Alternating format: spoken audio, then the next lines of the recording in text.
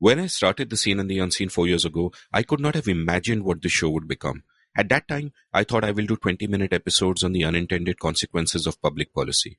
Today, this is a show that features long-form conversations, sometimes longer than 3 hours, on subjects that range from politics to history to economics to society and culture. And along the way, I discovered truths about the nature of audio and the power of podcasting that ran contrary to what I had earlier believed. Also, I built a listenership that was far more engaged and that cared more about what I was putting out than any readership I could have imagined as a writer. We are 200 episodes old today. What a journey it's been. Maybe it's time to sit back for a moment and take stock. Welcome to The Seen and the Unseen, our weekly podcast on economics, politics, and behavioral science. Please welcome your host, Amit Varma. Welcome to The Seen and the Unseen. In fact, welcome to episode 200 of The Seen and the Unseen. This is a special episode for me for a number of reasons. One, 200 is a nice round number, and it feels appropriate to celebrate it in a way that one won't celebrate, say, episode 196 or episode 203. But still, it's nice to have these milestones that allow you to celebrate or to take stock. Two, I'm using this episode to launch The Seen and the Unseen books. Along with the publishers Westland, I'm bringing out a 4-volume anthology of The Seen and the Unseen with curated excerpts from the 200 episodes of The Seen and the Unseen so far. These 4 volumes, which will be out early next year, will be divided across the themes of politics, history, economics, and society and culture.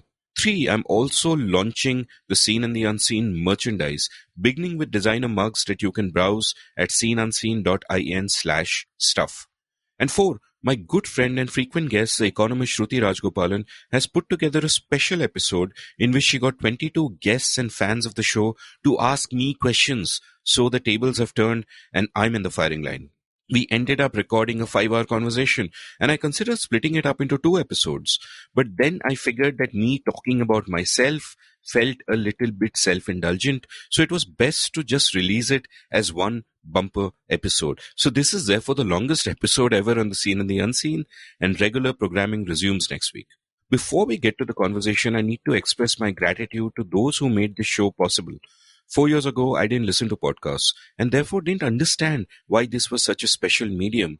Then a friend of mine called Amit Doshi approached me. Amit ran the podcast network IVM Podcasts, and he asked if I'd be interested in doing something with them. I met up with Amit and his then creative director May Thomas at a restaurant in Juhu called Fable and decided to take a shot at this show.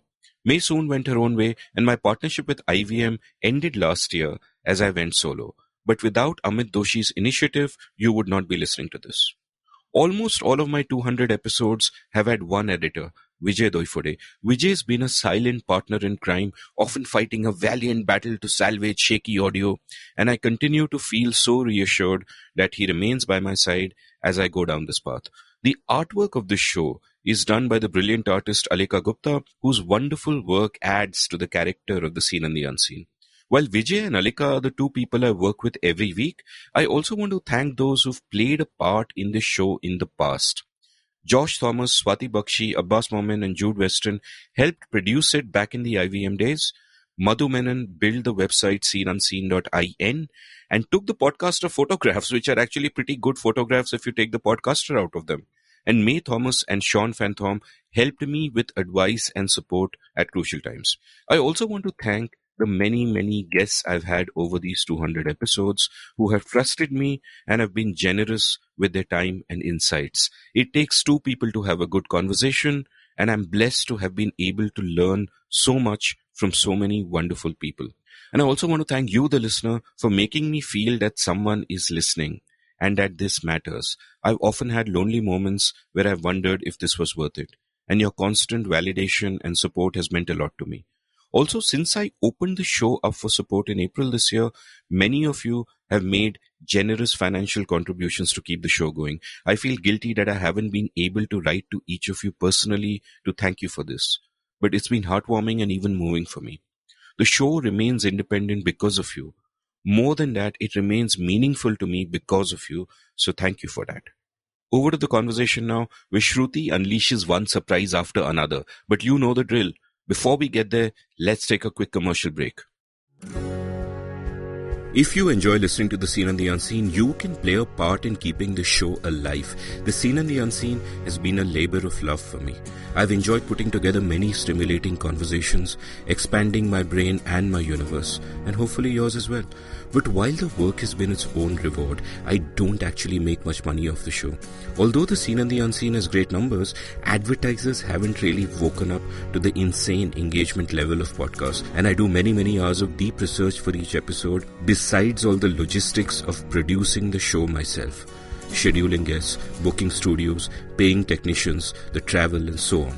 So I'm trying a new way of keeping this thing going, and that involves you. My proposition for you is this. For every episode of The Seen and the Unseen that you enjoy, buy me a cup of coffee, or even a lavish lunch, whatever you feel it's worth. You can do this by heading over to seenunseen.in/support and contributing an amount of your choice. This is not a subscription. The Seen and the Unseen will continue to be free on all podcast apps and at seenunseen.in. This is just a gesture of appreciation. Help keep this thing going. seenunseen.in/support.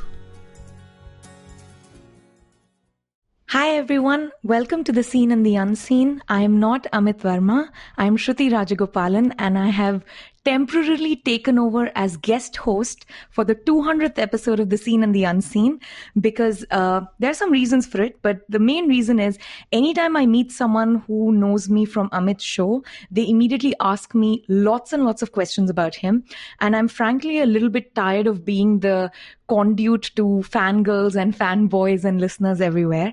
And I thought it might also be a little bit of fun to turn the tables on Amit and ask him to be the guest for 3.5 hours, right? So that he knows how the rest of us feel.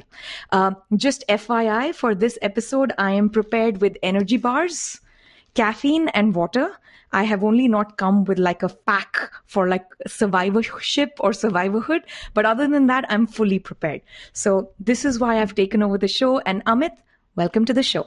Thank you for having me on my show. It's a great honor. Yeah, the other reason I sort of took over is I have known Amit long enough that I can be pushy and obnoxious and do things like invite myself over for the 200th episode at the 100th episode.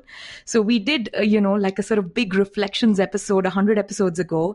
And that was a little bit more fun because we got to have lunch at O Calcutta just before we recorded that. So this time all the yummy food is missing and it's the pandemic and we're not in the studio together. But other than that, it feels really, really nice to celebrate this big sort of, milestone. Yeah, I mean, I don't know how we reached episode 200, dude.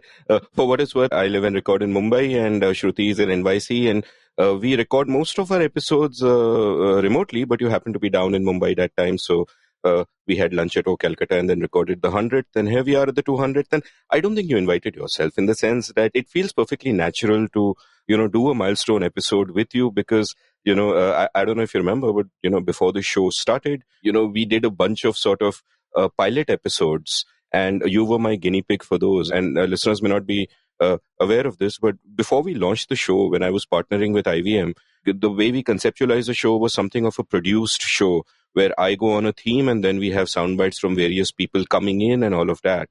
And later on at some point we realized that's too much of a pain and what the hell, and let's just do a straight interview show because much easier to kickstart it, and I had a good sense of it. And the show, of course, went on to evolve massively from there. But Shruti was the guinea pig for many of those. Yeah, not only was I a guinea pig, I must fess up here to all your listeners. I was also someone who didn't think this was a great idea. I was like, why will people listen to us? What is the point of recording this conversation? Really, the two of us are going to talk about minimum wage or something like that. One of the guinea pig episodes was, I think, on minimum wage. And I was like, who the hell is going to care about what we have to say about this? So I was a big time naysayer. I'm really glad Amit did not take my advice and he went with this. Otherwise, there would be no 200th show. So that's my mini confession. But I became a big cheerleader for the show soon enough. This was just in the very, very initial period. Yeah, I mean, initially, like right now, for example, if you speak to me, I have a very good sense of what I'm doing and great conviction in what I'm doing and why I'm doing it. But at the start, it was just an experiment. It was like, let's do it. The show was nothing like what it is now. And And from there it's kind of evolved. And I mean, really, one of the sort of the turning points in my thinking about the medium was episode 26, which we did together on the right to property, which was, more than an hour. And, early on in the show, my conception of podcasting, my conception of media in general, because I didn't listen to podcasting, my conception of this kind of media in general was that people have short attention spans and you have to hook them in the first 15 seconds. And no matter how long you make it, it should not be longer than 20 minutes, which was all rubbish. And I'll, maybe get a chance to elaborate later in the episode why I feel that way. But as we when we did episode 26, which was more than an hour, I thought, okay, this is my best episode so far. And it happens to be my longest. So what is going on here? And I really enjoyed this, and listeners seem to enjoy it. And it took a new life. And now, of course, 1 hour is like a ridiculous miniature. I would never do something so hopelessly shallow. But what I'll do on social media, by the way, is release sort of, without the numbers, I'll show you a list of my top 25 episodes in popularity, because so many people discover the show and they're like, what should I listen to first? So I'll share the top 25 and you'll see that I think more or less all of them are more than 2 hours. And there's a very good correlation between sort of length and popularity. I don't think it's a correlation between length and popularity. I think it's between quality and popularity. You tend to engage more with guests who are I don't mean some of your guests are not high quality, but sometimes when the conversation is going really well, you tend to go longer. And that is why the listener is hooked longer, because it is that good. So, it's this funny thing. Jerry Seinfeld, in one of his shows, he talked about how length and quality are just substitutes for each other. And I think this was with Patton Oswalt. He said, there are 3-second cat and ad videos on YouTube that he can't tolerate 2 seconds of.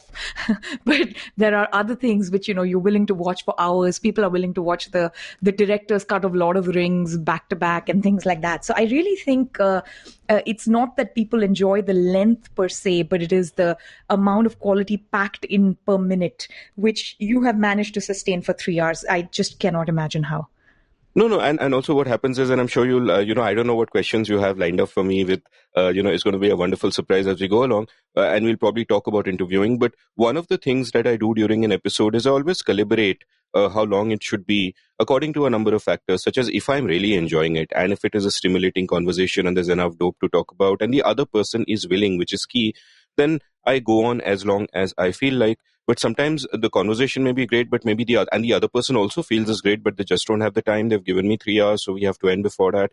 That's fine. And sometimes there aren't, enough things to talk about, and they kind of wind down. And sometimes I just feel that they're getting tired. They want to talk. They want to be kind, but they are just getting tired. They haven't sort of stacked up with energy bars and caffeine as you have. So at that point, I just, I have to make the call that I have to be kind to this person and let them go so they live to see another day and maybe another episode someday. I have been told by my husband that I get hangry. I mean, he didn't have to tell me. I know this about myself. I didn't want to unleash the crazy demon version of me on you, and hence the snacks and the caffeine. So if I can begin, right, after this long prelude, Amit, let me tell you the plan for the show, since you don't know what's going on. You have a rough, vague idea. So we did something. We went behind your back and we asked a group of guests and fans. And this is not, it's just a random ordering of people I know you have enjoyed having on your show. And some of the fans I have interacted with on Twitter. And I know that, they're huge fans of yours. So those who are not on this list, this is entirely my fault. Amit had nothing to do with it, right? So this is just like a group of people who thought it would be great to ask you some questions. So what we did was I just asked them to record a question in their voice and send it to us. So Vijay, who is your sound guy and amazing and my life savior and who I have traumatized over the last, say, 2 to 3 weeks, has been very helpful in putting this together, making sure we get all the recordings. They're of good quality. So I'm going to play the question. And you have to answer the question. So for the listeners, this is pretty spontaneous because Amit doesn't know what's coming, right? And I have a whole bunch of questions in the middle that I will have, I'm sure. And, just as there is always with your episodes, no fixed plan, no fixed script. We just take this where the conversation goes. Well, really scared and excited, but a little scared because normally I'm at the other end. I mean, this is very relaxing to be a guest because I don't have to prepare and I don't have to rack my brain about what do I ask next and where do I take the conversation. And you're constantly on sort of focusing hard when you're the host. Being a guest is much easier. However, I don't know what's coming at me, so this is interesting. Where are we starting? Okay, so we are going to start with Manu Pillai, who has been definitely one of your most popular guests, right? He also, I think, packs in the most number of words per minute. And he is really one of my favorite authors, one of my favorite historians. I love reading his books. So thank you, Manu, for your question. And here goes. Hi, Amit. My question for you is quite simple. Because I've been on your show 3 times and I've heard you discuss various things with various experts and writers and others, ever since. And one of the things I've noticed is that you always spend a good amount of time right at the start trying to get them to open up about themselves, their pasts, their childhood years, the kind of, intellectual inspirations they've had, where they studied, what brought them to these junctures where they currently are. And I've always thought, what about you? Where did you grow up? What were the books you read? What made you this complete podcast guru? This figure who's able to sort of woo other people and get them to talk about things that they may not necessarily otherwise relate to a public audience. But you managed to extract that kind of information. And I wonder if you let us extract a little bit of information about you as well, about your background and the things that make you who you are. I hope, Shruti will ask you and prod you in this direction and get you to open up a little bit. Wow, that's such a lovely question. So, before I get down to answering it, first of all, of course, we'll link all these episodes from the show notes. I must say that I've done 3 episodes with Manu and they were all a super hit. And he's been doing Amit, this lovely thing. Just be a guest. Yeah. No, but I have to say these things about these very kind guests of mine who have asked these questions that, Manu's been on Twitter recently reading out from Hindi and Marathi translations of his books and just absolutely lovely. It shows you why he's like the resident chick magnet of Twitter. And he's got a great voice. He should totally get into podcasting. Though, as I often keep saying that this is not radio, so voice does not matter. And I can elaborate on that separately if you want. But to sort of... before I get to answer his question, because I am a guest, I can ramble as much as I want and the host cannot interrupt. That's the rule of the show. So I'd also like to talk about why I get people to open up. It's a conscious decision. It's not a decision that, I have to reach 3 hours. How do I do it? Spend 1 hour talking about them. But it's a conscious decision. But, not the intended reason, but part of why it works is the tactical thing is that it gets a guest to relax and then they're more likely to trust you and open up and all of that. But the real reason I do it is for the listeners to sort of give them a sense of the flesh and blood person behind the ideas and the work that we are going to hear about. Because too often I think that in the world, we, and I've been thinking a lot and talking a lot about this recently, that we focus on abstract things and not enough on concrete things. So if you're talking about somebody's work and somebody's ideas, and you can go into all these abstract areas, and it's also interesting to me to get a concrete sense of who is this person? What is her journey? Where does she come from? What are the, and I'm not referring to Manu as a her. I'm just, it's a generic pronoun. And so which is why I do that. But to sort of, and I think I actually talk enough about myself in little bits and pieces here that readers should already feel they know me. But basically, I was my dad is Punjabi, my mom is Bengali. My dad was an IAS officer. So I was born and brought up in Chandigarh, where I was still, I think, the 8th standard. And then my dad sort of shifted to Pune, where he was a director of the Film and Television Institute of India in the late 80s. In fact, he was a person who took the decision to expel Sanjay Leela Bhansali from the institute, who was then an editing student and demanded that his graduation film should be one that he's allowed to direct. And my father was like stickler for rules and no, what are you saying? You are an editing student and all of that. Though I would have expelled him for aesthetic reasons alone, but I don't think my dad thought along those lines or could have seen the future monstrosities that would come out of there. So, but I mentioned that as an important point because I, as a child, I basically grew up watching a lot of world cinema and thinking of it as something completely normal, not a separate genre like world cinema or something, not as a different kind of cinema, but as something completely normal. I would watch 2-3 films a day. That was a big influence on me. I was also fortunate because my dad is a reader and loved collecting books. and we had thousands of books at home, literally many thousands. So I would read, I would just pick up whatever I came across, and serendipity helped me when I was about the age of 10. And I saw this book, I still remember, it was a hardback modern library edition, and the book had the intriguing title of House of the Dead. So I thought, okay, this will be some really funky, nice, thrilling book, zombies and all that, whatever, I don't know, let's check it out. And it was a book by Dostoevsky about his years when he was in a prison in Siberia. And I was just blown away. My whole world was blown open, though I haven't read it since then, so I need to go back and read it. So I read all of Dostoevsky, and then I read all the Russians, and then I got to Shakespeare. I read all of Shakespeare when I was 10. Though I must say that while my reading was prolific, my tastes weren't very evolved, because if I remember correctly, my favorite Shakespeare play was Titus Andronicus, and kind of moved on from there. And then as I entered my teenage years, I kind of read less and less. My reading habit sort of went off into adulthood, but there was that early base where I had kind of read a lot on, and so on. And at this point, I had no sort of ideological leanings. I was sort of probably mildly left liberal, like many people tend to be in college. And then I went to college and I decided, okay, I want to be a writer. So what do I do? How does one write? And it made sense to say, okay, I'll be an advertising copywriter. And so I did my BA in English literature in Ferguson College, and I did not then know of its storied past. It was in Ferguson College in, I think, 1892 or 1893 that Gopal Krishna Gokhale, and who had one of the founders of the college, met Mahatma Gandhi for the first time, and they went for a walk on the grounds of Ferguson College and had a long chat. And it had a history of atheism. It's also in Ferguson College where Gopal Ganesh Agarkar, one of the great figures of our independence who sadly died too young, a great classical liberal, once while teaching a biology class, he asked all his students, if a donkey had God, what would that God look like? And then he held both his hands up above his ears. Brilliant. And I remember in, Gokhale's biography by B.R. Nanda, there's an anecdote about how Gokhale tells someone about Ferguson College, and that person says something to the effect of, oh, you come from that hotbed of atheism.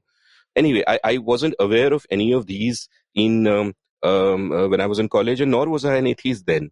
Like I said, I was mildly left liberal and mildly very fuzzy about God, and I thought spirituality and there is some bigger force out there and we cannot give it a name, and all of that complete rubbish. Now, of course, I'm an atheist, but defined as the absence of belief. So I don't believe that there is no God. It's simply that I don't believe that there is a God. So this is a complete digression, but I remember a letter writer to The Economist once said that, saying that atheism is a belief system or a religion is like saying that not collecting stamps is a hobby.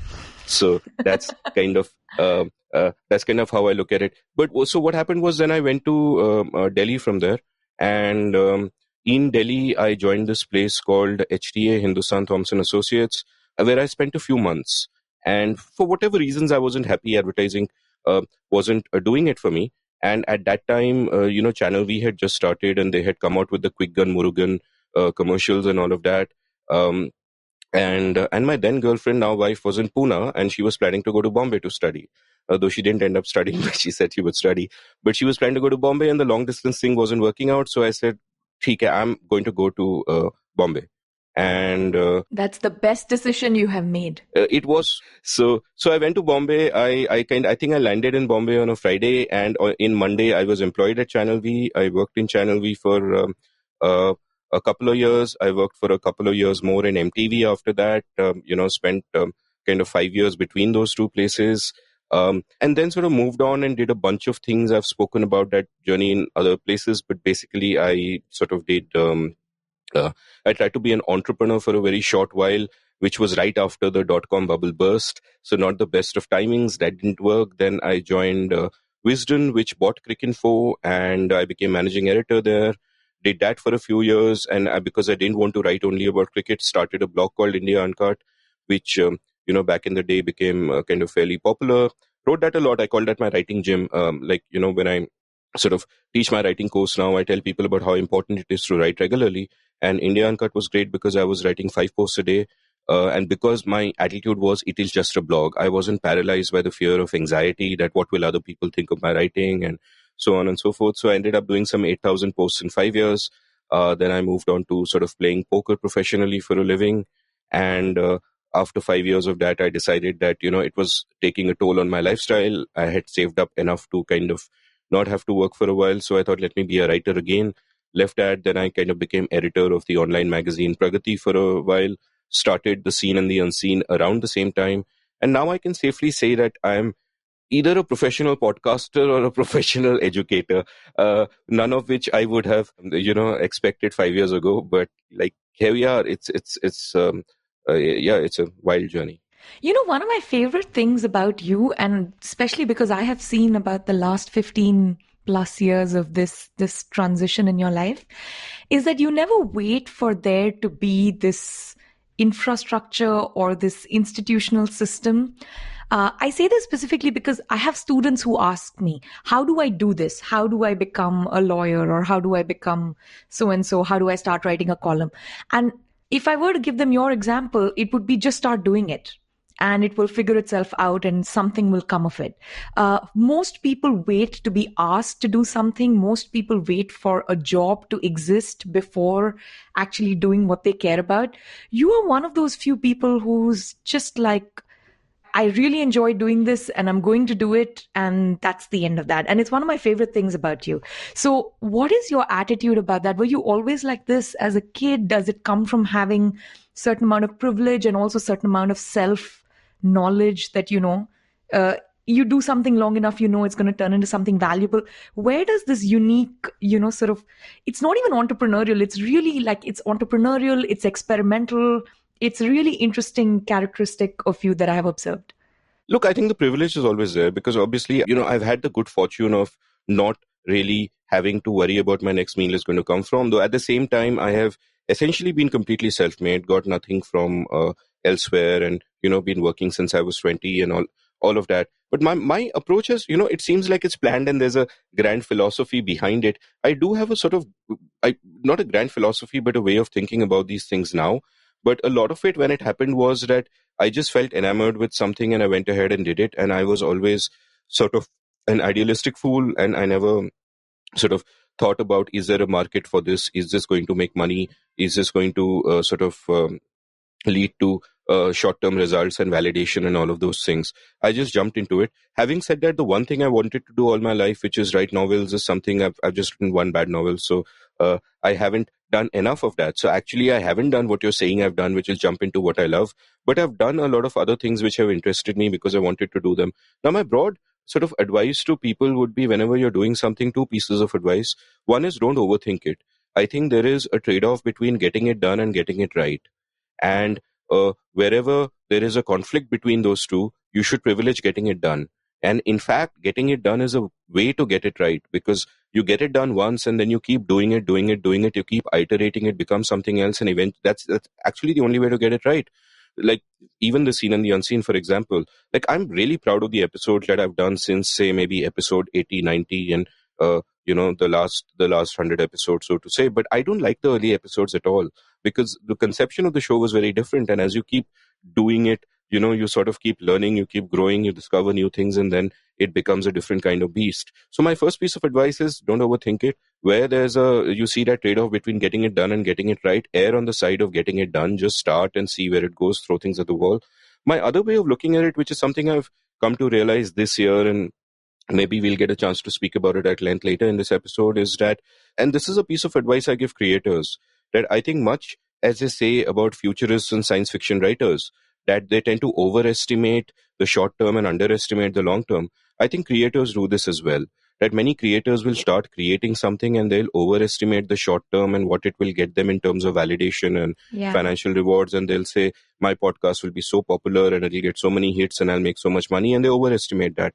And they could get disheartened by that and stop doing it. But you might underestimate the long run, because what will happen in the long run is something that you don't really know. I mean, look at someone like Joe Rogan. He's been podcasting for donkey's years and now he gets a $100 million deal from Spotify. And obviously there's a little bit of survivor's bias at play there. But regardless, I think those who succeed in creative enterprises will be people who do it for the love of it. Yeah. And of course, you have to be practical and you have to think about how you want to make money and so on.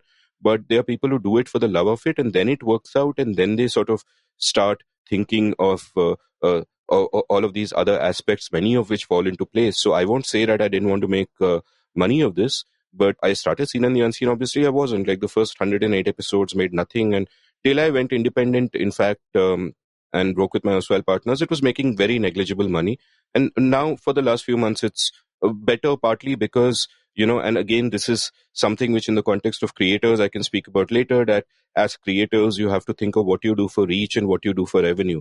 And they may not often coincide. And you may do something to build your brand, which then pays off in other ancillary ways. So there's a sort of now post facto of figuring out a lot of stuff. But the bottom line is that there was a long period when the show wasn't, making any money, and it was a labor of love. And especially when it became the long form conversation thing, I would often read many books to sort of prepare for it and for each episode. And it became really hard work. So I remember once I was going to an episode recording and I was feeling very low that day. I was saying, like, what's the point? There's no money, there's nothing.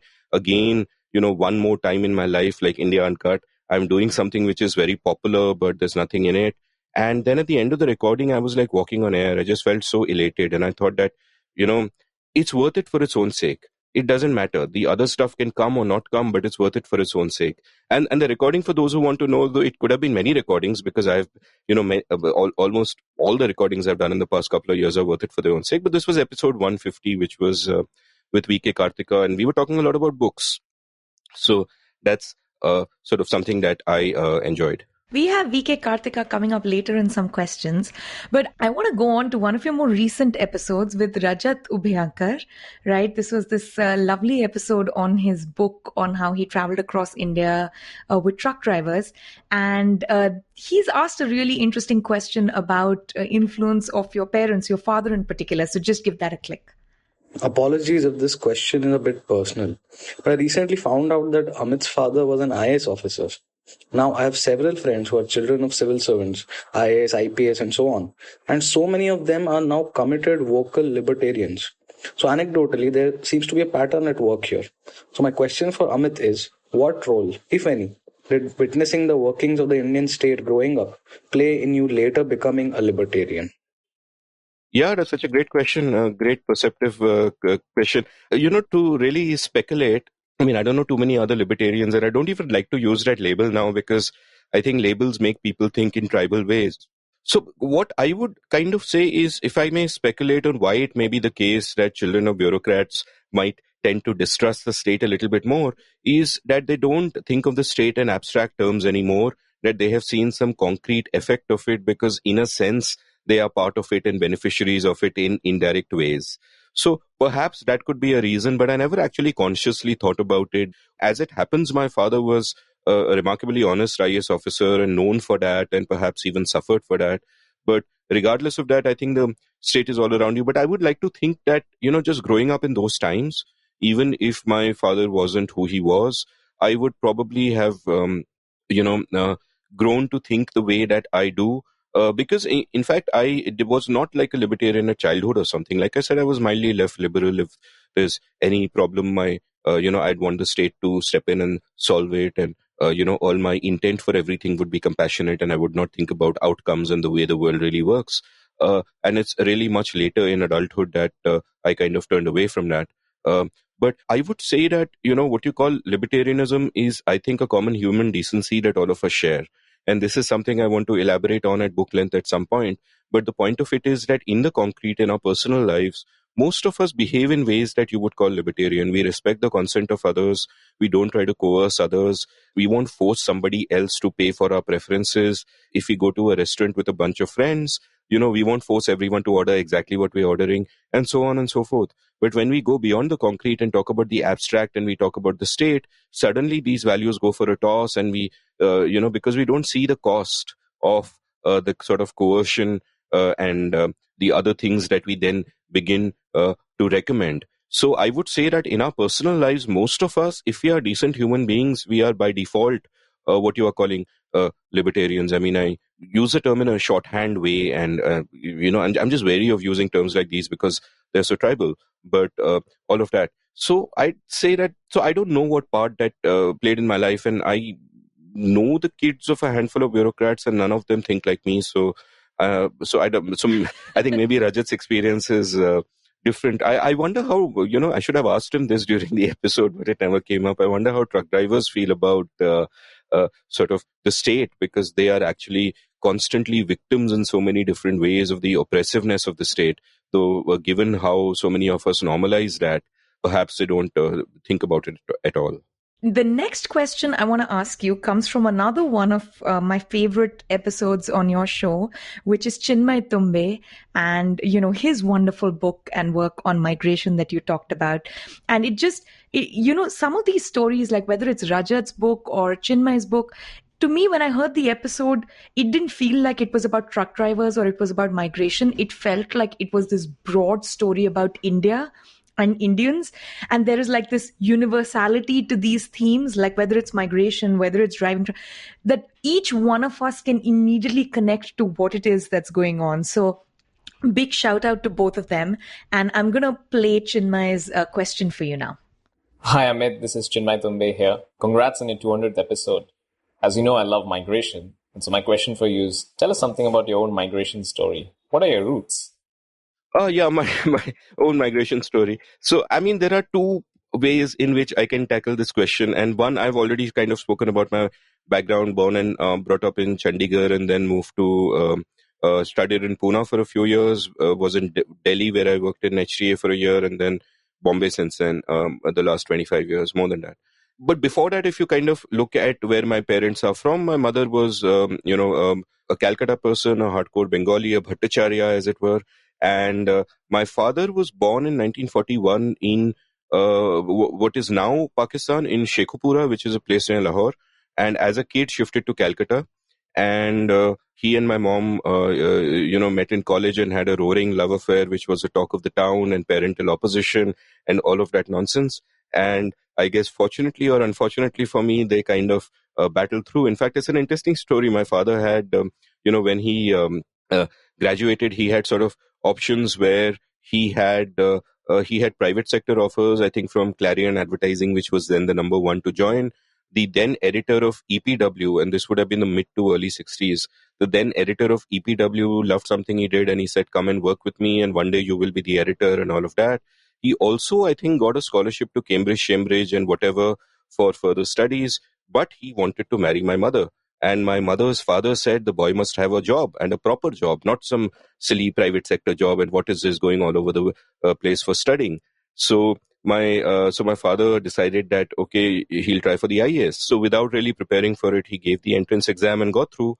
And voila. And the interesting thing is, when I ask him about his past, and in fact at one point I thought that I should record these memories, so I sat down with a recorder and recorded a couple of hours of me talking to him, not for the purpose of publishing anywhere, but just for my own sort of personal memories. And he doesn't really kind of care about his past. Like, when I was going to Pakistan for the cricket tour in 2006, I said, where were you born? Should I probably go there? And he said, no, don't bother, I don't even remember, it doesn't mean anything to me. So that's kind of how it was. And I've asked him a couple of times about counterfactuals, about how his life would have been had he, say, gone to Cambridge or done this or done that or whatever. And he always kind of hedges and doesn't really give an answer to that. But anyway, I mean, here I am. So all's well that ended well. The other way to answer that migration question is to also think about it in terms of the mental geographies we inhabit. That while I have, of course, been born and brought up in India and have lived here all my life, the mental geographies I have inhabited, and this would be true much more for millennials here today than perhaps for people of my generation, but the mental geographies were always Western in some senses. All the books I read were in English, and they were from all across the world, and all the music I heard was largely American and rock and all of that. And my mental landscapes were Western. My ways of thinking about the world were Western. So I think that, people in India are a khichdi in more ways than just their physical geographies may indicate. And by the way, I want to say, whenever someone asks me to recommend a book that they should read about India, I don't recommend some of the famous books that I've done episodes on. I recommend India Moving by Chinmay Tumbe, because I think it's a masterpiece, one of the best books of the last decade. And people haven't heard of it. And that's just such a blooming tragedy. So kindly go and listen to my episode with him, because it tells us so much about who we are. It has so many TIL moments. Like, for example, the biggest EIL moment in that episode for me, while reading the book, in fact, for me was when he spoke about how the highest amount of migration in India happens when women get married and they leave their parental homes and they go to their marital homes. And most of us won't even... And it's invisible. It's invisible. Most of us, because we have such a male-centric view of the world, wouldn't even think of that as migration, right? It just seems so natural. You're going from one home to another home, but it is migration, and what are the influences that has and what happens. So it's a wonderful book. I'm sorry I can't help plugging past episodes and books that I have enjoyed. No, I'm thrilled because part of why I wanted to do this with you is also reflect on these episodes, right? And the wonderful moments that have taken place. I want to take Chinmay's question one step further and ask you some of the counterfactuals, right?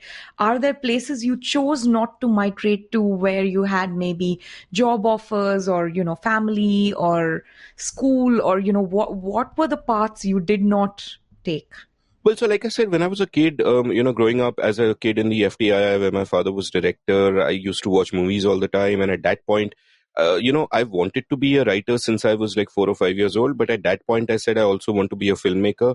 And my father, through his connection, said, listen, after you're done with whatever, I can get you admission into the French Film Institute because the director there is a friend and blah, blah, blah, and we can do something. And do you want to go? And I was a lazy bum. I said, I'll have to learn French. He said, yes. I said, forget it, I'm cool here. And I didn't go. So, which I have actually not thought about since the time that conversation happened. But since you asked me, I suppose that is one counterfactual. And for what it's worth, I'm still passionate about cinema, but I decided not to follow that path because your creative product is dependent on too many other people and too many things falling into place. And I said, with my writing, I can just churn out books on my own. It doesn't matter. Now, it so happens I've been a lazy bum and I haven't actually written the 15 books I should have by now, though there is time to make up for that.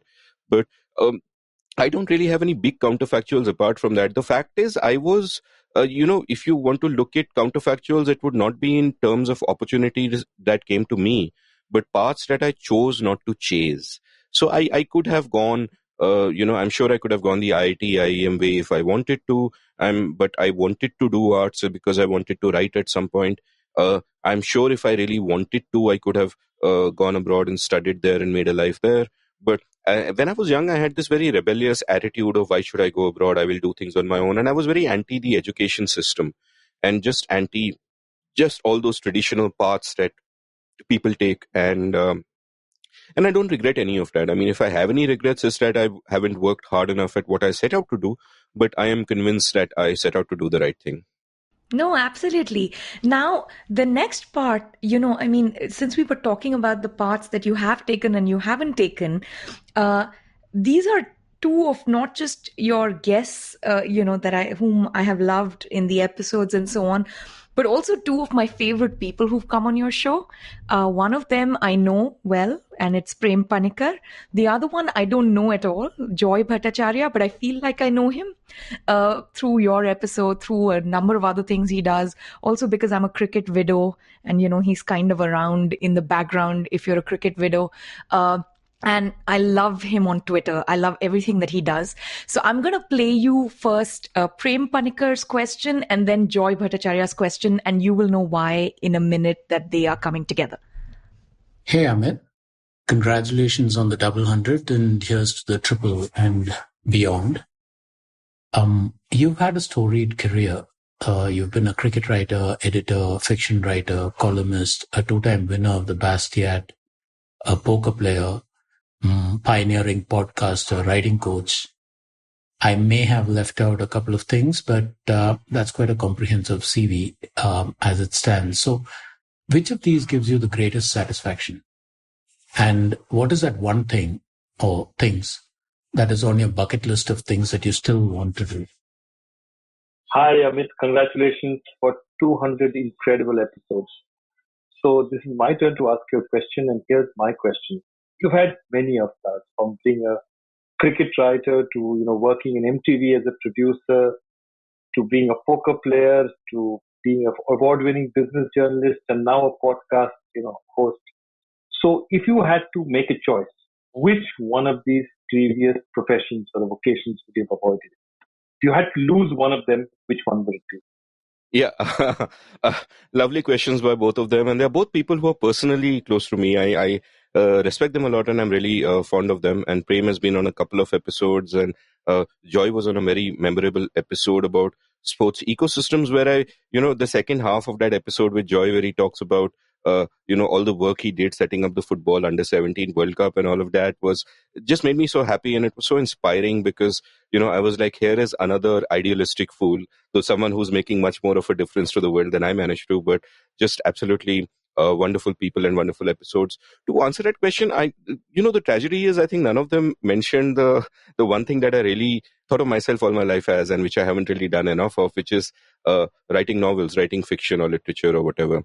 And I haven't done enough of that, and I will at some point do more of that. I've just written one shitty book, as I said, long ago, and which was so but out of all of these, look, the early years, like, I don't even mention advertising or television on my CV because it just doesn't mean anything to me. It didn't enrich my life, didn't teach me anything. As I think I enjoyed my blogging a lot, because sort of the more you write, writing forces you to think. And there's something that I talk to my writing students about when I teach writing these days, is that there is a two-way causal relationship between clear writing and clear thinking. That not just that if you're, it's obvious that if you're a clear thinker, you're more likely to write clearly, but equally, if you force yourself to write clearly in simple language about complex things, you have to think that much deeper about whatever you are writing, and that just improves the way that you think. So I think all that prolific writing that I did in my blogging years was useful to me. I'm happy with that, but I used to say until recently that there is nothing I have done in my life that I can really be proud of. Um, I think to some extent now when I think about it, I think the seen and the unseen is, I think I've created value, and obviously it's an ongoing journey, but I'm proud of some of the conversations that I've done. I also think that in what is a very new field, I've been able to sort of gather a certain understanding about a medium which did not exist there earlier. Like, I'm teaching a podcasting course now, and while preparing for it, so I had a whole bunch of insights. I wrote that down, structured it, and then I thought, let me see what others have taught. And I started going through other podcasting courses, and they were all like your basic dummies guide to podcasting kind of thing. These are the kind of mics, this is how you edit, this is how you do. And none of the conceptual stuff that I had gathered over all this time, like why is audio so different as a medium, which people don't get. So many people think of it as video with visuals, but it is incredibly different in every way. Why are podcasts so different from radio? Podcast is not just radio on demand. Like, people think of Netflix as TV on demand, and that's correct, but podcasts are much more than radio on demand. And and some of that also came from my realizing the insane level of engagement with which my listeners have with the show, and the sense that many of them have that this means something to them, that they have a stake in it, and all of that. So in that sense, I think that I've kind of, the podcasting journey is very interesting, and it's an ongoing one, and I'm sort of enjoying it. But at some point, if I had to give up any of them, look, I'd give up the poker years. Not because, I mean, I took it up because it was A, an intellectual challenge, and B, unlike my other great passion until then, which was writing, I actually saw I could make money off poker, and I did. And one of the reasons I left was that I thought I'll play it for a while, make a few money, and then do my thing. And I found it doesn't really scale that way. You get to a certain point, and after that, it becomes a question of access to bigger games, and it becomes very political in that respect. And also, it destroys your lifestyle, because you're playing, like, you'll play a 15-hour session, come back, sleep for 8 hours, go play another session. And I also found that during those years, I felt like I was getting dumber, because poker, you have to be obsessive to be good at poker, and you can't do anything else. So I stopped reading books. I stopped hanging out with friends apart from the people I played poker with. And I was reading the biography of some famous poker player of the 70s, and there was a story about how for 20, and he was an American player, and there was a story of how for 20 years he didn't know who the president of the US was. And I could understand that, because it was just constricting my whole world, and I felt my brain, and I felt I have to get out.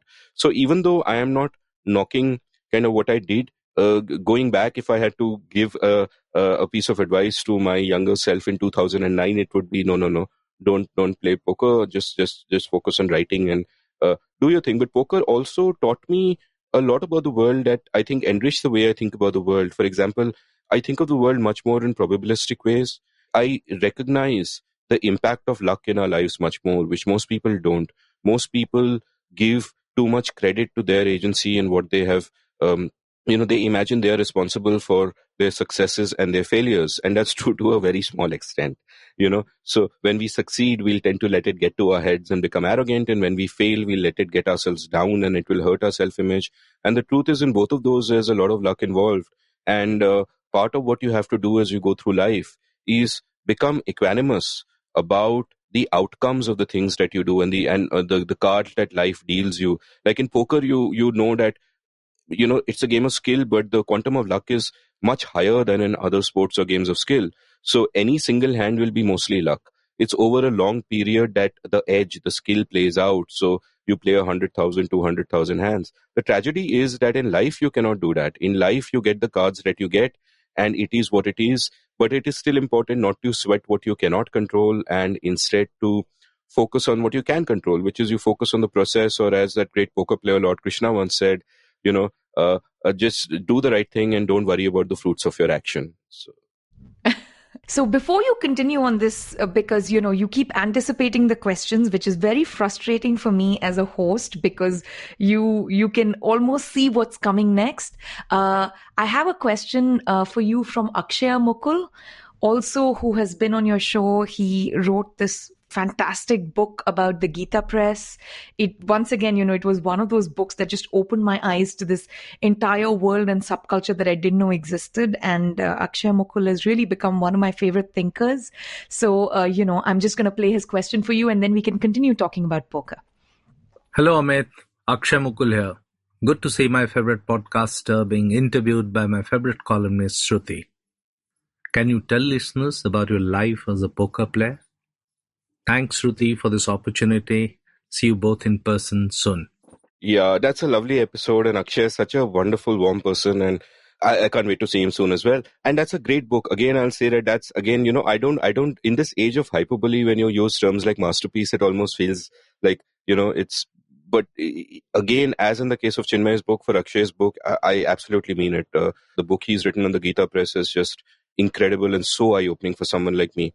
So my life as a poker player would, this gets into odd territory because poker is illegal in India and it's only legal in the offshore casinos of Goa, which is where I first started playing. I think in 2009, I took a holiday to Goa and we went to Casino Royale, the offshore casino there, played a little bit of poker, had beginner's luck, and then decided this is what I want to do. And of course, I didn't know anything about the game then, but as I studied the game, the intellectual challenge just overtook me, and I kind of loved getting into the math and the game theory and all of that, and that sort of changed the way I think about it.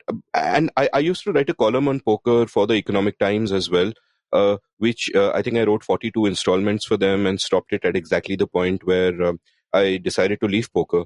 And one of the interesting things about poker is that it is on the intersection of being a serious sport/science and gambling. So, you might be treating it as a serious sport and a serious science, but there are people who are sitting with you who are essentially just addicted to gambling. They're playing it for the dopamine rushes, and I wrote columns about this as well. It's, the way gambling addiction in biochemical terms is, the same as addiction to alcohol or cigarettes or whatever. You take a puff or you drink a peg, you get that dopamine rush. It's a similar thing with gambling, and that led to this period of frustration where I felt that what is the point of my skill? I'm not playing against other people who are also treating it as a serious skill and as a game theoretical thing. I am playing it with people, and by this I mean in the underground cash games that I used to play in Mumbai and around, who are just sitting off, have no idea what they're doing, and eventually it's all going to come to us. And I remember there was me and a very close friend of mine who's also a pro and a really good player and who's gone on to do phenomenally well in the last 5 years since I left, though not because I left, but in general. So he and I were at a game together in Vashi, and there was a third person in the game after the whole game had wound up, and he was a big builder there, and he was high on cocaine, and he will just, every hand, he would just, push a ton of chips and huge amounts of money blind without looking at his cards. So it's only a matter of time, right? And then we are driving back, and both my friend and I, his name is Jagdeep, and both Jagdeep and I we didn't feel good about the whole thing. And we were like that, what is the difference between us and drug dealers? It almost feels like we're exploiting someone's addiction. So there was that aspect of it where, as you would know, I keep talking about how all human interactions are positive sum interactions, right? So if I create a podcast and someone listens to it, and like every interaction that takes place is a double thank you moment. Both people benefit, which is why they say thank you to each other. Poker is not like that, right? It's a zero sum game. And, considering that if you're playing at a place where the game is being raked, it's actually a negative sum game. And you only win when someone else loses. And someone else losing is not just someone else losing. Someone else losing means their sort of lives could just fall apart. And I've seen that happening to people. I've tried to make interventions in the case of two friends of mine who were addicted to gambling. And I remember, there are just very sad stories. I don't want to get into them right now, but one thing you realize is that interventions don't help, and people might rationally realize that they're addicted to something, but they can't help themselves. And I, for example, see that, like, I think I might be addicted to social media, for example. So, or maybe addicted to distraction, if there can be such a thing. But the bottom line is, I think all of us know this, that we know that I should not, go on Twitter now, or I should not start watching a YouTube video now because I'll go down a rabbit hole and watch 50 of them. But then you just start, and and most of the time the impact of harmless addictions like that, as it were, is not such a big deal. Like when I was trying to wean friends of mine of poker, I'd say just play online chess here, and that's a better thing to get addicted to, because you're not losing money, you're losing time. And I've just seen horrendous consequences of this, and it all happens below the surface. The families of people realize what has happened to them, they may try to help them. There's really nothing you can do. It's a downward spiral. And it's horrendous. And that's why, when I started playing poker, I had the impression that the winners stay in the game, the losers leave the game. And over a period of time, what I realized when I was leaving is that it's the other way around, that it's the winners who eventually leave the game, but the losers are addicted, they cannot leave the game. So there are all these aspects. So while I was an evangelist of poker once upon a time, because it's so intellectually stimulating and all of those things, there is also this other dark, seamy side to it. And you cannot, rationalize that by saying that this is, the voluntary action of consenting adults and all of that, which of course it is, which is why the state should not ban it. But it is nevertheless a social problem, and you would hope that, solutions emerge from within society. Yeah, and this actually brings me to another really lovely question that Karthika has asked, almost exactly on this aspect of, you nurturing your love for poker and then walking away from it. So I'm going to play Karthika's question now. Hi, Amit. This is Karthika. Congratulations on this fabulous milestone of 200 episodes. And here's my question for you. It's a bit personal, actually. I know you were really involved with poker at one time. You played poker, you wrote about it, then at some point you decided no more. I was reading about addictive personalities the other day, and I wondered, is that how you would describe yourself? What's it like, nurturing a love for something and then killing it? I really want to know. Yeah, that's such a lovely question. And I should say my episode with Karthika is, of course, one of my favorites. And I kind of mentioned why, for sort of those reasons. But also, it's a great episode by itself, but also she is the publisher at Westland. And as I mentioned in the introduction, that they are publishing the 4 volumes of The Seen and the Unseen, selected excerpts from conversations I have had. You will have to wait a while, Shruti, to see if your conversations get featured or not. But yeah, that's a really good question, and it's something that I thought a lot about. Like, number one, I would venture that many more of us are prone to addiction than we think. Except that, in some cases, it may manifest in a very overt addiction to either alcohol or drugs or whatever. But there are so many other things that we can get addicted to. Like when I've done a bunch of episodes with about the Mughal period with, say, Manu and Manimugdha and Ira Mukhoty, and I need to record with her again soon. She's incredible. And one of the things that keeps coming up again and again, Parvati Sharma also, and one of the things that keeps coming up, Supriya Gandhi recently, and one of the themes that keeps coming up again and again in all their wonderful books is how so many of these Mughal princes and all that died of alcohol addiction. And the thing is that it just strikes me thinking aloud that is the only thing you could get addicted to. What else are you? There's no social media, there's no Twitter, there's no poker, there's no chess. So alcohol is going to be one of the most common ways for affluent people who can afford enough alcohol to get addicted to. But to come back to it, I think, when I was sort of playing poker, the thought crossed my mind when I decided to leave that I am a winning player, but it could be the case that I am an addict and a winning player. And what will happen if that is the case? And I am glad to report it wasn't the case. Once I left, I had no urge whatsoever to play the game. Like once in a while, I will, watch some interesting poker videos or whatever, just for the intellectual aspect of it. Like these days, we're recording on November 10th. There's a great match going on between Doug Polk and Daniel Negreanu, sort of a heads-up grudge match. And I'm a big fan of Doug Polk, and I think he's going to destroy Negreanu. So, although Negreanu in popular circles is much more famous, but he's like the Chetan Bhagat of poker, frankly. So, in terms of... I have no idea who these people are, but that reference I know. Yeah, so I'm kind of following that match, but otherwise I don't get the itch to play at all, which is great. But I think I might, like, I play a lot of online chess. I think there is this interesting case that there is an addictive side to my nature, and the question is, what outlet do I give it? And online chess is an interesting outlet, and I play online chess on chess.com. Like, do you want find my name there? I play under an avatar, and in fact, I have a girl's avatar, so people keep hitting on me. Horny Indian boys keep hitting on me, and also I probably win more games than I should because of that. But I play that the way the fish used to play poker, the bad players used to play poker. That is that I don't want to improve. I'll play 1 minute games for time pass, bullet or blitz games for time pass, and I don't want to improve, so I don't want to work on my game. Which is how a lot of people played poker back in the day, that they would not improve at all. While, the rest of us would study a bit and we would discuss hands with other good players. What were the choices? What do you think his range was? But bad players are just playing for the heck of it. And of course, many bad players will make a show of going through the study, but not actually do any of it. So to answer that question, I think I am, I don't know if addictive is the right word for it, because it's never gone beyond a certain limit. But I think I am intense, where I'll, get into something and just go all in.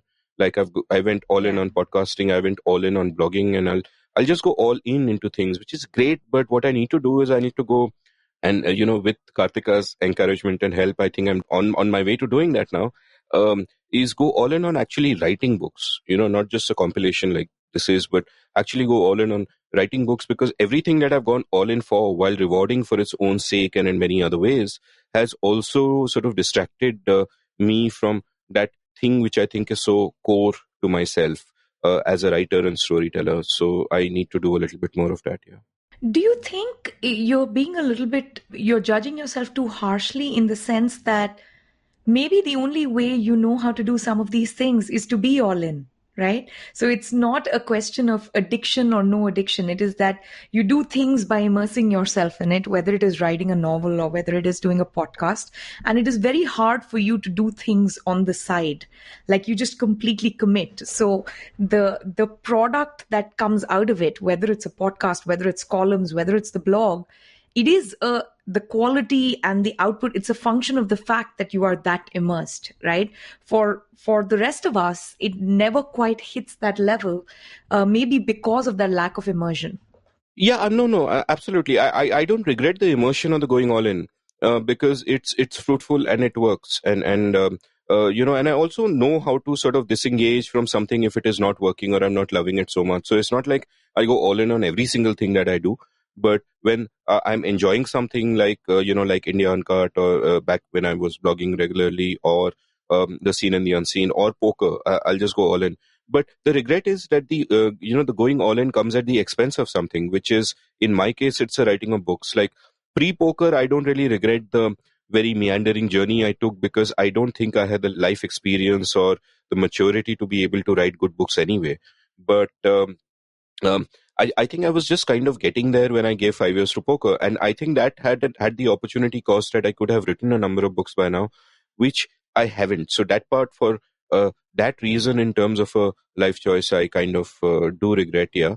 So now I have a slightly lighter question on poker, but before I play the question for you, this is from Harsha Bhogle.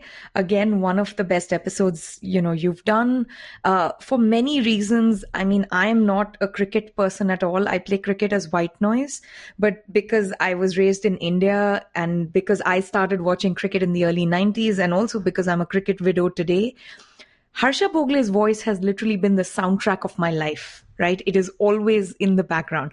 So when he sent in the question, for me, the most joyous thing was just hearing his voice and that, he asked you a question. So I'm just going to play it now. And it's related to poker, but it's related to life.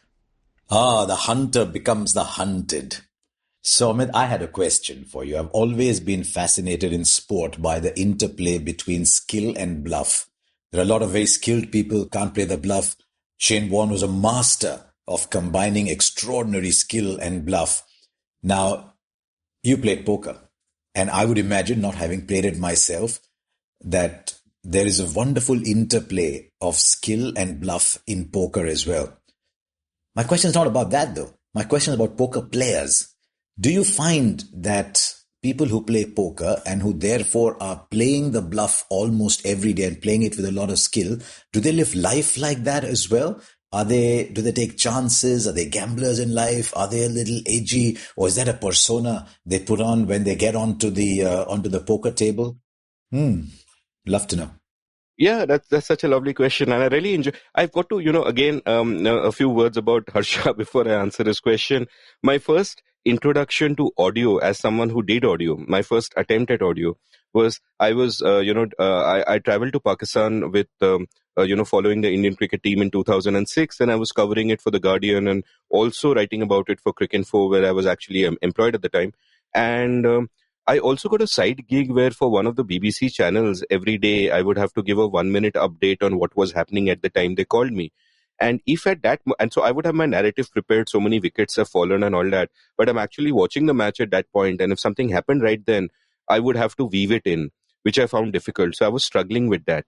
So Harsha was on the tour as a broadcaster, and at one point I mentioned that I had this problem, and he was so kind. I think if I remember, he sat with me for half an hour, told me about all the basics of what to do for radio, and really calmed me down and gave me great advice, all of which I have completely forgotten, and I didn't do audio after that for many years.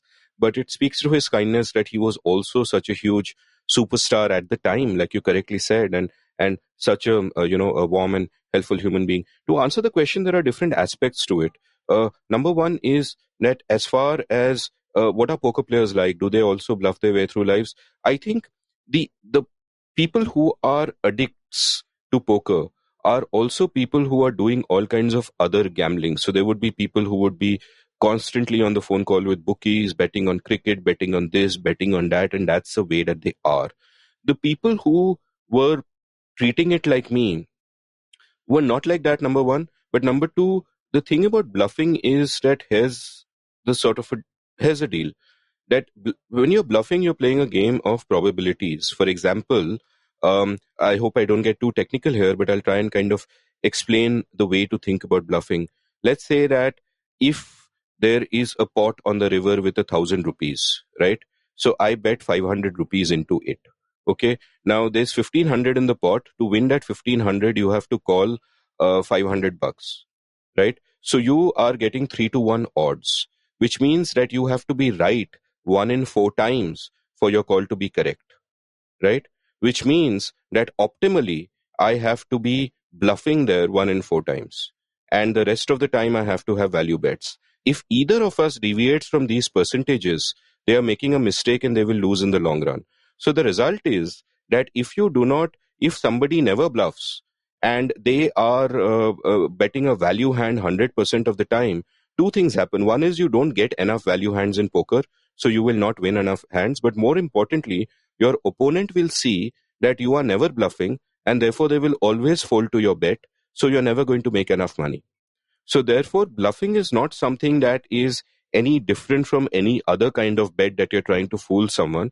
It's just something that mathematically you have to throw in for your poker to be profitable in the long run. And you throw it in depending on a variety of factors, like how you are building your ranges and how your sort of whole thinking about the game is. In fact, what is known as like there are two, and this is another interesting thing to note is that people think that tells count. That in movies they'll show that somebody bluffs and then he's completely still all over, and the other guy looks at him and he'll see a vein popping somewhere, and he'll be like, "Ha, he's bluffing, call." But in real life, actually, once you pass a certain level of poker, it doesn't matter. Good players won't even look for tells. It's all about the math. And there, two things come in. In poker, there are two kinds of poker that you can play. One is exploitative poker, where you try to exploit a mistake the other person is making. So if they call too much, you value bet more. If they fold too much, you bluff more. You adjust according to that.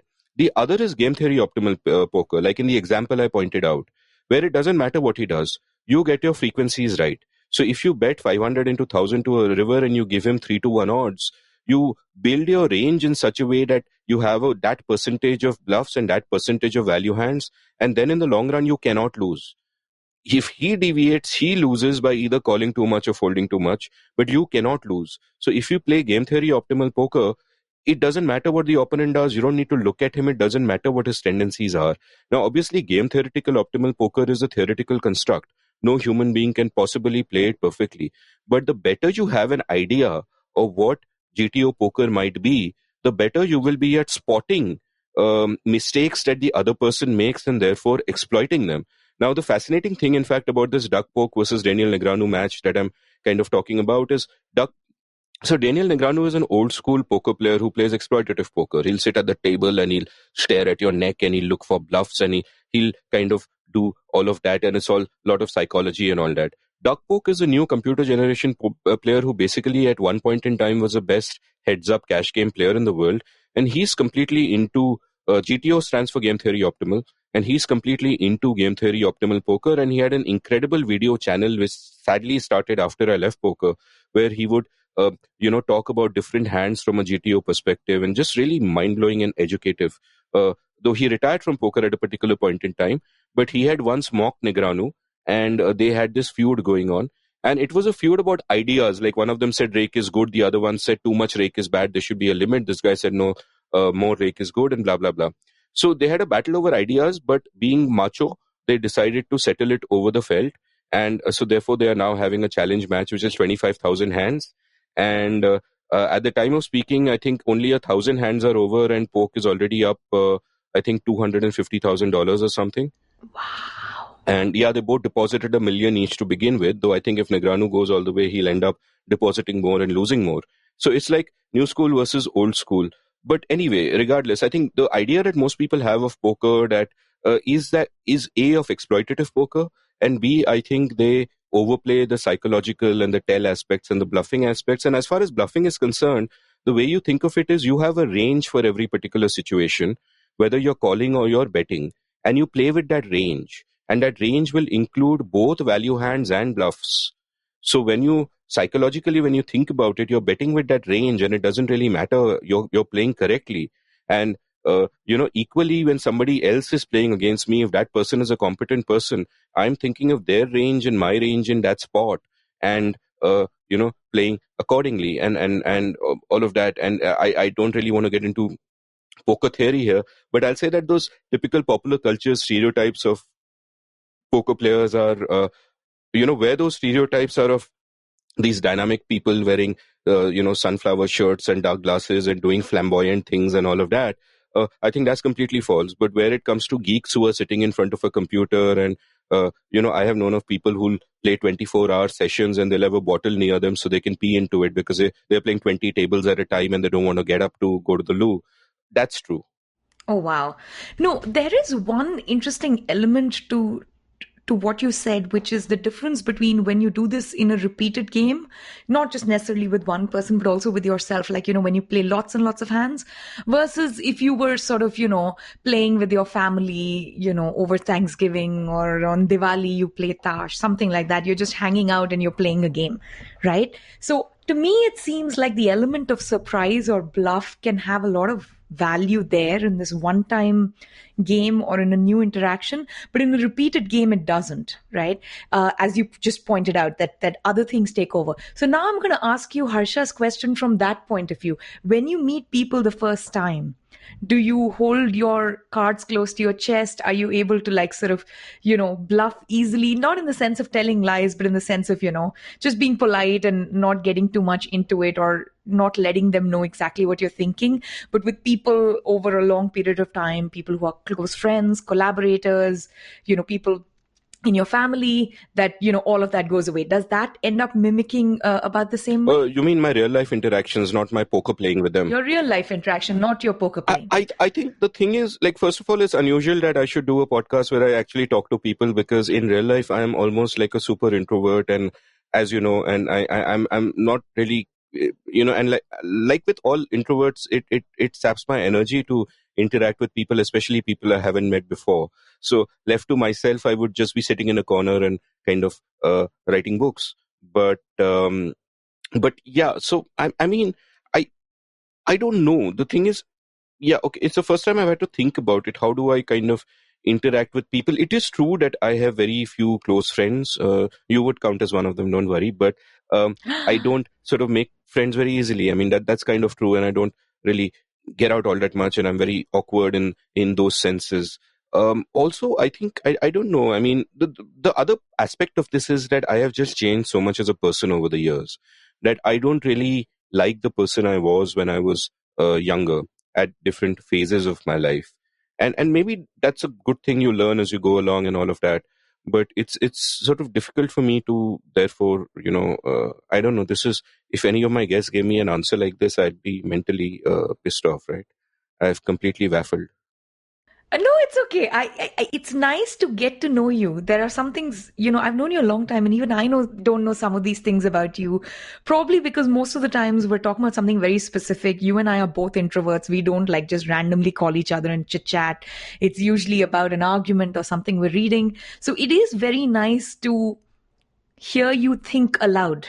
And I hope that the listeners also appreciate it. So we are following the Seen and the Unseen format almost to the T. We're about an hour and change into recording, and we have just about scratched the surface of, your personal journey, all the roads that you took, some of the roads that you did not take. And we haven't yet gotten to the meat of the show, which is actually talk about the 200th episode and your journey of life as a podcaster. But before I get to that, I want to have a quick commercial break. And when we come back, we will talk more about podcasting, I promise. Are you one of those people who not only loves to read, but also wants to write better? If so, I have something for you. Since April this year, I've been teaching an online course called The Art of Clear Writing. 4 webinars spread out over 4 Saturdays in which I share whatever I've learned about the craft and practice of writing over 25 years as a professional writer. The course also contains many writing exercises, discussions on email and WhatsApp, and much interactivity. It costs rupees 10,000 or $150. You can check out the details at indiauncut.com/clear writing. This link will be in the show notes. If you want to bridge the gap between the thoughts in your head and the words on the page, then the art of clear writing might be just what you need. December batches begin on Saturday, 5th December. So hurry and register before then. indiauncut.com/clear writing.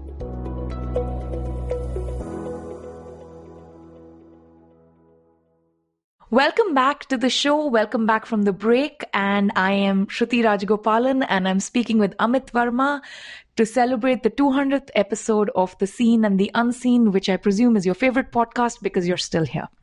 Right?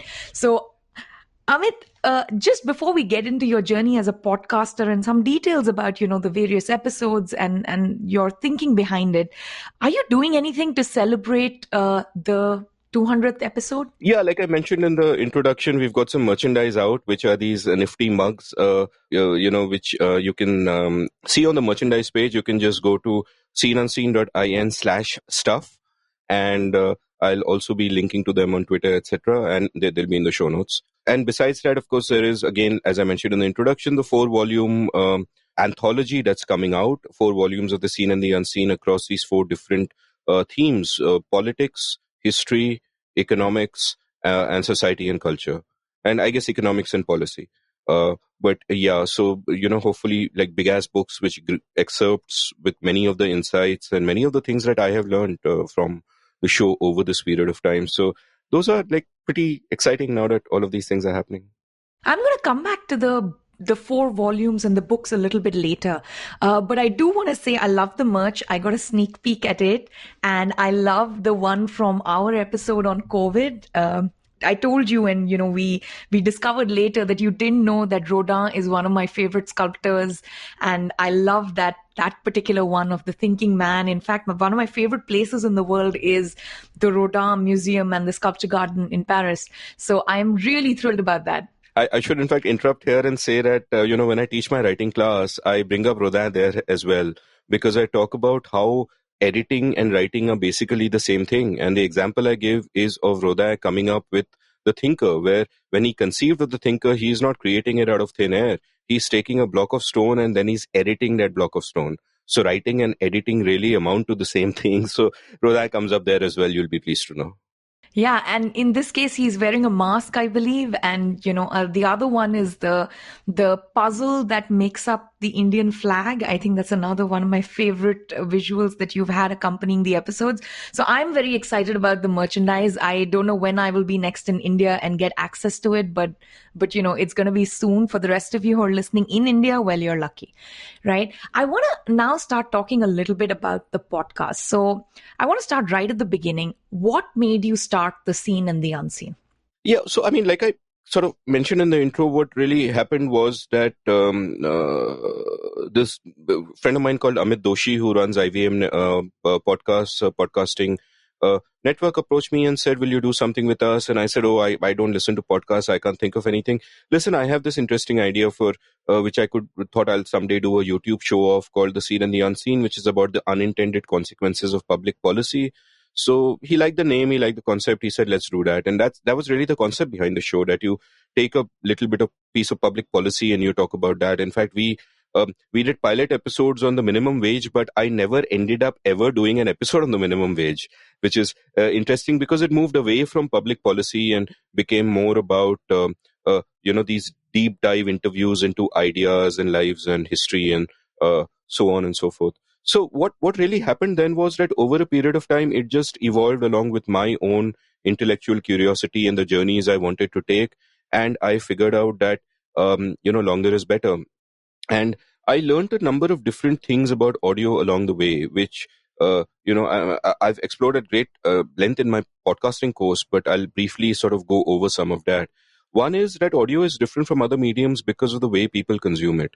Like if you're watching a YouTube video, it's probably on your laptop or phone and you can click away to another tab or look away or press the back button or whatever. People will typically consume audio when they are either commuting, working out, or doing errands, like washing dishes, for example, which was a use case for so many of us during the lockdown. Now, what that means is that A, they are a captive audience. They've chosen to be a captive audience. They're not going to be distracted. The primary thing they're doing is something else, but it's automatic. It doesn't require their brain, so therefore they are sort of listening. Secondly, which is very different, right? Because in no other thing do you have a captive audience like this. It's only audio. Secondly, people are listening at higher speeds. And the reason for this is that while our brain can allow us to speak at a natural rate of between 150 to 200 words, up to 225, we can listen from 275 to 500. Which is why, it's difficult to hold someone's attention when you're talking to them because they've got spare attentional capacity and they can do other things while they're listening to you. Which is also why people can listen at higher speeds because they can actually take it in. So it's not like squeaky, it normalizes very fast.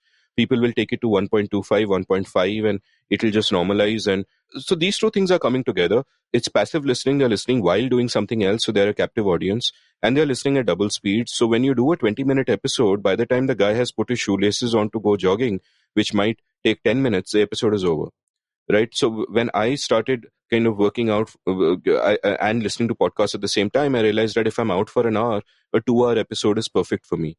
The third sort of learning that comes from this is that people have great hunger and desire for deep content. That typically, first of all, it is true in a sense that we live in the age of the short attention span, but the opposite is also true. And it is not true that there are shallow people and there are deep people. It is that we contain multitudes. So within each of us, there is a shallow me and a deep me. And, so the shallow me might be surfing TV channels, or, I'll have 50 tabs open on Chrome at the same time.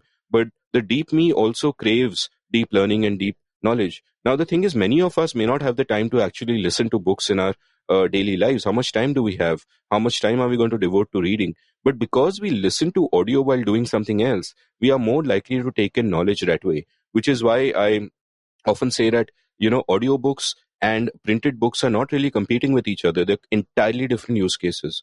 So a lot of people, therefore, like getting their sort of deep sense, or rather fulfill their hunger for depth by listening to audio, whether it's audiobooks or podcasts. Now, this is one aspect of it. Now, the thing is that, as I said earlier, podcasts are different from radio. It's not just radio on demand. And there's a reason for that as well, which is that let's think about this concept of space in media. Let's for a moment look at visual media. That when you go to a cinema theater to watch a movie, there's a certain distance between you and the screen. And similarly, on the other side of the screen, there's a certain distance between the camera and the actors. They are much further away. Then when you come to the television age, you're in your living room and the TV is across the room. It's a couple of meters away and there's a distance between you and the TV. And similarly, the shot on the TV has become closer, and you have sitcoms and everybody's in a room and it's closer. Similarly, if you're watching a YouTube video on your laptop, if it's a made for YouTube video, the two distances correlate to each other. Now think of the distance in terms of audio, that when you're listening to radio, say you're in your car or whatever, and you're listening to radio, there is a certain distance. But podcasts are in your head. They're literally in your head. It's the most intimate medium that there is. It's a one-on-one conversation. And this is a critical reason why, a critical difference between podcasts and radio, that in radio, you in a sense, you're broadcasting. You're speaking to many people. In audio, you're not doing that. You're speaking to one person, so you can take that tone, which is why I say that many of the qualities that make for good radio, like, radio voice hona chahiye and diction hona chahiye and you must speak like this, do not apply to podcasts at all. You don't need a good voice. You don't need an accent. It's an intimate one-on-one conversation, which, makes it such an incredible medium. And when you're listening to people for like 2 hours a week, 3 hours a week, or whatever, when you do with long episodes, then you have that sense of relating to that person also, trusting that person, respecting that, all of those things, all the podcasts that I listen to, you and I both, admire someone like Russ Roberts, or we'll listen to Tyler Cowen, who you're fortunate enough to work with and meet regularly. And, so there is, you feel like you have a stake in those shows. It's not just their shows, it's also your show, in a sense of speaking, and they are merely the custodians of it in a manner. And podcasts have that kind of intimacy, which makes it such a sort of remarkable and special medium. Absolutely. It's like I said at the beginning of the show, I was a bit of a naysayer initially because I just couldn't imagine why anyone would find it interesting to hear me and Amit speak to each other, because we talk like this with each other all the time. And we were like, now we're just recording it. Like, there's no music, there's no script, there's no jokes, there's no punchline. So I was a big, critic in the beginning. But over the 199 episodes, and I've been on the show more than a dozen times. Take that Vivek call. But I've been on the show, a number of times. And when I have come to India and I have met people who know me through the show, and that number keeps increasing, they will literally quote things I have said in the show back to me, which I'm always just, so surprised by. One, because I don't like listening to my own voice. So I've never heard any of the episodes you and I have done with each other. And second, I just don't remember them. Like, I'm in that moment, I'm having that conversation with you, and I don't remember exactly what I said. I've had a couple of people correct me. You said this and we went and looked this up, but it's actually that. And I find that really incredible. One, that someone would care so deeply. They would remember things one said. They would quote one back to oneself, things like that. But the other part of it was also that we live in the information age, but there is almost too much information. Right? And in that sense, what you bring to the table, aside from the intimate conversation, is you are curating. I know that it's the other person living in your household who is the curator, but you are also an intellectual curator of sorts, right? Like you are really reading so much and cherry picking and presenting and saying, hey, one really must read Chinmay's book, right? Or one must really read this thing about the Gita Press that no one may have heard of before that. So in that sense, a lot of people are also listening, not because of, in addition to the things you mentioned, it is passive, it doesn't compete, but it's because they may not know what to read yet. Right? Because they may not have had time to go to the bookstore or browse, do things like what you and I do. Or in your case and my case, we're particularly privileged because we get early manuscripts of people's, working drafts. I routinely get review copies from book publishers. So you and I get to read very differently, sample very differently from most people. And that is also something I learned about the show, that Amit Varma is not just someone they listen to for information. It's also someone they listen to tell them what is worth listening to, what is worth reading, what is worth thinking about in the world. And I don't think that can be done quite as easily in the written format. You can put out a blog post on India Uncut tomorrow, 20 books one must read today. It will have nowhere close to the impact that discussing those 20 books over, the podcast medium has. I'll tell you why. One reason, of course, is that I'm sort of, I kind of follow my own intellectual journey and, just take the listeners along with that. So I'm not really thinking I'm not thinking of it as a curatorial function. I'm following my own journey, and that curatorial thing becomes a default thing. But the other aspect is that, you read a book review, what is it? It's 800 words. Even if you read a long essay on a book, or a long read on a book, it's like 3,000, 4,000, 5,000, whatever. That's about it. But a Seen and the Unseen episode can be, is usually over 20, 25,000 words, which you're consuming in a short period of time. Like my episode with Karthik Muralidharan was not just the longest episode of the Seen and the Unseen so far. Maybe this will break that record. But it was also, he speaks at 1.5x, right? And so I got that episode transcribed and it was 43,000 words. Now, where are you going to get 43,000 words of directed conversation? Not just a person talking, but a conversation that is directed in interesting directions and so on and so forth. And that's again something that makes podcasting different from radio. Radio, because of all the imperatives, has to stay broad and shallow. You've paid a license fee, you've got a radio station. One, you recoup your money through advertising, so you go for lowest common denominator, which is why FM in India is so horrendously bad. But even otherwise, even if there were no entry barriers, you are catering to broad audiences, and therefore you can't go too deep. Like, who's interested in an argument on how India's First Amendment came about and all of those things? You'd rather talk about Bollywood and cricket and gossip and all of that. Podcasting allows you to go deep, to find what Kevin Kelly calls 1,000 true fans. That there are plenty of people out there who are interested in deep knowledge, interested in books. Maybe they don't know where to look. Maybe they don't know there are others like them, and maybe they don't. And suddenly you give them access to these kind of discussions with the author. And not just those, every author that I've spoken to will probably have videos on YouTube where somebody speaks to them for 20 minutes or 30 minutes or even an hour. And I find them incredibly shallow. All these lit fests, they have these, these panels where you'll have a 1 hour session and 40 minutes you'll talk to 4 authors and then have Q&A. And that's incredibly shallow. You're not going deep at all.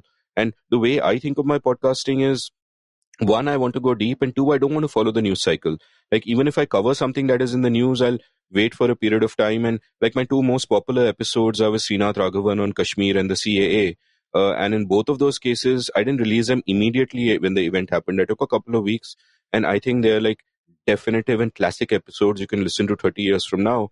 And my aim with everything that I do is, I'm not just sort of going across space in terms of people across the world listen to me. I want to go across time. I want someone 30 years later to binge on my show. When you were starting your Ideas of India podcast, one of the pieces of advice I gave you was that, do not think of what your listener will hear on episode 1.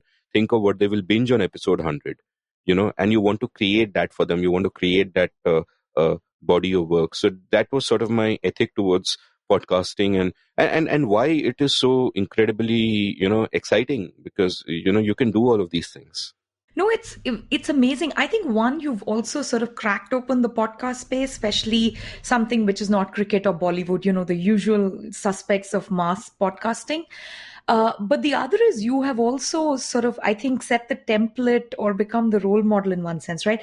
I'm, of course, in a particularly privileged position that if I'm starting a podcast, I can pick up my phone, call Amit Varma and say, hey, I'm thinking about doing this. What do you think I should do? But for most others, they've sort of started, many of our common friends, in fact, have started their podcast, and a lot of their template or the way they think about it has been informed by how you think about it or how people engage with you.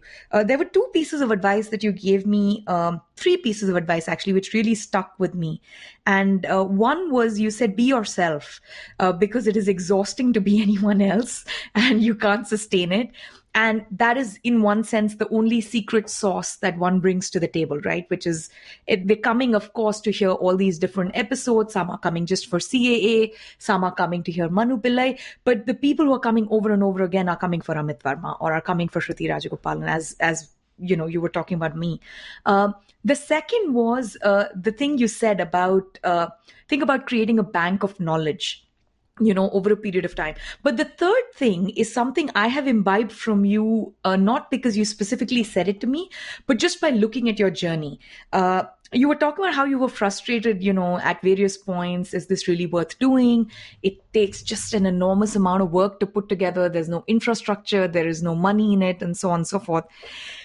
And I realized that, you know, many people say you did it for the love of doing it. I think this whole love business is, you know, it's a little bit overdone. I think the reason you did it is that you also converted it into a consumption good for yourself. Right? If I do a podcast with Karthik Muralidharan, I must inform myself on the education system in India. And that is something that's going to broaden the horizon. And then I'll speak with Karthik. And of course, Karthik will crack open anyone's brain and, you know, broaden their horizons and so on and so forth. And that is something I follow to the T. I've only done single digit, you know, episode numbers so far. But I treat it as a consumption good that even if there were 0 people listening to the show, I get enough out of doing each show and having each conversation that, you know, even if no one tuned in, I would walk away pretty happy. And once again, we're in privileged positions where we don't need to do this for money, of course. So there's that. But I think these are 3 bits of advice that I got from you, which, you know, for the podcasters who are listening out there, that were just incredibly useful. The fourth one came from my producer, Jeff. And, you know, this is also a bit of the culture at Mercatus, which is that we won't look in metrics. I actually have no clue other than the first episode, how many downloads or listens my podcast got and so on. And the rule is that I won't ask and that he won't tell me until we're about, you know, 6-7 months in, at which point, you know, we can have a little bit of information.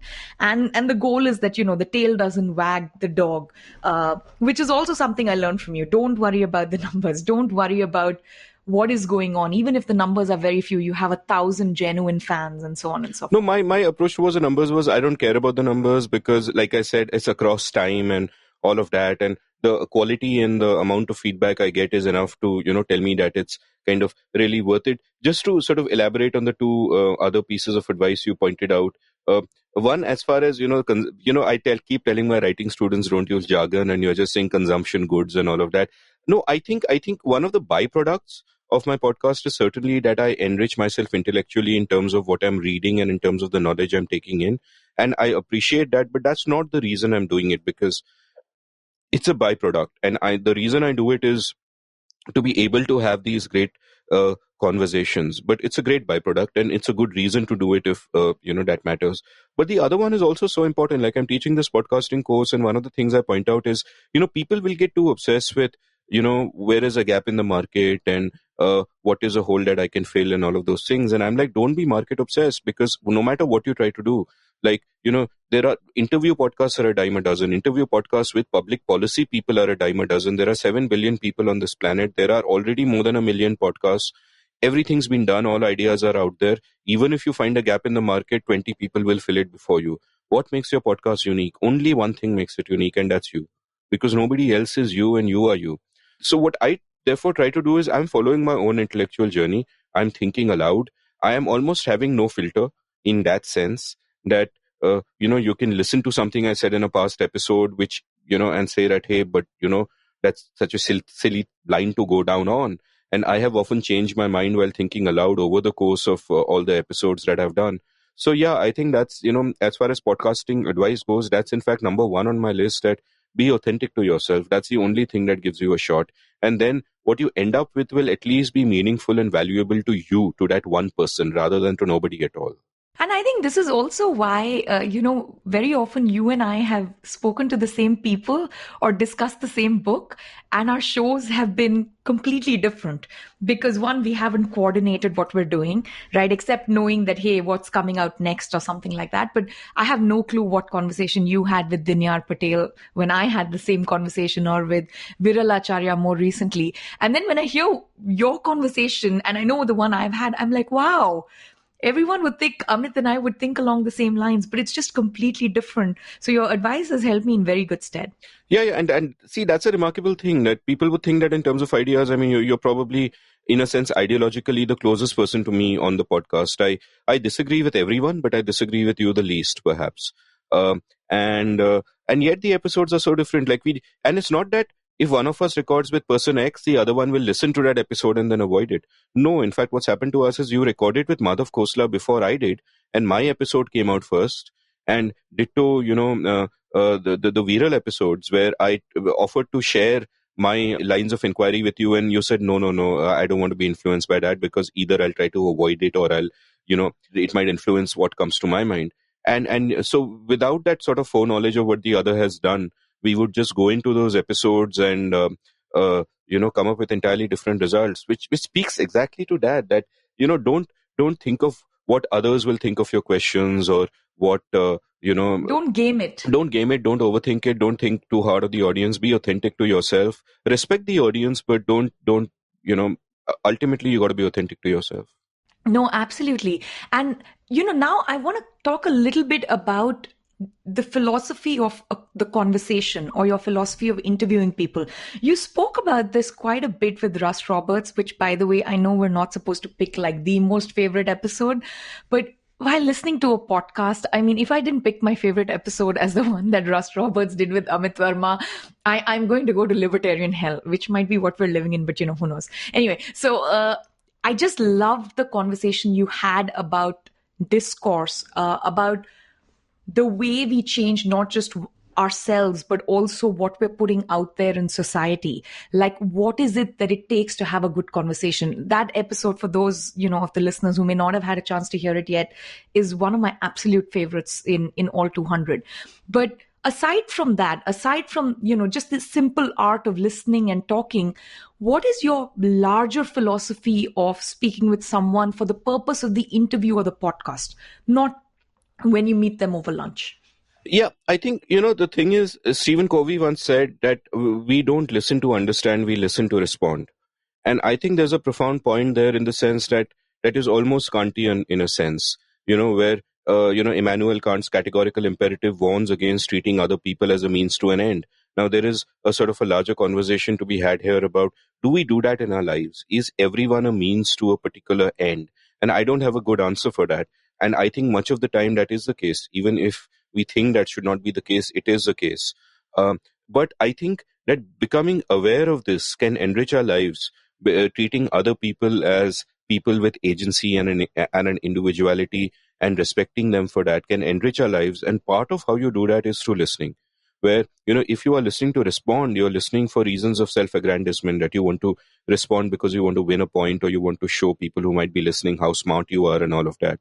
And therefore, I made a conscious decision that I am not going to do that. I am going to give the person I am talking to maximum respect, because it is also true that no matter how knowledgeable I might be, or how intelligent I might be, every single person in the 7 billion plus in the world knows something that I don't.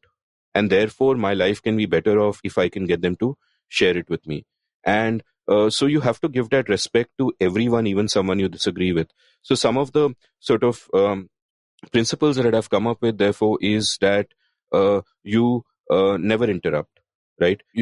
I just want them to go with their flow of thinking. I don't like to I will not interrupt them at any point. And it's very rare when I do that, when there is an interjection that must be made, and I will then guide them back to whatever they were talking about, or whatever. But I might disagree very strongly, or I might have something to say. Even if they go on for 20-30 minutes, I will write down the points I want to make, and I will make them sequentially later.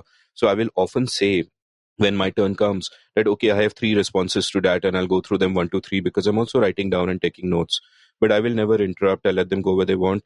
The other sort of trick to avoid is sort of when you have a list of questions prepared, and then you want to follow that order. So the other person is talking, but you've already tuned off, and you're thinking of the segue into your next question, and you go down to that. And I like the conversation to flow in a natural way, and to make sure that doesn't happen. So obviously I have really exhaustive notes, and I do sort of cover a lot of ground in those notes, and I know what are the themes I want to cover, and I make sure I cover them all, or as many as I can of the broader themes. But I don't try to force the order. I like to keep the flow of the conversation going. If they say something interesting, I can pick up on that, and we can go a little further. And that's what I aim for. And I've been, because I teach this podcasting course, and we are recording this on the 10th, this Sunday, on the 15th, a week before the episode releases, I'll be giving my second webinar, which is also about talking about interviewing at much length. So I've been thinking about how different interviewers do their stuff. Joe Rogan, Russ Roberts, Tyler Cowen, Sam Harris, some of the people I've listened to and admired their craft for different reasons. And it's really interesting. And I think I'm most similar, of course, to Russ. And I agree with you. That's a beautiful episode. It just warmed my heart to record it. And I think, Russ felt similarly about it.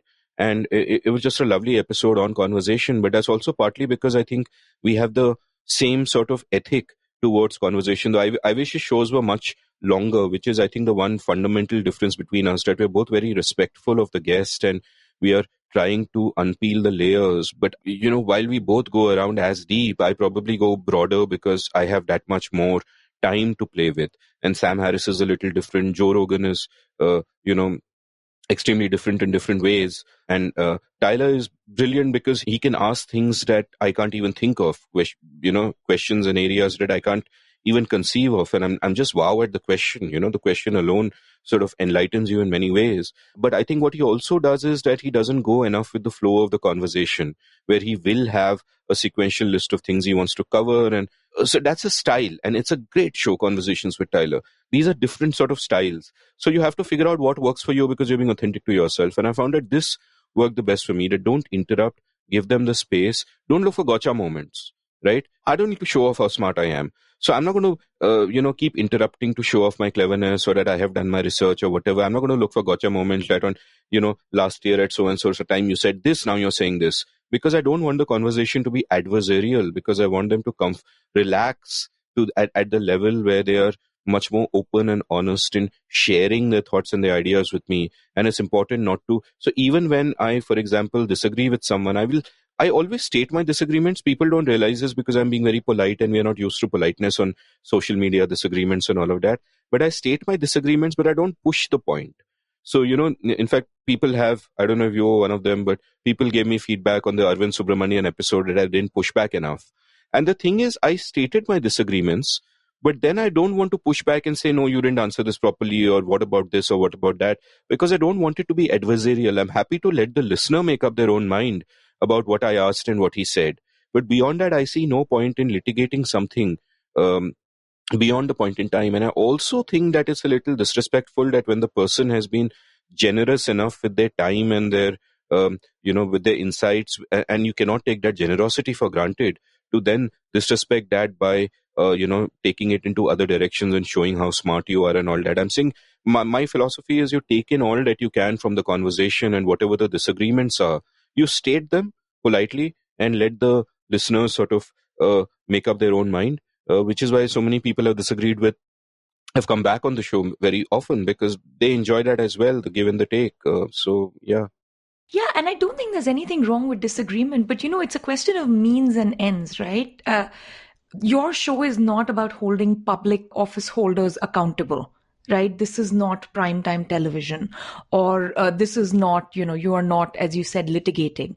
The purpose of your show is to educate, both oneself and the broader audience. And that's, of course, the larger point of it. But also in that immediate moment, be in that moment, right?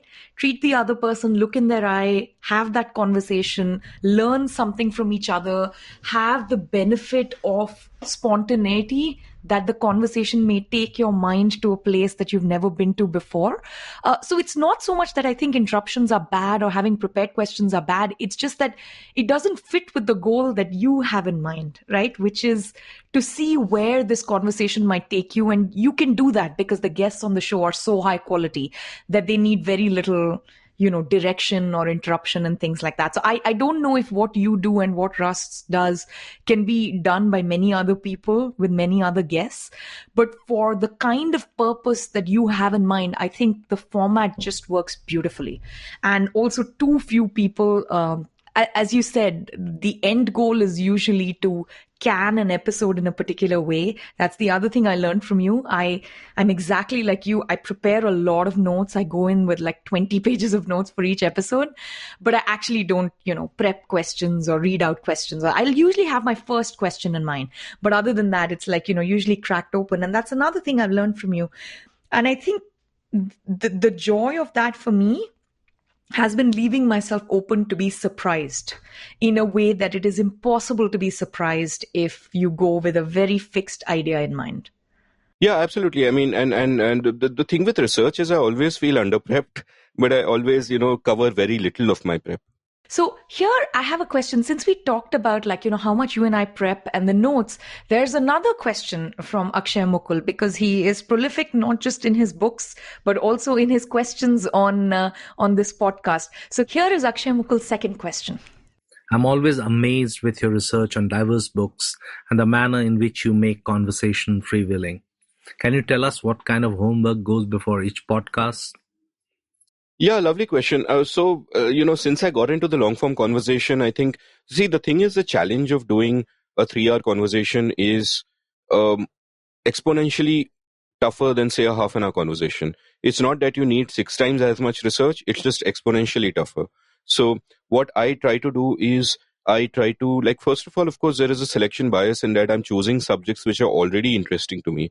So I'm likely to have already read books on them and have a certain amount of background information. But otherwise, the thing is, if I'm talking to an author, I'll obviously read all his books.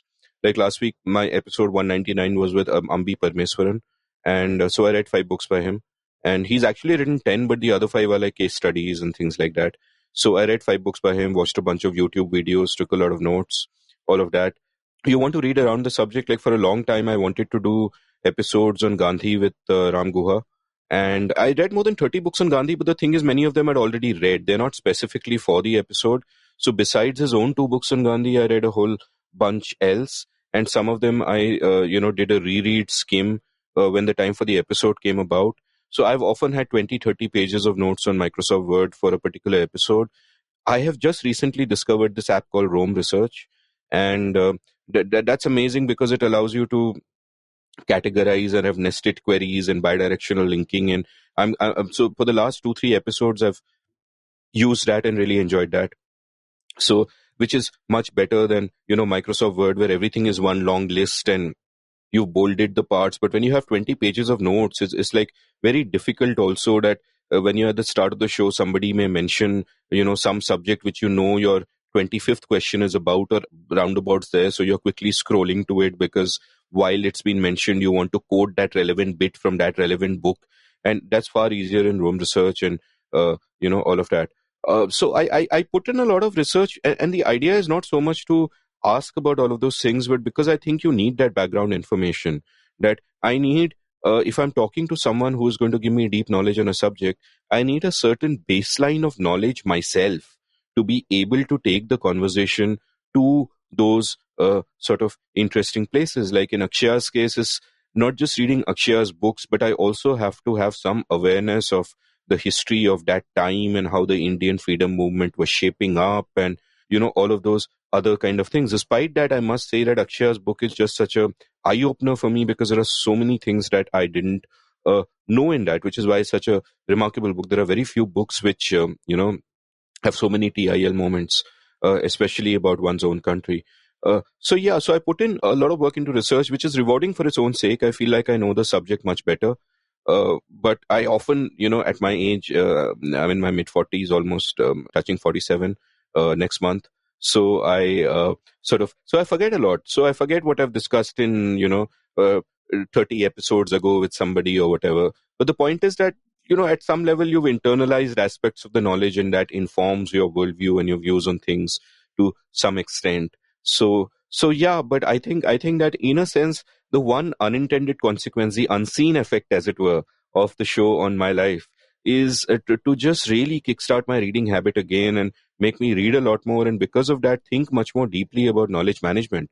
Like I was, when I was doing the last class for my podcasting course, somebody also said I should sort of one day teach a course on knowledge management. I don't know if someone will be interested in that or not, but I've been getting into that because I think one of the great challenges I face is that when you're exposing yourself to a lot of knowledge, how do you, so to say, build a second brain, so to say, in, Tiago Forte's words, so that, that knowledge is sort of systemized and it's not just diffused and lost and all of that. So that's, again, something that I've been thinking about, and I don't imagine I would have been thinking about it so much had it not been for the work that the Seen and the Unseen makes me do. On knowledge management, there are two parts to it. One is, of course, knowledge management in terms of creating a record of what you're doing, right? I think in that sense, what you're doing with the 4 volumes of the Seen and the Unseen is going to be this incredible, resource, especially because, unlike me, you don't put out the full transcript, right? So it's hard for people to go back and look up things, or, they may want to, but if they didn't have a piece of paper because they were doing chores, they couldn't get the name of the book down. So I think it's that kind of knowledge management I really believe in, like, just putting a body of work out there. The personal knowledge management, I don't believe in that much. I always tell my students this. My students are always taking copious notes. They're like, what is the best, is Evernote better or Rome Research better? By the way, thanks. That's a lifesaver. I just started using it. But I always tell them, think about it, internalize it. If you wanted to find it, just have faith that you will be able to find it. It might take you an extra 5 minutes in that moment, but you will be able to get it. The reason is now, unlike when you and I were studying in college and things like that, everything is available on the internet. Search functions are so good. Our own personal mobile phones and things have started getting search functions. So I think it's just much easier to go back and find something. My worry with knowledge management systems is they are so hard to create and maintain for personal use. I don't know if 95% of that crap I'm ever going to go back and see. Now, of course, if you're doing it for a project like a book or a podcast, it's a little bit different. But I think just like a general personal knowledge management system, I'm not a big fan of it. I think just have faith in your brain and your curiosity and your ability to internalize concepts. And I think, that'll take you quite far. No, I mean, I'll disagree with this because I think our brain is not meant to, our first disagreement on the show, I think our brain is not meant to retain information in systematic ways and all of that. Our brain is meant to be creative and think about stuff, but not really retain information. And I have often find knowledge management to be frustrating, and I'll think of something that someone said and simply not be able to find it at all, right? And no matter all the search functions and all that. And what I find is that I actually find Rome very helpful because what I'll do is every time I come across an interesting quote, maybe in something that I'm reading, I'll just do that bidirectional thing. I'll put double brackets and quote around it. So now I have a page on Rome called quote, which includes all the quotes I've ever, tagged in that way, which is useful. And then within that, there'll be other similar things. So like, for example, when I was getting my podcasting course ready, I said I have to read books on the history of radio, the history of audio, and blah, blah, blah, a whole bunch of resources, books, videos, do all of that. Created a one page for that. Then for each of them, I had these nested bits where for each book, there's this nested bit. You click it, it opens out. I have various insights there. I'm sort of linking them to each other. And just in terms of organizing my mind, it was incredibly useful. And during that process, I mean, part of it turned out to be useless because most of those insights were not at all useful to me. And most of the insights, some of which I've shared here, are not something that are actually written anywhere. So, it's just coming from my experience. But for other subjects, like when I research for episodes, like when I did the episode with Ambi, I had I had Ambi Parmeswaran as the name of a page. Below that, I have personal. Then that's nested. You click on that, it opens up. It has, which room of Godavari Hostel in IIT Madras he was. So then you use little nuggets like that. And then he also relaxes and it takes a nice personal tone when you bring that in. I had each of his books. I had, separate nested sections for that. Within that, conceptually, I have separate nested sections. I come across interesting quotes because he uses quotes a lot in his book. They are now part of my larger database of quotes. So it's, so I find it's useful for me, but you're right. I mean, you said that it's good for projects, but not otherwise. I haven't used it long enough to be able to tell, but I think for individual projects, like for researching for episodes is great. But one of the things I'm going to do now as I prepare my 4 anthologies for the Seen and the Unseen is the transcripts of all my episodes. When they get to me, I'm going to put them all in Rome Research so that then it becomes really much easier to do that sort of bidirectional sort of forming connections. Like I have asked so many times that was our liberal constitution imposed on an illiberal society? And it's very easy for me using tools like this to see how many people I've asked it to and just bunch all the answers together and all of that. So I think my brain struggles with the enormous amounts of knowledge out there. And I think finding ways like this to kind of bring it all together is useful. By the way, on the whole, saying incentives a number of times or talking about a liberal constitution imposed on illiberals, my biggest complaint about the Seen and the Unseen merchandise is that it does not come with short glasses, because then your listeners can't play a drinking game every time. Every time I say incentives. Amit Varma says incentives, or every time you say multitudes, we all contain multitudes, or you quote John Lennon, or you talk about the liberal versus illiberal constitution. So my next suggestion for the merchandise, maybe for episode 250 or 300, is we desperately need short classes to play drinking games for the Seen and the Unseen. Now, I know you have no trouble booking guests because, of course you don't have trouble booking guests. But there are a couple of questions about, choosing your guests. And the first question comes from someone who might be perhaps one of my most favorite thinkers alive in our time. And that is Pratap Bhanu Mehta. I've read pretty much everything Pratap has written over the years. It is just a joy to read him. He's a thinker who once again contains multitudes, right? I mean, the breadth and the depth with which he thinks about any subject is amazing. How it is both historical, but it's also abstract, and it's philosophical, but it's also about a contemporary issue. It's, he's really one of my favorite thinkers. And I was so thrilled when you got him on the Seen and the Unseen. I heard that episode on, 1X. I didn't speed it up because I wanted it to just go on as long as it does and enjoy every moment of it. But Pratap was very generous and instantly responded with a question. So I'm going to play Pratap's question for you, and then we'll talk a little bit more about guests on the Seen and the Unseen. So Amit, congratulations on your double century. And I know this is just the beginning.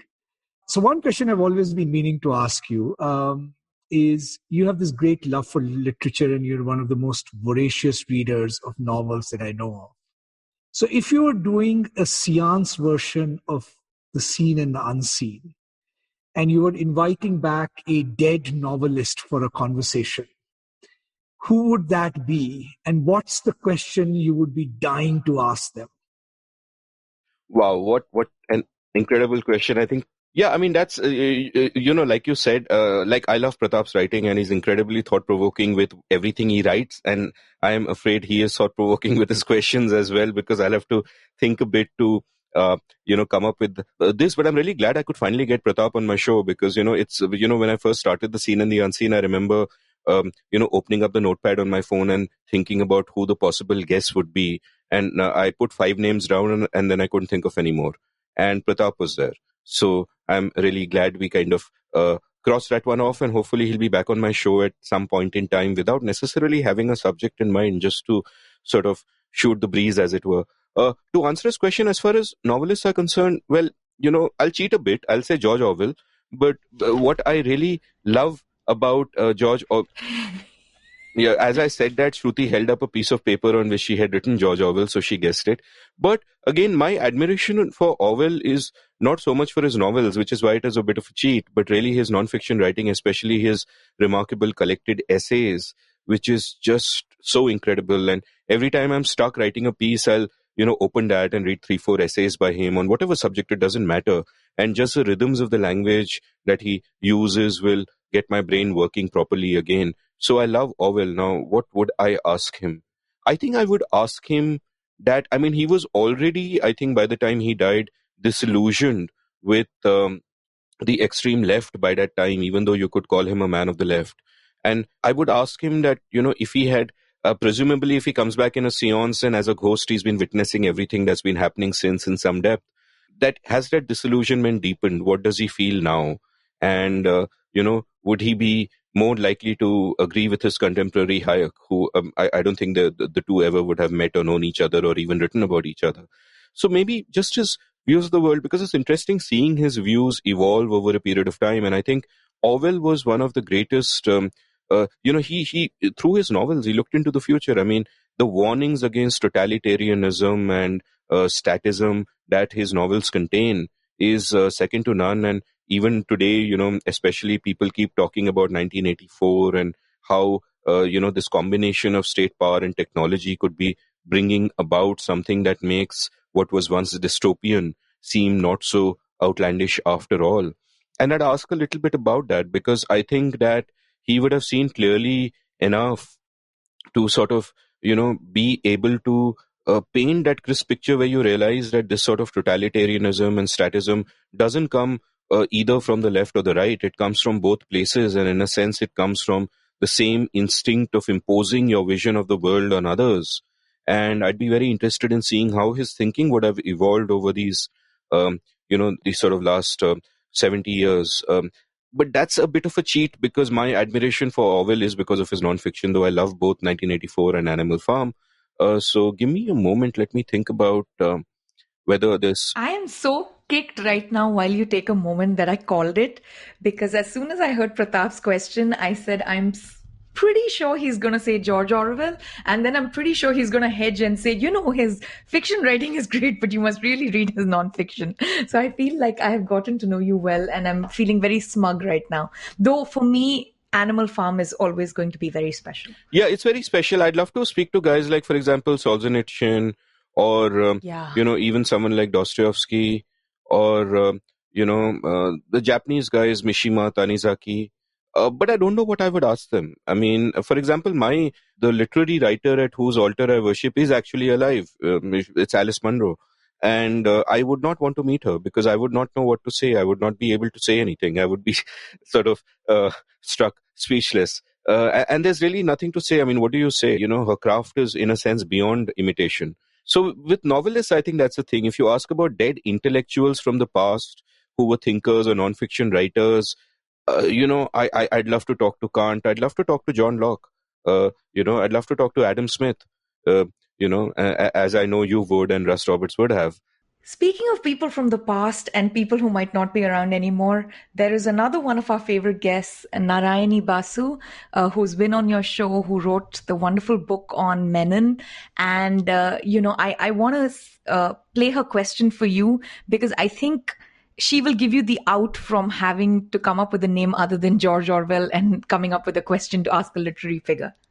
Hi, Amit. This is Narayani. Many, many congratulations on 200 episodes. Thank you so much for making long conversations fun again. I wanted to ask, is there anyone from any period of history, and this could be anybody, right? It could be a literary figure, an actor, an economist, a social reform activist, you get the picture. Anyone that you'd want to sit down with today, whether it's on or off your show, and chat, and why? Great question, and a tough question. I don't really know. The easy answer and the name that pops to mind, and I hope you haven't written it down and you're going to wave it at the screen in front of me, but you have it ready. Okay, is probably, Bastia is obviously, the first name that comes to mind. The name of my show, The Seen and the Unseen, is inspired by Bastia's great essay, That Which is Seen and That Which is Not Seen. And his works are remarkable. The law is beautiful. His essays are great. The law is just a masterpiece. And in so many ways, I mean, the law contains so much of what, it almost anticipates public choice theory in so many ways. And also, I look at Bastia as, I kind of find there's a certain sense of both tragedy and inspiration there, that he spends those last years from 40s to, I think he died when he was 49 or 50, much like Orwell. And he's essentially fighting a lonely battle, that it's inevitable that no one agrees with him, but he's putting his ideas out there because it is important to do so. And in a sense, he's again not writing across space, he's writing across time. Which is why someone like me, a century and a half later can be inspired by him. And, of course, I've won 2 prizes named after him, but that's orthogonal.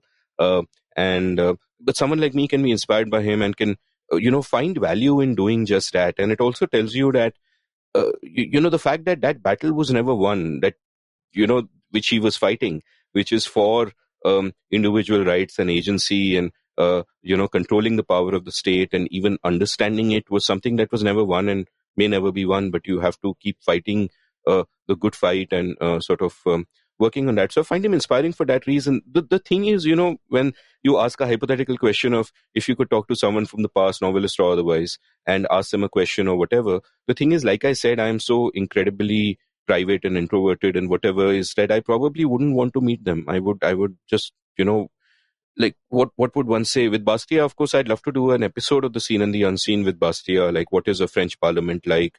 Do your friends mock you for your views like my friends mock me? And all of that. And I would have tried to get a human sense of that battle, sort of the loneliness of the battle, because I can reach out to many other people who think like me across the world, and I have that access and all of that. But, Bastia would not have had that. So then what kind of keeps you going? In a sense, I think I somehow in some strange way managed to make this about me. But yeah, I mean, Bastia is interesting. Adam Smith is, of course, interesting when you just see the sort of the breadth of his work in just those 2 books, A Journey from a Theory of Moral Sentiments to, The Wealth of Nations. Just in sort of that journey and how much he covers. And of course, Russ Roberts and I spoke a bit about Adam Smith in our episode, and he's written a great, lovely book on Adam Smith, which I recommend everyone goes out and read. So Adam Smith would have been interesting. Locke would have been interesting. And I think had he lived today, he would have refined his ideas to a much finer degree. But to think that a man like that wrote, works like that when he did is just remarkable. Apart from that, yeah, I'll be accused of being non-sanskari if I can't name Indian figures. I would have loved to hang out with Kabir. Just, talk about poetry and how he thinks of language and how sort of all of those sort of different things. And I haven't done enough episodes on that. I mean, I kind of should. But Kabir would have been fun. Even, I did an episode with Amardeep Singh on the travels of Guru Nanak and Nanak Panthi. And Nanak is a very Kabir-like figure, a very interesting person, not just someone who founded a religion, but a very interesting, deep thinker. So again, I would have liked to hang out, maybe just be a fly on the wall and maybe travel around a little bit with someone like that, not necessarily do an episode and get gyan, because I think there is something beyond intellectual gyan and just discussing ideas. But, just maybe travel around and, as far as travels are concerned, I am notorious for being the kind of person who, I don't like to walk very much, and I'm not the explorer kinds. I'm like, book me into a comfortable place. I want to chill and relax because that is what vacations are for. But I think it would be different if I was hanging out with either Nanak or Kabir or any of these guys, and maybe I'd be live blogging while I was with them. Like, after the tsunami had struck in 2004, as you'd know, I'd gone along the coast of Tamil Nadu, and those were early days in my blog, and I was posting updates every day, and that was in a different way a sort of a very it was interesting, and I'm glad I did that. It was difficult also, like at Nagapattinam, just when I wrote about this for Rediff also, about just in a field where you have dead bodies all around you and kind of walking through them, and at some point it normalizes in your brain and you don't think of them as former people, so to say. But it's interesting. I don't know if I've told you this before, but that's how I found you, through the tsunami coverage on your blog. because I was there at the same time in Nagai district. Oh, really? When the tsunami Oh, hit. wow. Yeah, I had a break from, as you know, it happened between Christmas and New Year, and there is, the term break, and just figured out that, things need to be done. So I got on an unreserved ticket and just went to Tamil Nadu, and then, figured it out from there and joined a volunteer group. And they placed me in a tiny village called Kuttiyandir, which is in Nagai district. And so not very far from where you were blogging. And your blog was really lovely. It was one of the very few sort of, now we have all the blogs and the live tweets and all those things going on.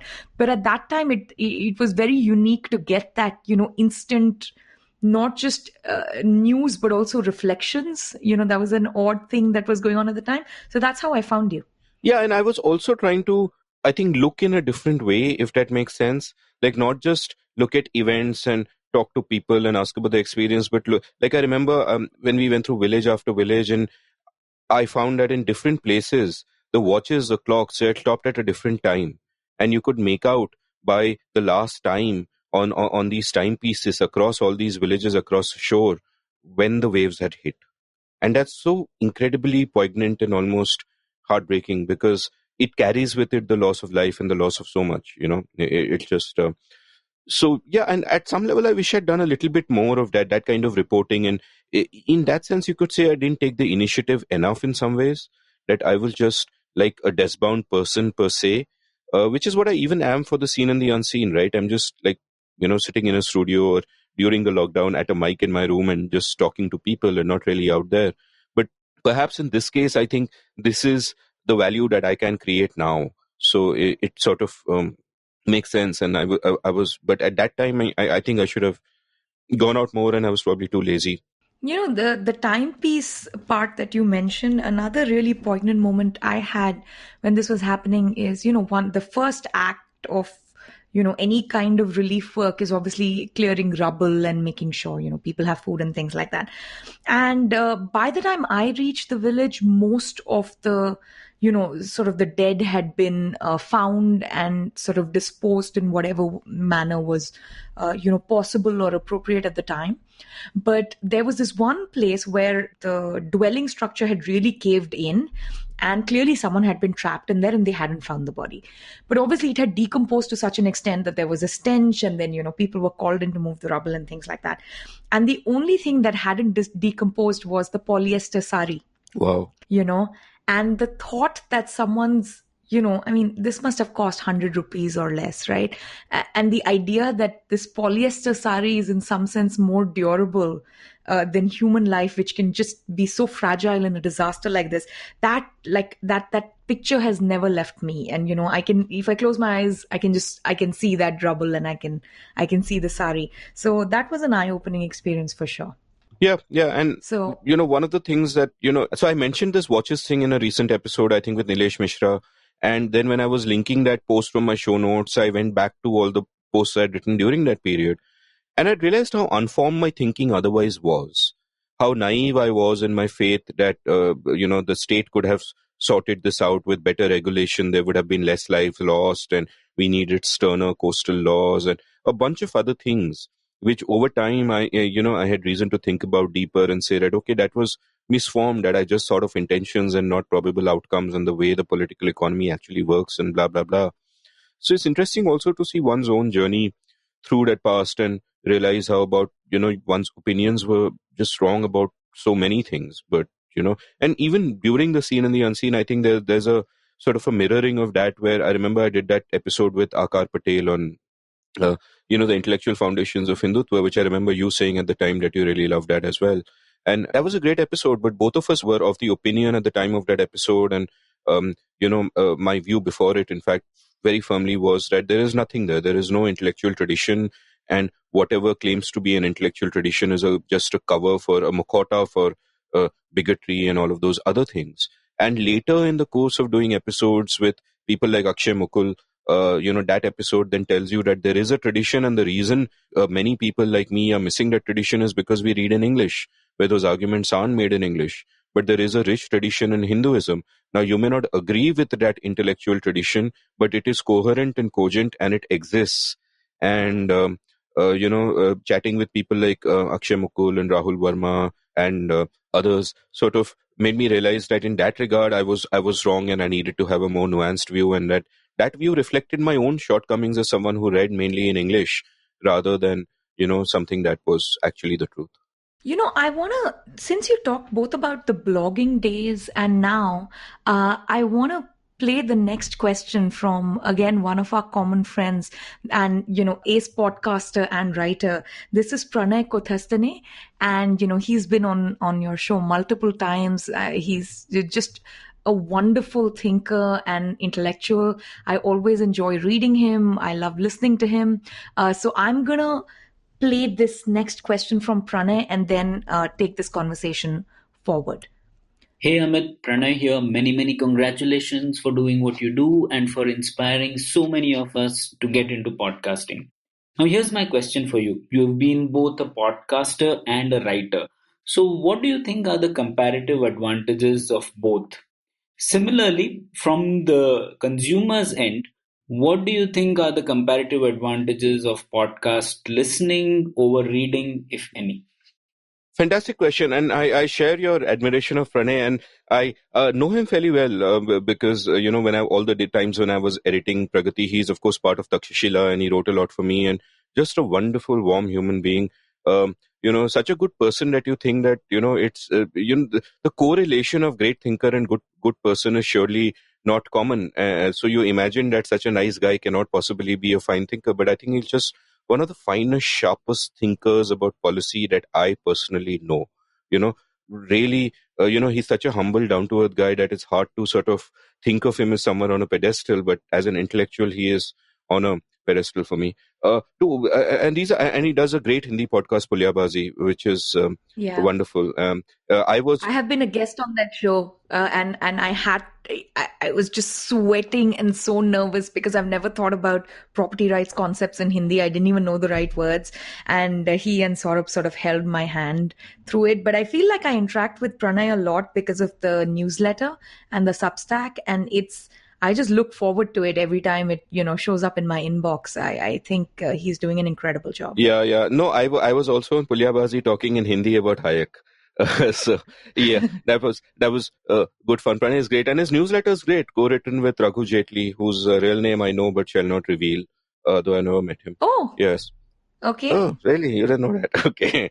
Yes. Yeah, bragging rights.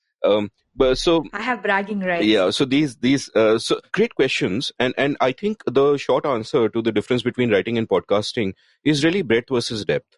In the sense that as far as writing is concerned, you can just read a lot, and you can read a lot about a bunch of different subjects, and you can get breadth that way. Whereas the best podcasts go deep into one specific thing, and obviously if you're listening to different episodes or different podcasts, you're getting a certain amount of breadth that way. But writing doesn't allow you to go as deep as podcasting does. Like I said, my episode with on education with Karthik Muralidharan was 43,000 words when it was transcribed, which at double speed you could have listened to in 1.5 hours. That's almost a short book. That's a monograph. How are you going to consume that and get that many words in that much time? And where are you? And that's like a sharp, focused kind of this discussion that is happening. An interview of Karthik in a newspaper would be 800 words. Even in a long interview in something like Caravan would be 7,000-8,000 words at most. And here you have 43,000 words. And I think in one word, I think that's the main difference, which is why one has to sort of embrace length. And I'll pat myself on the back a little bit for this, because I think when I started growing long, you could say I shifted the Overton window of length in Indian podcasting.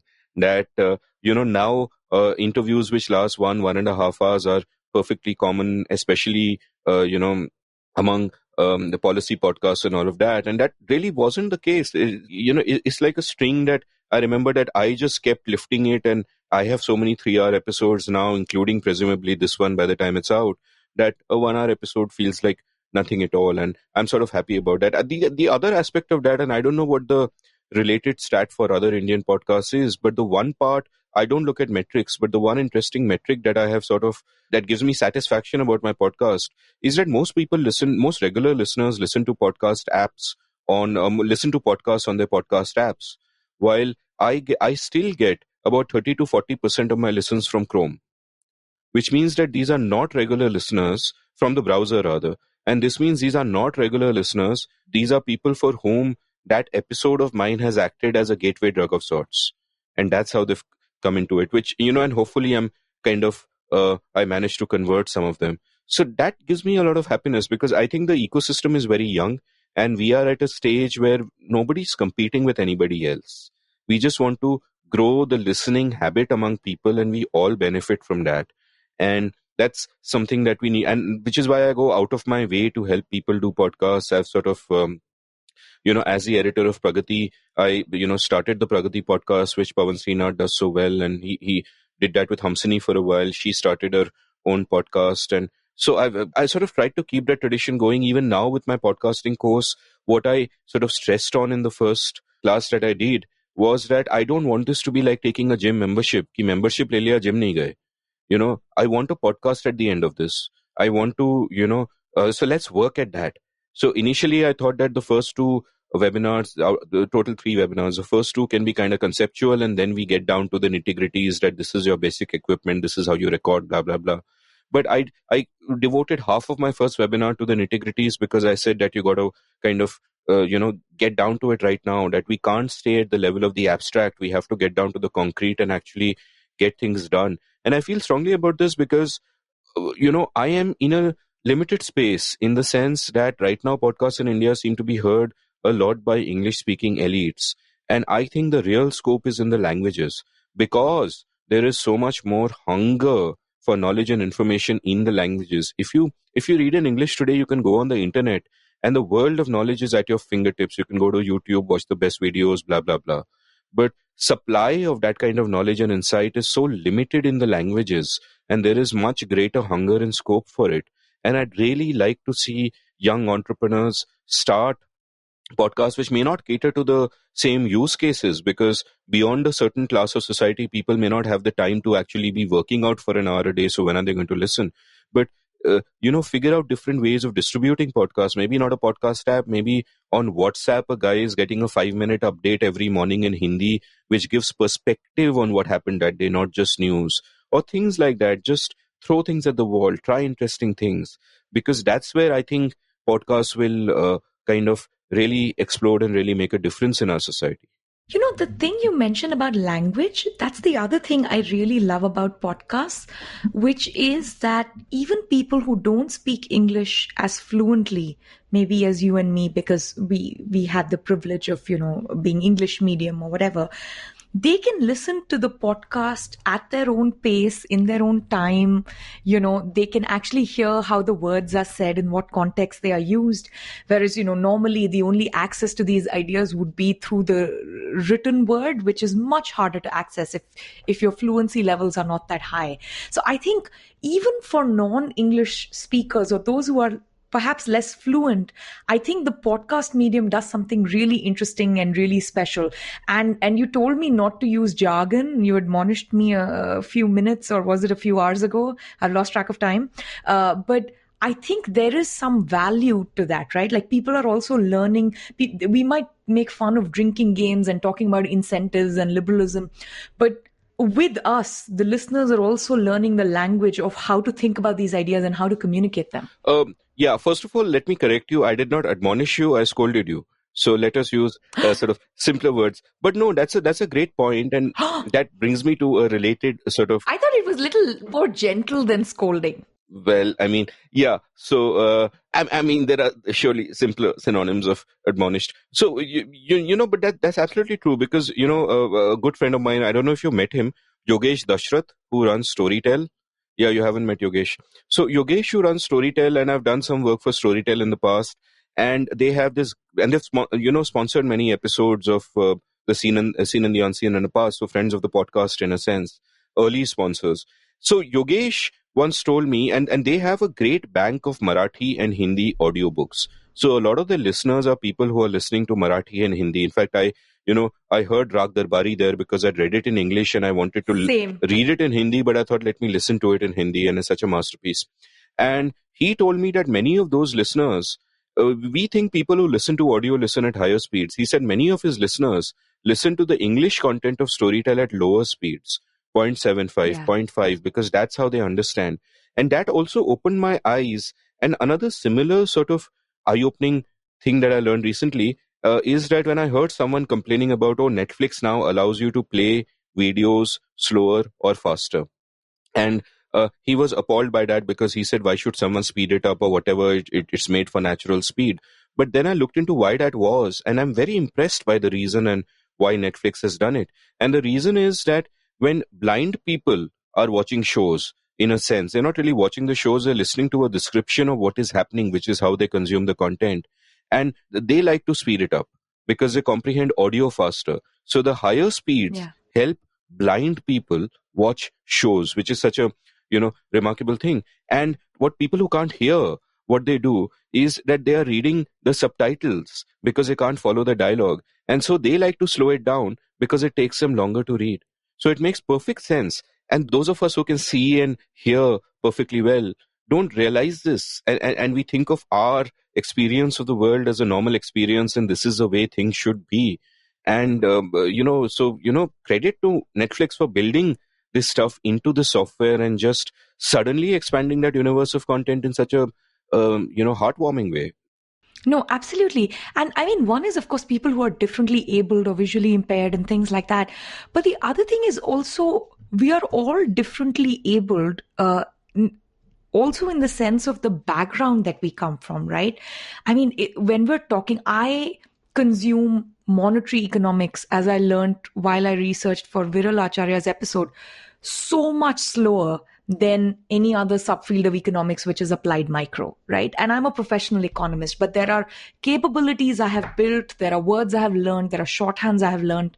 And I think we don't pay enough attention to this as we communicate, right? And the nicest thing about technology, especially one that is asynchronous, like podcasting, is that people can do this, and they can also do this in the privacy of their own home. Because normally when we do it in the classroom, when we do community viewing or community listening or, community education as we do in schools, people are routinely made fun of for pronouncing a word wrong or not understanding a question the first time it is posed.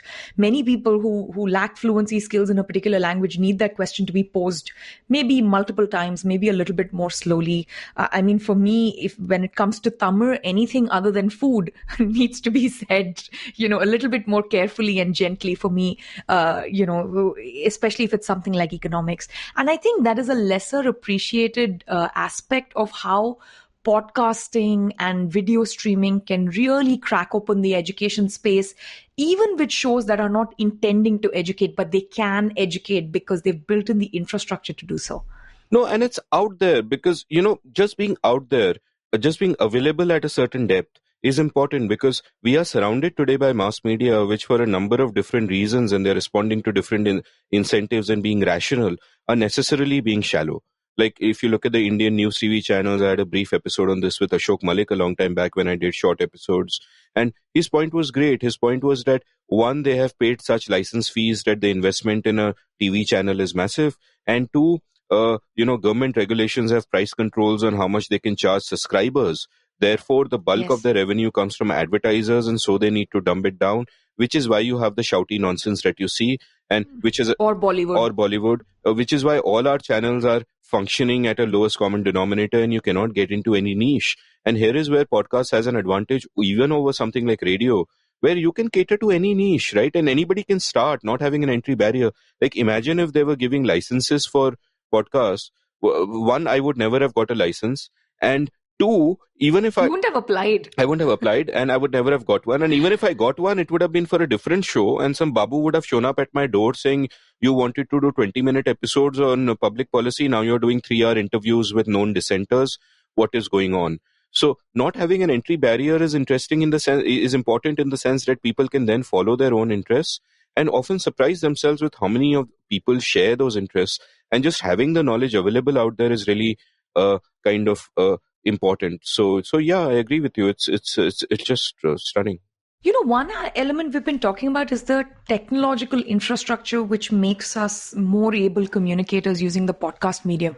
The other is content. And here I want to, talk about another question from our guest, or rather cue another question from one of your guests and one of our common friends, who is Kumar Anand.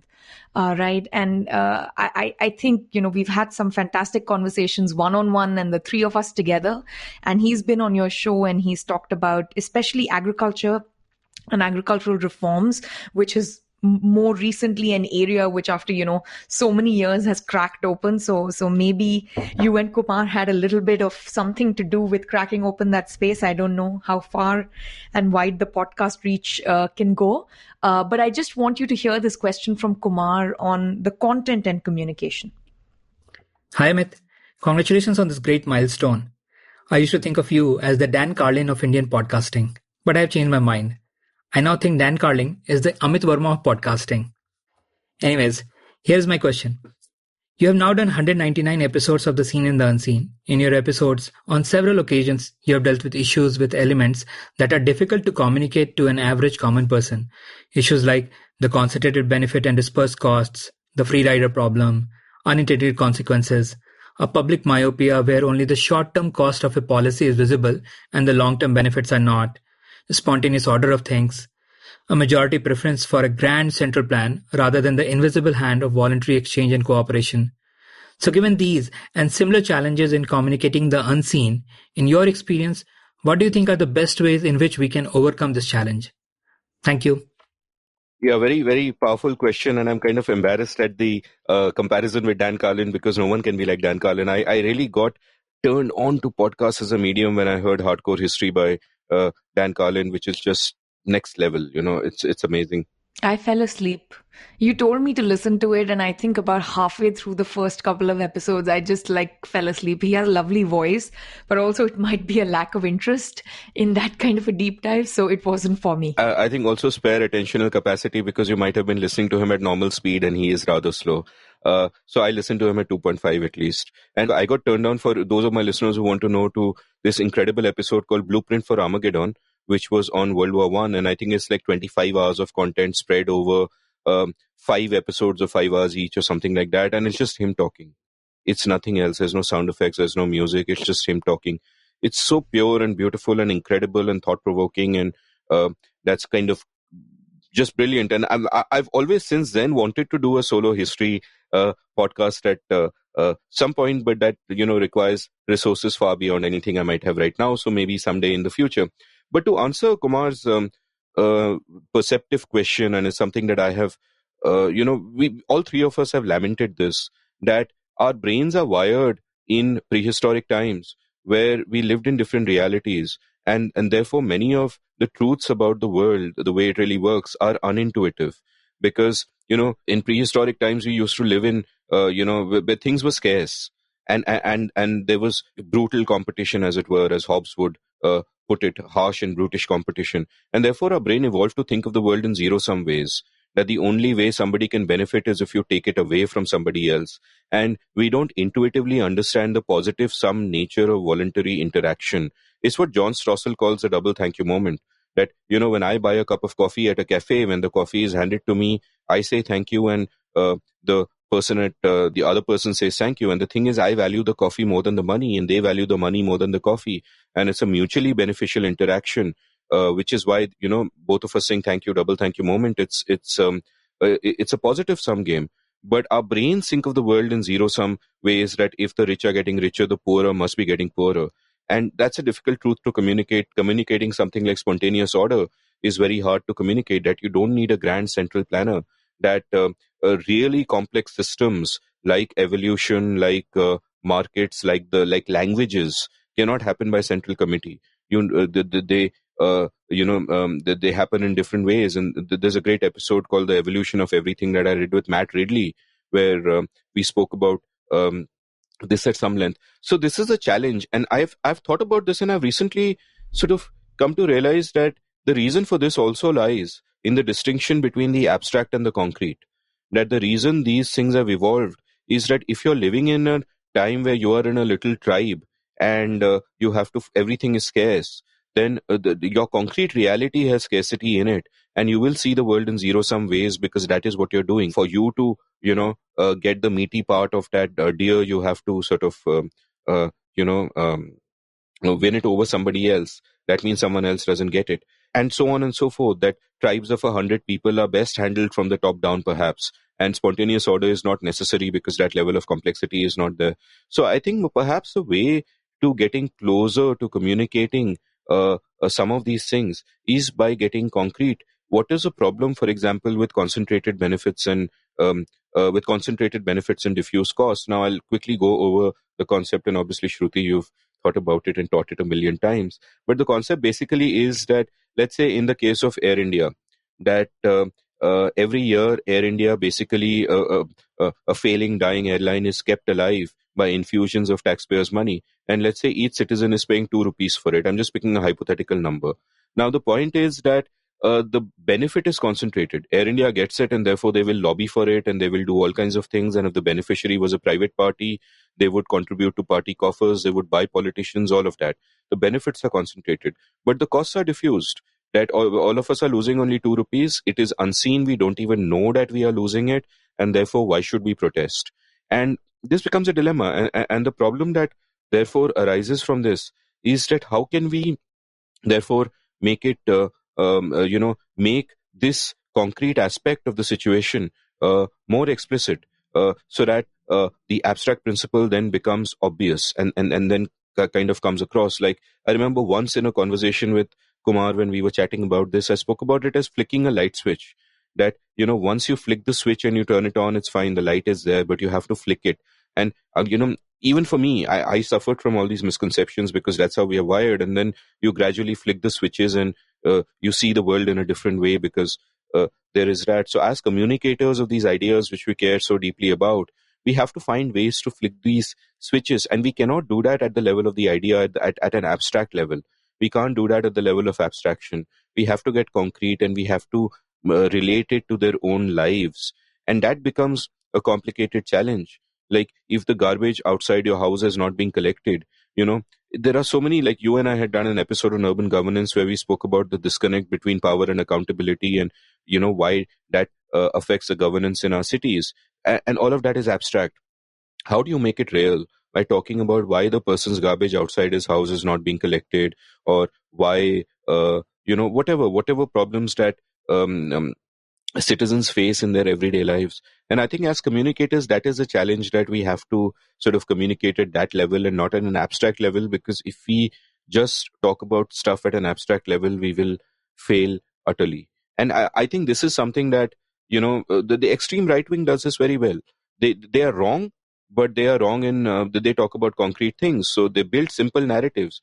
Like, one of the reasons I wrote a column on this once about why Trump succeeded in 2016, and it wasn't because he was right, because he was basically wrong about everything then, as he is now, which is not to say his opponents aren't also wrong, but he was wrong. But the stories he sold were simple, and were simple stories which are easy to understand. So when you're speaking to people in the Midwest who don't have jobs anymore, it is easy to sell the narrative that immigrants are taking your jobs, therefore immigration is bad, and that your jobs are being shipped overseas to China, so, China is bad. Now, both those narratives are wrong, but they are simple. So, similarly, if you want to sort of communicate any kind of ideas at a mass level, you have to find a way to make it simple and relatable, and you do that at the level of the concrete. No, and also, you don't have to do it just once, right? So there's this great quote by Frank Knight, who is also one of my intellectual heroes. And he said, it takes varied reiterations to force alien concepts upon reluctant minds, right? So it's not just about putting it out there, or even, as you said, though it's very important of making it less abstract, I think it's also story after story, example after example. So the way you gave the example of Air India, I think if we gave 100 such examples, then, the broader public choice principle of concentrated benefits and diffused costs might penetrate.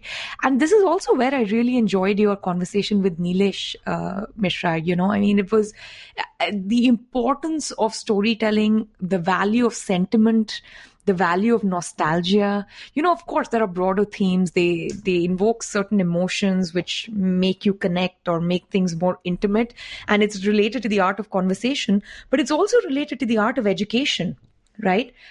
Everything is not passion and information. It is also sentiment. It is also nostalgia. It is also storytelling and fitting things within a broader tradition. I didn't ask him for a question, though I would have loved to, because by the time we planned this episode, that one wasn't out. So to the listeners who are disappointed, I apologize. I want to take a break at this point because in good, seen and unseen tradition, we have breached many, many barriers. We are now almost at like the 2.5 hour mark, I think. So I want to take a little commercial break.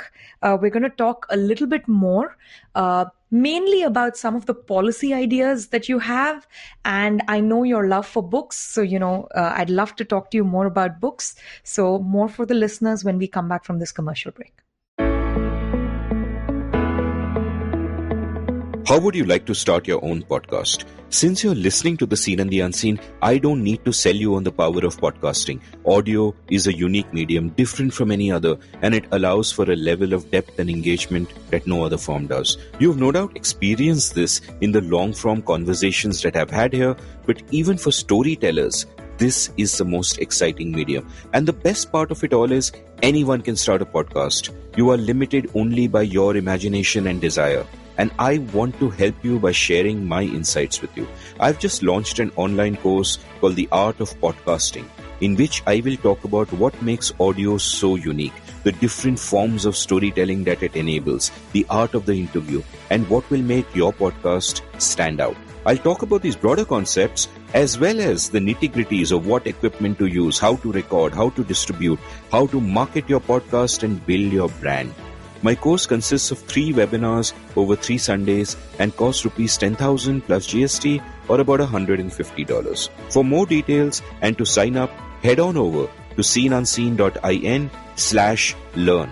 The Art of Podcasting at seenunseen.in/learn. Welcome back to the show. We needed this commercial break very badly because we're recording at a time when I need to eat to make sure I don't get hangry. And Amit can just go on like this forever with no coffee, no food, no water, nothing. He seems to be like this ace podcaster. But we took the break for me, so welcome back. And Amit, now there are a bunch of questions. Now, most of the show, as you named it, is The Seen and the Unseen. It was inspired by Bastiat. And a lot of the early episodes were on policy topics, like very specifically, right? So you were, like, for instance, with Alex, you spoke about FSI, or with, Kumar, you spoke about agricultural reforms and, minimum and maximum land holdings when you and I have talked about property.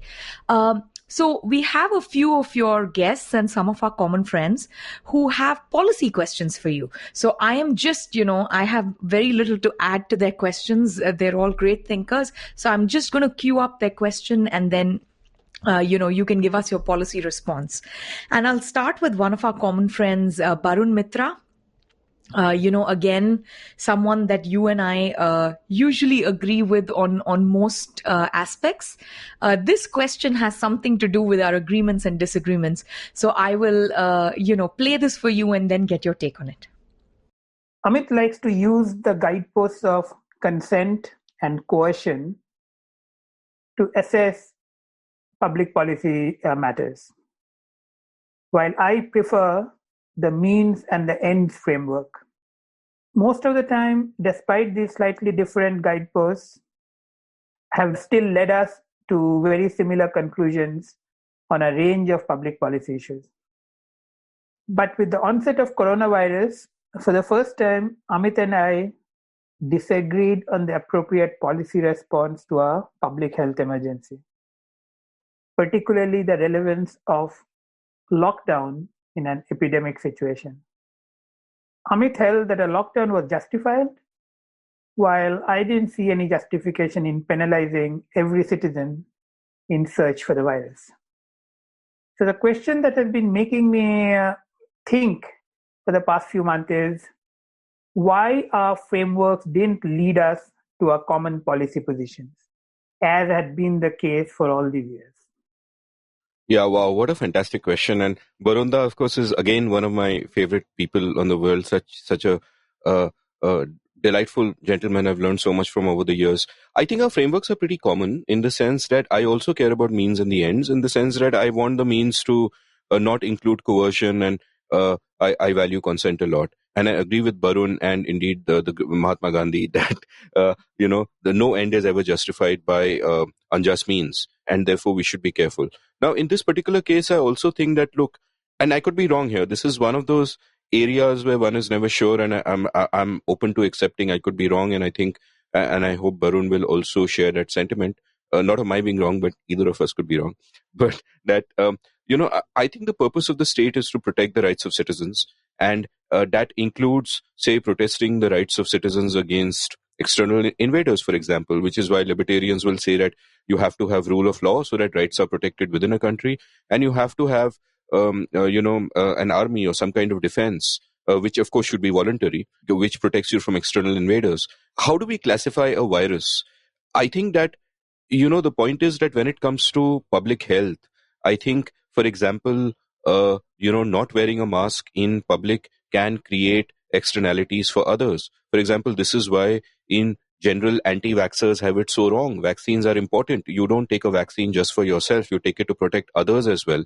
And if enough people refuse to get vaccinated, you are putting everybody else at risk.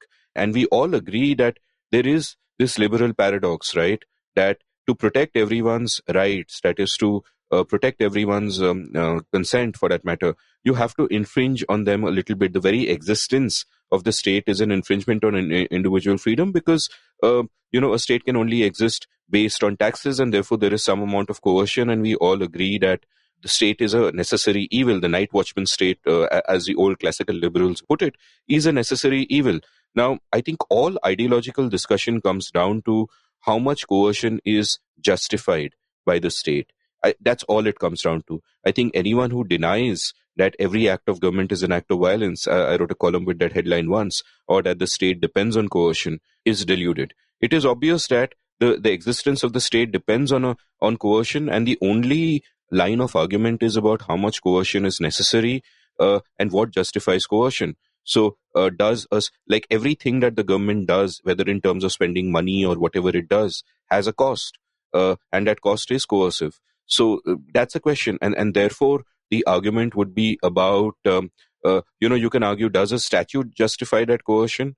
Does keeping a failing airline alive with all the other associated costs that you have of crowding out and all of that, does that justify the coercion?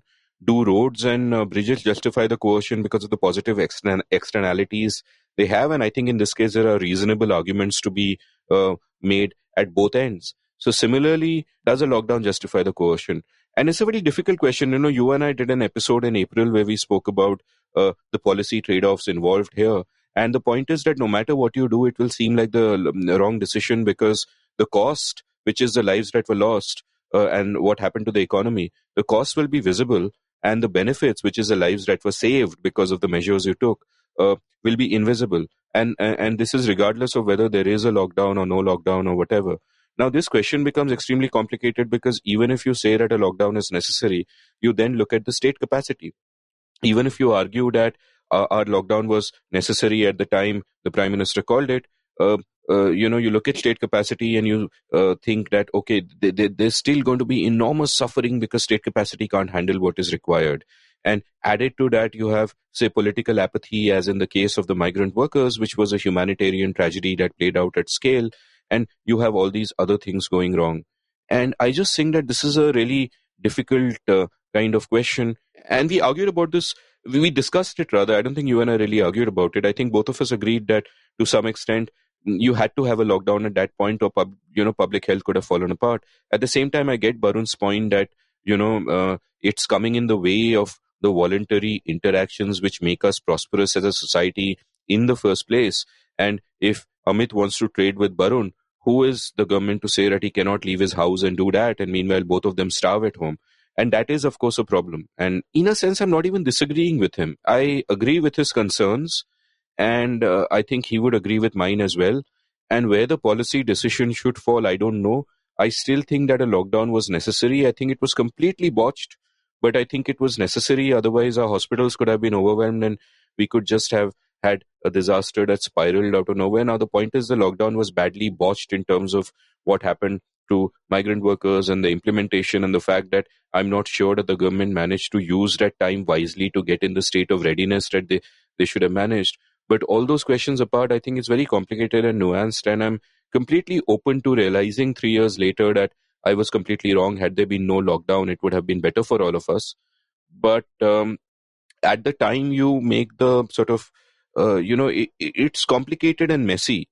But I don't think I would say that the state should not have the right to call something like a lockdown, because if, like, for example, the coronavirus is what it is, but imagine a far deadlier virus. Imagine a virus that is both extremely contagious and, say, kills 60% of the people who get it. Is a lockdown justified then? Where do you draw? Ebola. Yeah. Ebola was different because it wasn't so contagious. It was much more fatal. This coronavirus was hyped up as being in that sweet spot where it is both very contagious and sufficiently fatal to be problematic. In that sense, almost a game theory optimal virus. But Ebola wasn't there. But imagine a virus that is as deadly as Ebola and as contagious as any coronavirus. What do you do then? Is a lockdown justified? If it is not, what are you... I don't know how you can justify a lockdown not being necessary in those circumstances. And if you think it is justified then but not justified now, where do you draw the line? Based on what information do you draw the line, especially when we are in the kind of epistemic fog, if I may use jargon again? So I think that's it. It's a deep and nuanced question, but I think Barun and I have the same kind of framework. And you could say that I am in fact being hypocritical here, because I am sort of, turning away from the question of consent, that the government did not take the consent of all the people that it forcibly locked down. But I think we also accept that there is a state that has a certain minimum sort of role to play. And the real argument then is that does something like this fall within that role? I'd add a couple more things to this. So one, of course, I like you, I'm completely open to realizing I'm wrong about this a few years from now. I already have a more nuanced view than maybe in the, early April when we talked about this, which is, of course, some kind of intervention I thought is necessary. But is it necessary in rural Bihar? Is it necessary in Arunachal Pradesh, for instance, where there are no cases? At least at the time of the lockdown, there were no cases, right? It's important to, maybe come down really hard on the Mumbai locals, where you can think of them as super spreaders, right? Is it really that important to come down on rural areas or farm activity? So, that is one kind of, aspect of the lockdown for which I completely understand why someone like Barun and even us would just be, think not twice, but many, many times over this kind of an imposition of government over liberty. But there is another aspect to it. Now, normally, the public choice economist in me takes over, and we talk about government failure and, the incentives and how government does things badly. Does that mean government should not do it at all? Right? And this is a question for which I honestly don't have a good answer. Now, I think policing is an incredibly important function of government. I think India is under-policed. I think the people who pay the most because it's under-policed is minorities and, Dalits and women and things like that. Now, because we haven't figured out policing and how to do it right, does that mean the state shouldn't be in the business of policing? Right? Some libertarian friends we have would say yes, right? Some would say absolutely not. There are very, very minimal areas, like, this is probably someone like Ajay Shah, right? Or someone like Niranjan Rajatyaksh, right? These are critical state functions, night watchman state functions, and it's very important to slowly give the chance and allow the state to build capacity in these areas. Now, I know the lockdown is not the same thing as, policing, nor do I want the government to get very good at imposing lockdowns, because then we are in Kashmir and China, and that's a horror scenario in itself. But to me, the fact that the government doesn't do the lockdown well is normally a good argument. In this instance, I think it weakens just a little bit, because usually when we say the government is not good at providing, telephones, let the market solve it, the market actually solves it pretty well. Okay. In this particular instance, I'm not sure how voluntary interactions, because we're not talking about a market for viruses, but how voluntary interactions or that they necessarily solve it well. Right? We know people who've continued having big events, super spreader events. There are people who continue having weddings, right? Political rallies. Chief Minister Adityanath was planning this huge event just before the lockdown was called for Ram Navami, and they would have probably gone ahead with that, had some kind of a mandate not come in. So it's not that private citizens are in a place to act in the same way as they do when they are buying telephones and bread and butter, either relative to, let's say the government running Modern Bakery or the government running Lodhi Hotel or Air India. So there is also that comparison. Did the government botch the lockdown? Absolutely. Was it necessary? To me, some intervention was necessary. This kind of a horrific lockdown, especially, I thought it would go on for 3 weeks. It went on for 70, 80 days, right? So there is that element of that trade-off. And there is also, do we need a lockdown? The question is compared to what? And I honestly do not see private citizens acting that responsibly, right, as one would require in this kind of a pandemic. Because for everyone, it's important to get married. It's important to have a family event. It is important to have a political rally, right? And the losses are passed on to someone else, or the externalities passed on to someone else. So I think even within, the libertarian, classical, liberal framework of thinking, there's obviously a lot of things to consider. But this is how I have started to think about issues of the lockdown. Now, I know it doesn't get me to the exact same point as Barun, and I keep wondering why, because like you, I hugely admire him, and maybe, over a period of time, we all kind of figure out where we are on this. But, epistemic fog is real. I thought the dead bodies would just be piling up in India based on my experience with the healthcare system in Italy when I lived there. And, when they had this kind of crazy fatality rate in Italy, I was like, if this is happening in Italy, what will happen in India? But at that time, when I was imagining those horrifying things, we didn't know that it disproportionately affects older people, or that younger people are not, affected quite the same, and the fatality rates are much lower. We just didn't have this information end March, early April, or at least, the really good studies from the cruise ship and things like that hadn't come out yet. So I think the epistemic fog lifting also genuinely helps our understanding of, hey, only 7% or 6.5% of Indians are above 65 years of age. So, maybe this wasn't that necessary. Also, Indians don't overwhelmingly, put their elderly in old age homes or nursing homes, which means you don't have this kind of huge impact where one event and, you suddenly have lots and lots of people dead in a particular area or a particular county. So, those things have helped us understand why India wasn't as badly affected.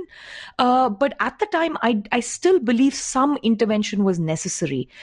Should it have been all India? Should it have been as grave as it was? Should it have, been extended 3 times? Over those things, I would agree with Barun, were quite unnecessary. I mean, I'll say a couple of things. I mean, one is a fairly a trivial point almost, that people, I have noticed worryingly, often come up with responses to policy based on where it is coming from, who is a politician in charge. For example, it's almost interesting to see here that we had the right-wing government of Modi calling a lockdown in India, and a right-wing government of Trump opposing a lockdown in the US. So I don't like to use words like right-wing and left-wing, because I don't think those frameworks are correct.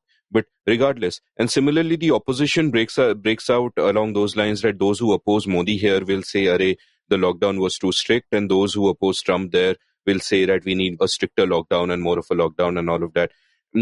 But I'm not saying that's why Barun opposed it at all. I mean, he of course opposes Modi, but this is perfectly opposing the lockdown is very cogent according to his framework. So I respect that.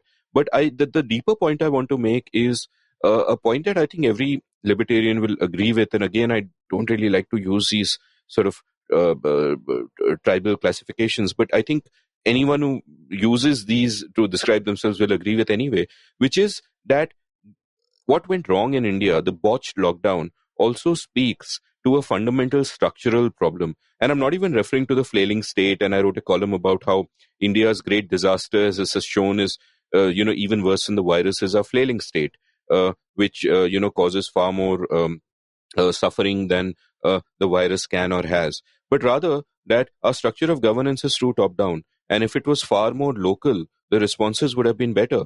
Like, as you just said, that the policy that you carry out in Mumbai is not something that really fits in Arunachal Pradesh or rural Bihar or whatever. So if governance is really local and responsive to what the actual needs on the ground of local citizens are, then better decisions can be taken that way at a local level. Now, there will be places where people get it wrong, but there will also be places where people get it right. And the point is, a bad decision will not scale in the way that it can when there is just one guy in Delhi who is making a bad decision, and then it just percolates down. So I would have preferred that, and those sort of. I've just written a paper on this with GP Manish and Abhishek Chautagunta. So I will send this paper to you, talking about the reason we had such a terrible lockdown, imposing these horrible, unintended consequences and costs on the poor, is because India's federalism is too centripetal, which has made our governance structure very top heavy and very dysfunctional. So I'll send this paper to you. I'm already intimidated. Centripetal. Anyway, let's move. I'm sorry, there is no easier word to describe that. You can admonish me again. Or scold if you shall, but it's hard to come up with another word for centripetal, right? Because we're supposed to be federal, we're not centralized, right? But we have a bias towards the center. We gravitate towards the center. So if you have a better word for that, you should tell me.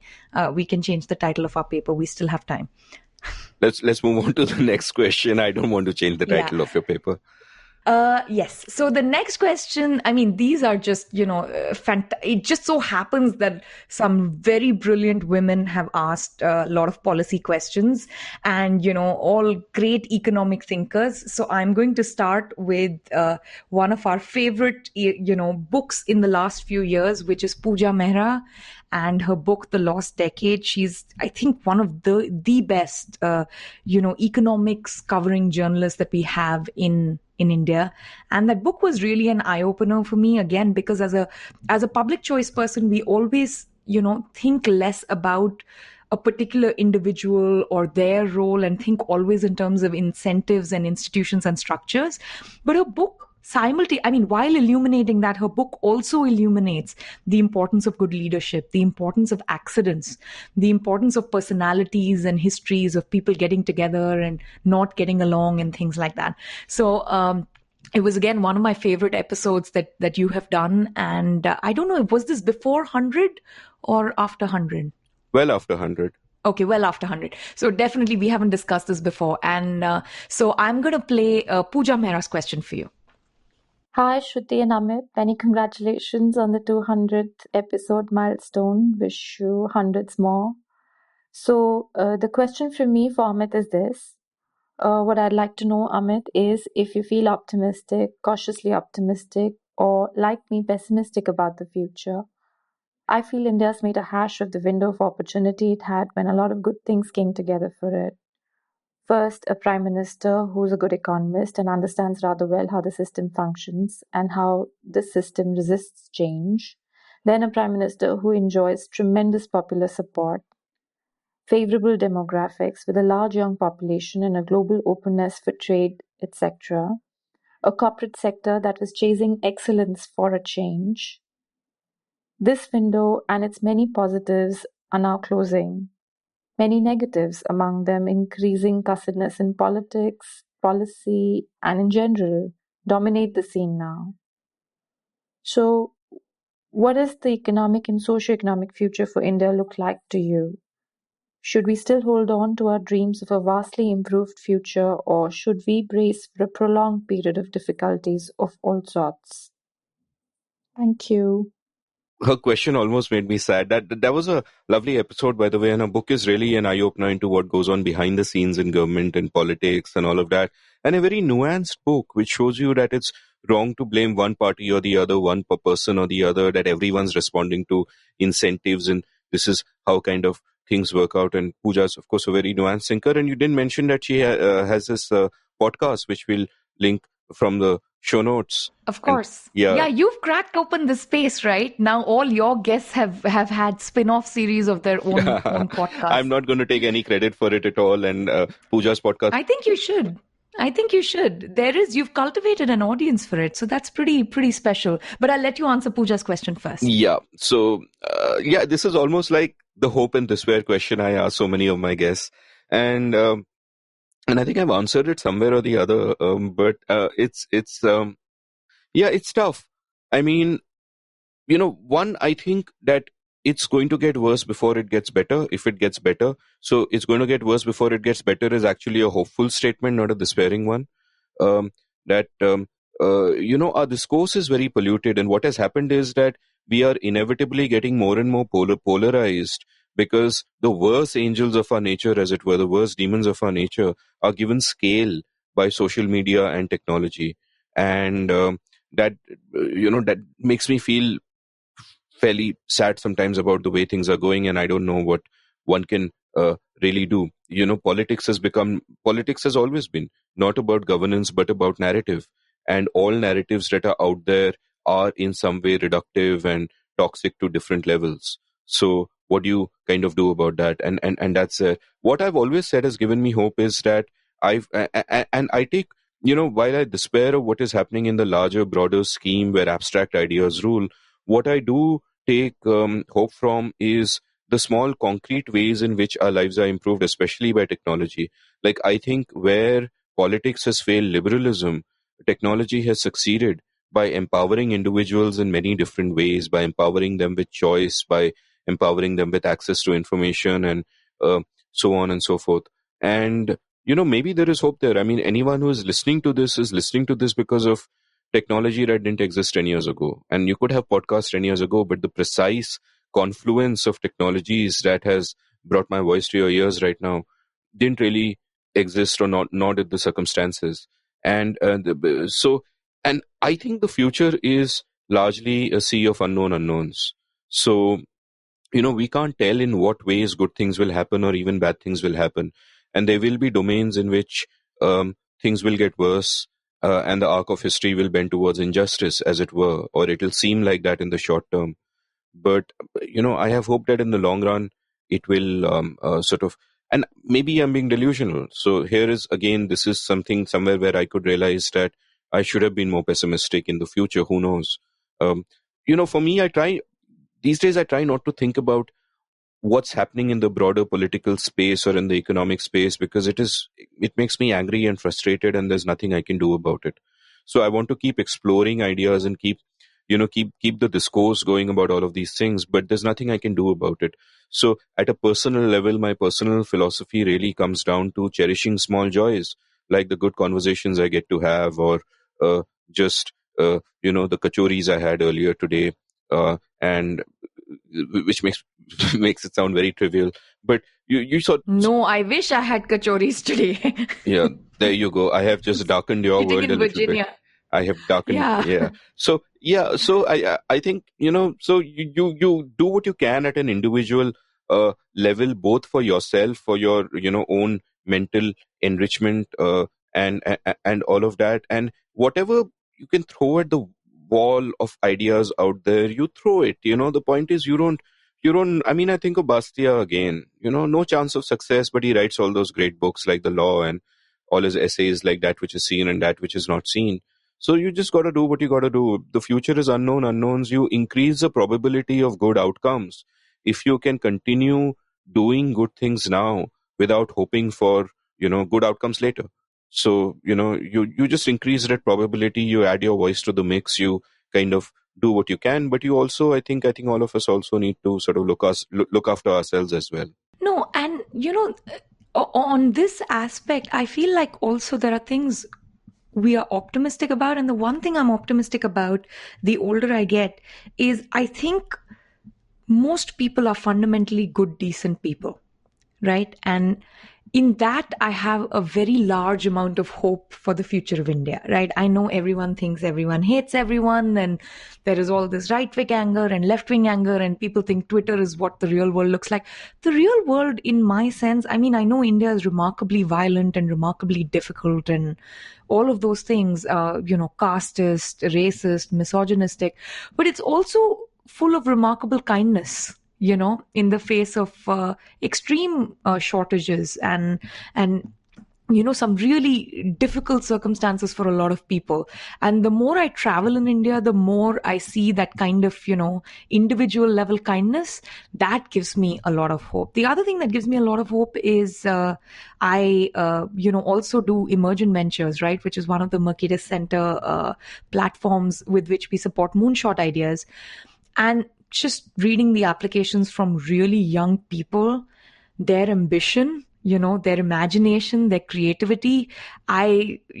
Anytime I work on Emergent Ventures applications on a given day, the next few hours are very bright and optimistic for that particular reason. So I'm also hugely optimistic of the younger people in India. I want to now move on to the other favorite resident economist that we have, and that is Rajeshwari Sengupta. Right. I mean, she is just such a great thinker. Again, our fields of specialization are different. So anytime I read a column or a paper by Rajeshwari, immediately it's got my brain just expands and opens up a little bit more. So I really value her as an academic, but also as, a guest on your podcast, as a fellow guest, because we did one episode together. So I had the pleasure of meeting her. And she also has one of these big think questions for you. So I'm not going to say more. I'm going to, play the question and then we'll talk about it. Hi, this is Rajeshwari. First of all, heartiest congratulations to Amit and team on completing 200 episodes of a podcast, which I think is one of the best in the country on the topics that it covers. I've thoroughly enjoyed listening to several episodes and learned a lot. I wish you guys all the best as you hopefully continue to enlighten us with more such informative shows. My question for Amit is as follows. The podcast can safely be categorized as one that caters to a highly educated, English-speaking elite audience. But the word elite now has a negative connotation, it seems, in several societies, including ours. All over the world, we are witnessing a sort of a backlash against us elites. The unsaid, unwritten criticism seems to be that we, the elite, the intellectual thinkers of the country, have ignored or marginalized the common man, and in doing so, somewhere we have lost the plot. We have lost the narrative. There seems to be a deep disconnect between what we say or think or write and what the common man who votes in our democracy believes in. So my question for Amit today is there anything that he thinks that we can or need to do to bridge this ever-expanding divide? Or do we risk becoming redundant and reduced to passive observers, reminiscing about the past when things were different? Yeah, what a fantastic question, no? Yeah, it's Rajesh. And it doesn't surprise you that it comes from Rajeshwari, right? Like she never thinks narrowly. She just thinks so big and broad. I just, classic macroeconomist thinking macro questions. Yeah, she's great. I did an episode on GDP with her, which was a fabulous episode. And for anyone who wants to understand the concept of the GDP and the way it's measured and the larger conceptual questions as well, that's a great episode. And you, Rajeshwari, and Vivek Kaul were my guests in a 4-person episode. We did 12 Dream Reforms, which is one of my 10 most popular episodes, I think. And that was great fun. And you and Rajeshwari were, of course, fighting all the time. We're not fighting. This is how economists talk to each other. This is how economists talk to each other. I think we scared everyone. Yeah. Very deep question. So let me respond to it by saying that, first of all, I mean, I, of course, use the elites in a banal descriptive sense, where it's obviously true. We are the elites, right? We have to acknowledge our own good fortune and our own privilege and all of that. And it's true. We are the elites by definition because there are so few of us and we are so fortunate. As far as the criticisms of elites are concerned, I think they are largely justified. I think they're largely justified because elites too often, people like us, and I include you and me, will sit in ivory towers and be sanctimonious about what is good for everybody, including what is good for the common person. And and because for so long elites have controlled the levers of the state and the levers of media and all of that, we can do what we want and we can sort of our narratives are the ones that get through. And you could say, in a sense, that has started to change in recent times, and there are ebbs and flows in that. I think the two, to get back to the constructive part of it, that what can elites do better, I think there are sort of two important things that we can do better. One is, at a level of attitude, we need to be open. We don't need to look down on people who are not elites, and say that, oh, so and so voted for Modi because he's bigoted, or so and so voted for Trump so he must be a racist. And I think that kind of condescending, demeaning attitude doesn't help. People's concerns are different from ours. We have to be open to understanding. See, people contain multitudes. Like you said earlier, there is much kindness in the common person towards others, even towards those who he would consider in an abstract sense to be the other, that abstract term. But there is kindness in an actual concrete way towards that. And I had an episode recently with Aanchal Malhotra where we discussed the concrete and the abstract a lot, and very moving episode for me. And so I think that we need to do that. We need to stop looking down on people and say that these are the unwashed masses. What do they know? We know better, and all of that. And we need to be open to their concerns, and open to their concerns not in a way that we are, giving compassion from on top, but actually try to understand where are they coming from, why are they, because the point is, there but for the grace of God go I, as it were. And that's actually the wrong quote, because it's not even as if somebody is in an inferior position and someone is better, or someone is inferior or someone is better. It's not like that at all. It's just that everyone is a creature of their circumstances and their thinking. And maybe it is some of the elites who are in fact intellectually hobbled by a narrowness of vision. So I think elites need to be open, and especially, and one good way of doing this is through considering what Barun calls means, and I would call consent, that if you want your ideas to percolate through society, kindly do not impose them at the cost of others, but try to make it happen in a bottoms-up way. Too many of the elites have a particular vision of the world which they want to impose on others out of the best possible intentions, and I sort of have an issue with that. So that's one aspect where the elites can do better, just in terms of their attitude and their approach. Have some humility, be open, don't, try to look at the world in a top-down way and impose your ideas in that manner. And secondly, I would say that if the elites really have a sense of conviction in what their ideas are, like you and I did, and going back to Kumar's question, then focus on a narrative where you're not talking at someone, but you're actually talking to someone. You're respecting their concerns and you're trying to convince them in a respectful way, instead of lecturing to them and judging them because they don't agree with you, so they must be bad people, and so on and so forth, which is happening too much. So these two things, I think a lot of criticisms of and anger at elites are justified, and we should have the humility to accept that, and the capacity to then think about how do we communicate better. And I think a lot of the answer comes in learning from others who are not like us, and some of the answer comes from being able to have the sort of dialogue with them that we can convince them of our ideas. I would add one more thing, and maybe this is because I have been in the academy my whole life that I feel this particularly. I think elites, not just Indians, everywhere in the world, we're also very cliquish, and it's like a club with a secret handshake, right? Because if you didn't know how to pronounce that French word correctly, or you said Rodin instead of Rodin, then you don't know the secret handshake, right? So there is a very cliquish nature. We use pronunciation, we use schooling, we use brands, what you wear, things like that, right? Like how you speak as proxies for whether you are part of the club or not part of the club. I find that particularly disturbing. And I never realized this about Indian elites while I was living in India. I was probably one of them who would have made fun of someone, I hope I wouldn't have been that unkind. But, I can easily imagine myself being one of those people, either openly making fun of someone or at least like thinking in my head, I can't believe they don't know how to say that. But I think one thing that has changed me is also being an immigrant, right? So once you leave the place that you were raised in and you come to a new world, which was open enough to accept you, even though I'm not one of them, right? I'm not American.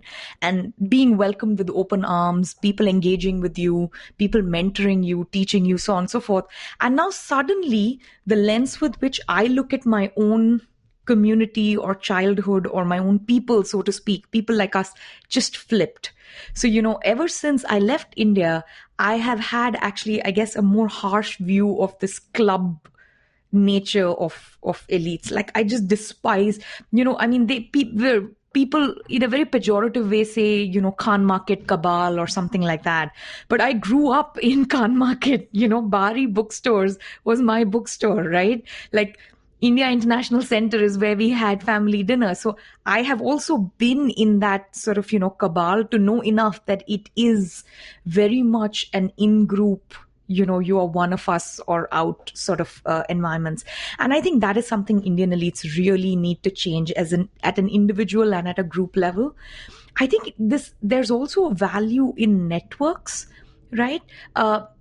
Thanks to Twitter, I have been speaking to more people who are from different backgrounds, right? Dalits, LGBTQ members who I normally wouldn't have met. We would have never been in the same room, given the circumstances in which I grew up in India. And one of the things I realized is one of the hardest things for Dalit students to get into American universities is letters of recommendation, right? There aren't enough people that they know who would write a letter for them that would carry weight in an American university that, would get them admission. Of course, they know wonderful thinkers. I'm sure they have great teachers. But there is this gap, and this gap exists because we wouldn't let them in, right? So I have made this offer multiple times on Twitter and privately, and I'll make it on your show that, students who need help and help opening doors, opening networks within academy in India or abroad, they need people to recommend them or at least people to mentor them. And we need to open up a little bit and not say, I'm only going to mentor so-and-so who came from, my father's friend's son or, someone who grew up in my neighborhood or is the, alumni of my school and things like that. So I think this in-group clique behavior really needs to end. Yeah, and some of these exclusionary behavior is, of course, the default condition of being an elite and not necessarily an intentional this thing on the part of the elites, but it helps to be aware of it, and that self-awareness is important. I'll just respond to a couple of the things that you said. One is about pronunciations.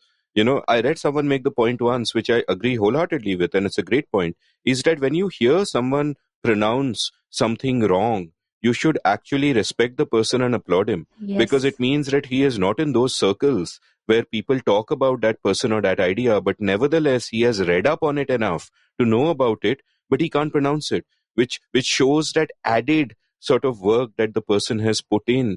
And therefore, if someone says Rodin instead of Rodin, which I'm sure I must have done at the start, the very first time I read the word, how would I have thought of it exactly like that, right? So it's perfectly fine, and we need to sort of lose some of that inbuilt snobbishness. The second thing I'll say is that, I think I've sort of been an outsider in every sort of community that I've been remotely part of in my life, whether it's an intellectual community or writers or poker players or whatever. I've kind of been on the fringes, 1 foot in, 1 foot out, very different kind of view, bringing a different lens and all of that. So I've kind of gotten this from the start, that while I am extremely fortunate and privileged and all, there's just so many problems with, those sort of narrow, constricted worlds. And the other thing I would say is that, we know for a fact that this podcast, for example, does have an elite audience. It goes out to a lot of the elites, and especially young PhD students and so on and so forth. And if they are listening to that, I'd just ask that always retain intellectual humility, because, we reflexively fall into certain ways of thinking that are common in our circles, depending on where we are being educated or the circles that we talk to and whatever. And it's always sort of tempting to harden the ways in which you think to fit in with your peers and to gain brownie points for them or whatever. And that's a natural human tendency. But always try as far as possible to retain a certain amount of intellectual humility and to not make the mistake of dehumanizing those who disagree with you. Like, one thing that is so sad about these modern times is that discourse has become so toxic that if someone disagrees with us, we treat them as if they are a bad person. There is a character flaw there. They are the enemy. They are the enemy, and kindly avoid that. But enough of my hectoring, as the elites would do. And let's move on. I think that is a posh word, Amit. You need to find a simpler word for that. Hoist by my own petard, to use an elite cliche. Again, something I warn against, by the way, in my course. But yeah. Now, I want to get to a couple of more concrete policy. So the next question again comes from, one of our favorite people and thinkers. This is Hamsini Hariharan. I mean, of late, not that I didn't admire her before, but my admiration for her has increased manyfold since she got into the world of China, right? And it feels like this different universe, whether it's the language, whether it's actually going to China and spending time there, whether it's really trying to understand the world from a completely different lens, right? Seeing India through a different culture, through the neighbor's point of view. So, Hamsini, if you're listening to this, my admiration for you has only increased. And Hamsini has a question for you. So I will play the question first and then we'll talk about it. Hi, Amit. Congratulations on 200 episodes of The Seen and the Unseen. Here's my question for you. If the government of India came to you tomorrow and asked you for advice on policy reform, what would be the first on your list that the government needs to reform? Yes, I know you tell the government not to do anything and to butt out, but this is hypothetical. So what's the first thing that you think the government needs to address? Yeah, nice question. I mean, where does one even start? Hamsini, of course, was my colleague at Pragati for the time that I was the editor there. So we were basically, she and I were the editorial team. She was based out of Bangalore. So whenever I went there, we would have our editorial meetings at Blossom's bookstore, which is the best possible place to have editorial meetings, I would imagine. And she's always been into China, by the way, from the time I knew her. So not recent. Good question. Where do I even start? I mean... Oh, no, the recent part is her actually going to China and immersing herself in that world. That's the recent part. True. She was already a scholar of China before that and studying and learning Chinese and all of that. I think you need an overall mindset shift, right? If you just change one little thing, that doesn't help. But I don't want to cop out. So, okay, what are the specific things? Easy answers would be, okay, abolish, all but maybe 5 or 6 ministries in all the areas where you don't need them. Apart from that, just sort of, there's so many policies that I've discussed over a period of time. There are, urban development related policies like, FSI and rent control. There are policies at the agricultural level, which is, where we have really failed our farmers and shackled them for decades. And there are tons of policies with all kinds of externalities. You should immediately shut down all PSUs, for example. Can I interrupt you for a second? Sure. And prompt you a little bit because I have a feeling you'll agree with me. I think the number one thing, if I had been asked, that would be on Amit Varma's list would have been education. Yeah, allow for-profit schools and don't regulate them. And I've had different episodes on why this is important. And it's a tragedy. What we have done to our children for decades is, keeping them poor and uneducated is just a crime, but it's so unseen and it's a crime. And I could sort of get all emotional and upset over here. And I, of course, am one of those elites who had the privilege of getting a decent education, though our education system is actually completely shitty. I consider myself self-educated, but regardless of that, whatever base one was given just in terms of learning the language, but extremely privileged that way. But yeah, what we have done to the children of our country, keeping them poor and uneducated for decades, is a great tragedy, and every government is to blame for thinking about this the wrong way. So yeah, that's certainly one area that I can think of. But it's like, where do you even start? If your body has like 80 cancers and 40 ulcers and all kinds of things going wrong, and organs are falling apart, and there are every bacteria and virus has infected you, and you say, which disease would you like to cure first? Like, it's like you feel like saying, Baskar pagle rulayega kya? It's Yeah, so I know that's not a I think satisfying. then reincarnation is the only option if we were the religious sorts. If we were the religious sorts, yeah. I mean, the question is, the reason I'm sort of floundering is that the question is I've just heard the question. Maybe if I'd had it a day in advance, I could have thought of something eloquent and a good reasoning for that. But education, certainly you're right. That's something that I've written about a lot, and that would kind of make sense. But in general, you want a mindset shift where, it shouldn't be as if the government own the people. The fact is, the state is there to serve the citizens and not the other way around. We have the opposite mindset, and we need to get past the mindset. And I don't know whether it's a problem of the state. I think it's a problem of the people that we have normalized it, and we have this mindset. If you change the demand end of the political marketplace, then the supply end will take care of itself. But I think that, the state is a different beast that is almost insulated from a lot of what happens in the political marketplace, partly because of all the mistakes made in designing the state to begin with when we gained independence. And that's just a whole new story, and it could have been far worse. So, maybe we should just be thankful for what we have. I think there is another question along similar lines, and this is by one of your biggest fans. This is Sudhir Sarnobat, and I am going to play the question. And now don't say I surprised you, because you've had a little bit more time to think about it. But it's basically putting Modi ji out of a job. So just, let me play Sudhir's question. Hi, Amit. Congratulations on 200th episode of Seen Unseen. Over the last 200 episodes, I have learned a lot about states, markets, economics, and Indian political history. There's a lot that's wrong with our society, politics, and overall political structure. Various themes have been discussed on Seen Unseen. Taking that thread forward, I would like to indulge you into a thought experiment. What if you are made a Prime Minister of India with thumping majority for, let's say, next 10 years, from 2024 till 2034?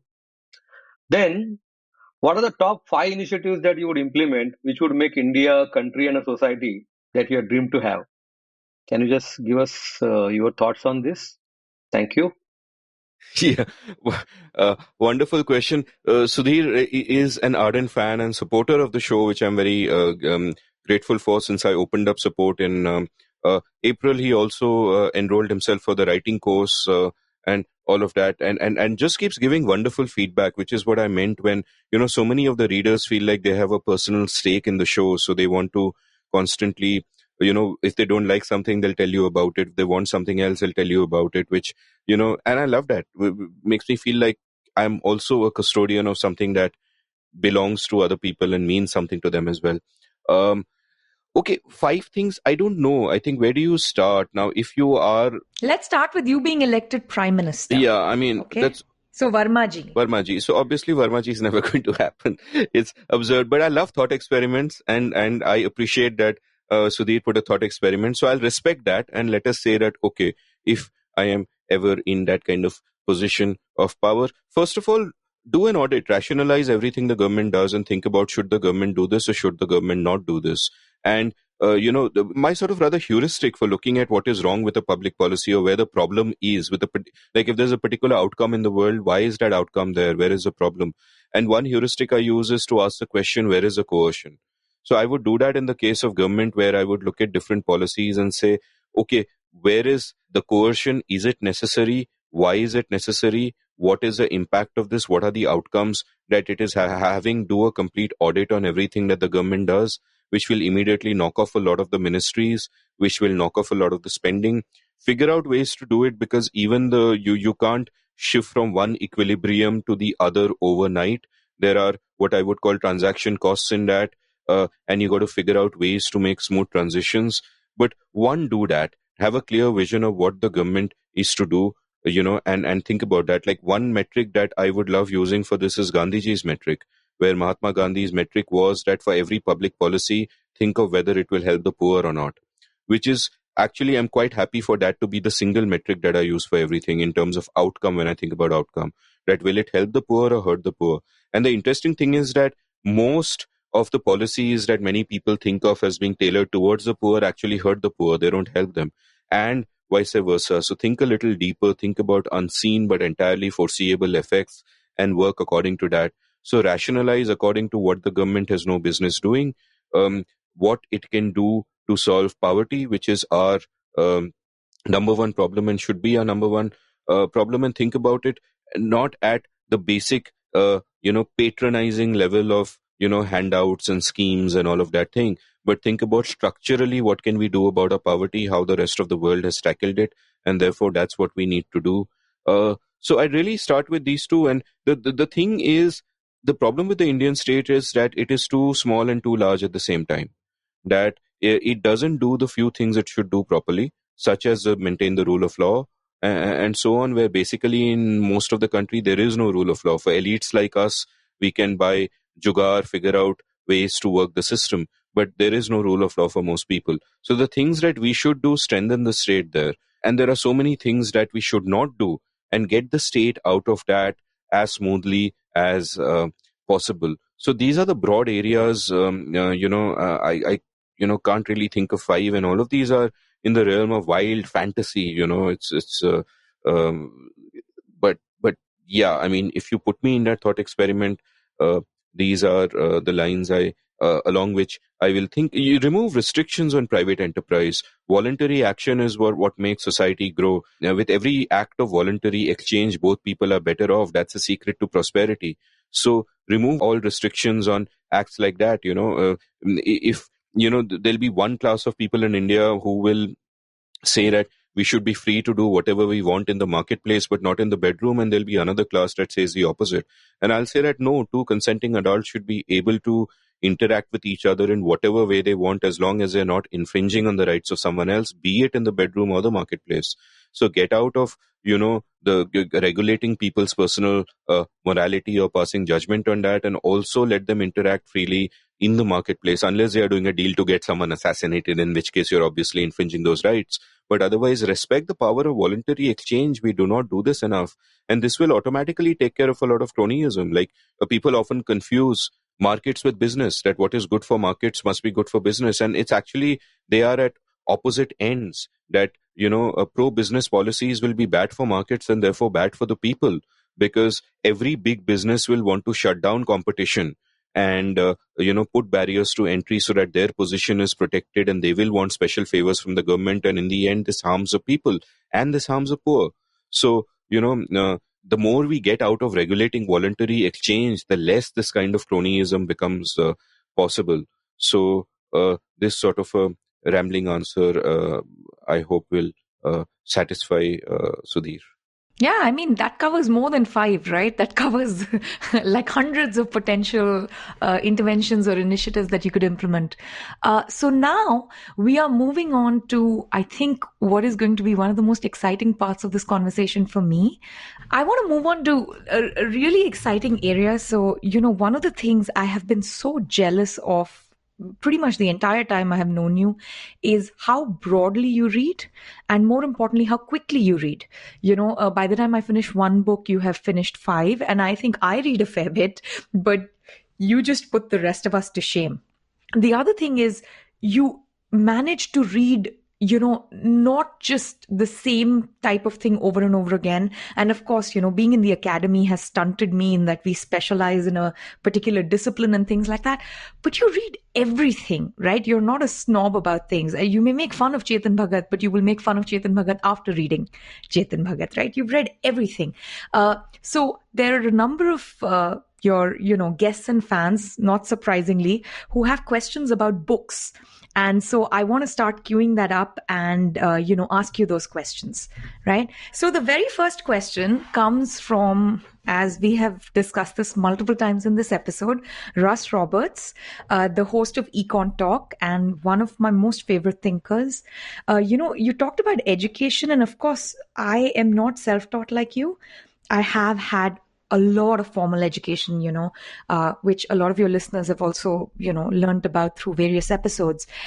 But I feel like I have learned more from Russ Roberts than virtually any other book in economics or any other single professor of mine, because I have been listening to his podcast since, I think, 2006 or 2007, from the very, very early days. And he was a professor at George Mason, and that was the pull. But I have just learned how to think about the world through his voice and, through his eyes.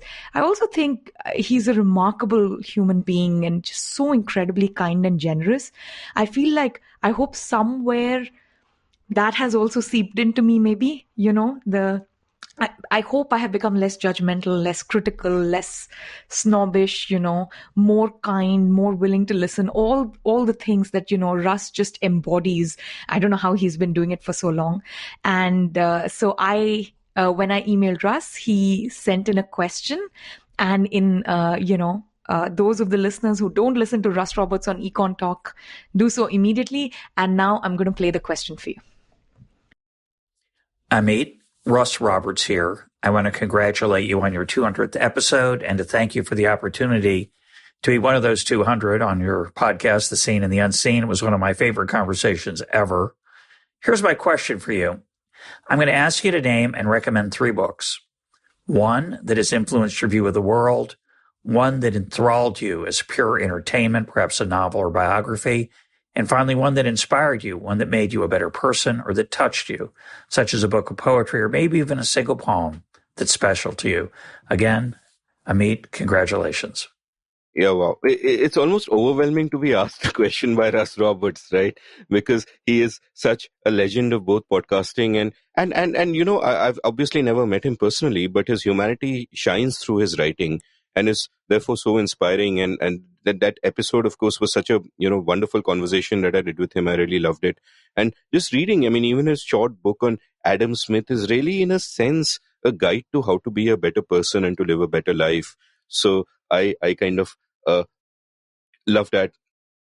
A book that changed my view of the world. I'm not going to name a libertarian book here, oddly enough. I'm going to name The Blank Slate by Steven Pinker. Because what that book sort of did to me was that it made me much more cognizant and aware of human nature and the fact that we aren't blank slates, that we have a hard wiring. And in fact, it made me very conscious of the different ways in which our culture is both a reflection of the hard wiring and also an attempt to mitigate it and to fight it. That we are wired in certain ways and we are also wired in certain contradictory ways.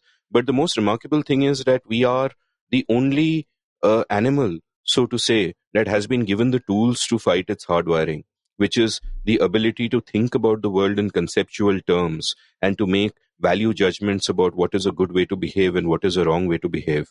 And that awareness of our own humanity and sort of the different ways in which we are like, I think of the brain as a machine that we have to fight, that the machine is wired to do so many things, to look at the world in different kinds of toxic ways, and we have to fight that machine, and we have to fight it even in more everyday mundane things, like our brain is wired to be distracted, to take the easy way out, to preserve cognitive energy and not actually do deep work. And in various ways we have to kind of fight that. And The Blank Slate is this wonderful book that through this long arc shows one, on the different ways in which we are shaped and our cultures and our societies are shaped by our wiring, and B, in the ways in which different fields have are shaped by it and also reflect sort of the different battles that then arise when we try to fight this, and also how dangerous a view of the world would be that rejects the fact that we are wired and treats us as if we are blank slates when we are absolutely not. So, it takes a very nuanced view of nature versus nurture. I think in one of his books, Pinker writes about how, nature gives us knobs, nurture turns them, which I think is, such a powerful line. That's one book which I think changed the way I look at the world. Another, a great book which I think sort of moves me a lot and, has me, sort of connects me deeply with the shared humanity of all of us and the shared tragedy of life, as it were, is a book of poems called Almost Invisible by Mark Strand. And I would recommend all my listeners to just go and buy Mark Strand's collected poems, because that will include this book, obviously. And that's a remarkable volume, and he's a remarkable poet. And these poems were written, I think, when he was towards the end of his life, if I'm not mistaken. It's his last book of poetry, and it's prose poems, right? So it's just prose. And And since Russ said maybe I should read something out from it, let me quickly find something to sort of read out from this. Yeah, so I have opened the page and I'll read out a couple of poems. They're very short and they're very powerful. You Can Always Get There From Here by Mark Strand. A traveler returned to the country from where he had started many years before. When he stepped down from the boat, he noticed how different everything was. There were once many buildings, but now there were few, and each of them needed repair. In the park where he played as a child, dust-filled shafts of sunlight struck the tawny leaves of trees and withered hedges. Empty trash bags littered the grass. The air was heavy. He sat on one of the benches and explained to the woman next to him that he'd been away a long time, then asked her what season had he come back to. She replied that it was the only one left, the one they had all agreed on. I'll read out the next one now. Like a leaf carried off by the wind, by Mark Strand. After leaving work, where he is not known and where his job is a mystery even to himself, he walks down dimly lit streets and dark alleys to his room at the other end of town in the rear of a rundown apartment house. It is winter and he walks hunched over with the collar of his coat turned up. When he gets to his room, he sits at a small table and looks at the book open before him. Its pages are blank, which is why he is able to gaze at them for hours. And I'll finally read out a third one. And this is called Harmony in the Boudoir by Mark Strand. After years of marriage, he stands at the foot of the bed and tells his wife that she will never know him, that for everything he says there is more that he does not say, that behind each word he utters there is another word, and hundreds more behind that one. All those unsaid words, he says, contain his true self, which has been betrayed by the superficial self before her. So you see, he says, kicking off his slippers, I am more than what I have led you to believe. Oh, you silly man, says his wife. Of course you are. I find that just thinking of you having so many selves receding into nothingness is very exciting. That you barely exist as you are couldn't please me more. And what was the third kind of book? I was about to ask you, the third question is one that enthralled you as pure entertainment, perhaps a novel or a biography or something like that. Fascinating. I mean, as a biography, I love The Power Broker by Robert Caro, but not enthralling. It's very insightful and very interesting. I'd say I was sort of maybe, enthralled by Lord of the Rings, for example, which is, great fantasy and just the world building and everything. And that's a favorite of so many people. And I guess growing up, it's one of those books you remember for, the ways in which it enthralls you. And I guess at the moment I'll pick that, at a later point in time, I will sort of regret not mentioning, I'm sure, so many other books. But yeah, I would say that certainly did enthrall me. Now there are more and more questions on books, so I'm going to ask you Sukhada Chowdhury's question next, right? Because this is also book related. Hi Amit, this is Sukhada. I've been a big fan of your podcast and big congratulations on completing 200 episodes of this fabulous show. And the question that I want to ask you is, if you could make sure that everyone in the world could read just one book, which book would that be? Would love to know your answer. Thanks so much and all the best. Yeah, great question. Again, She hates you.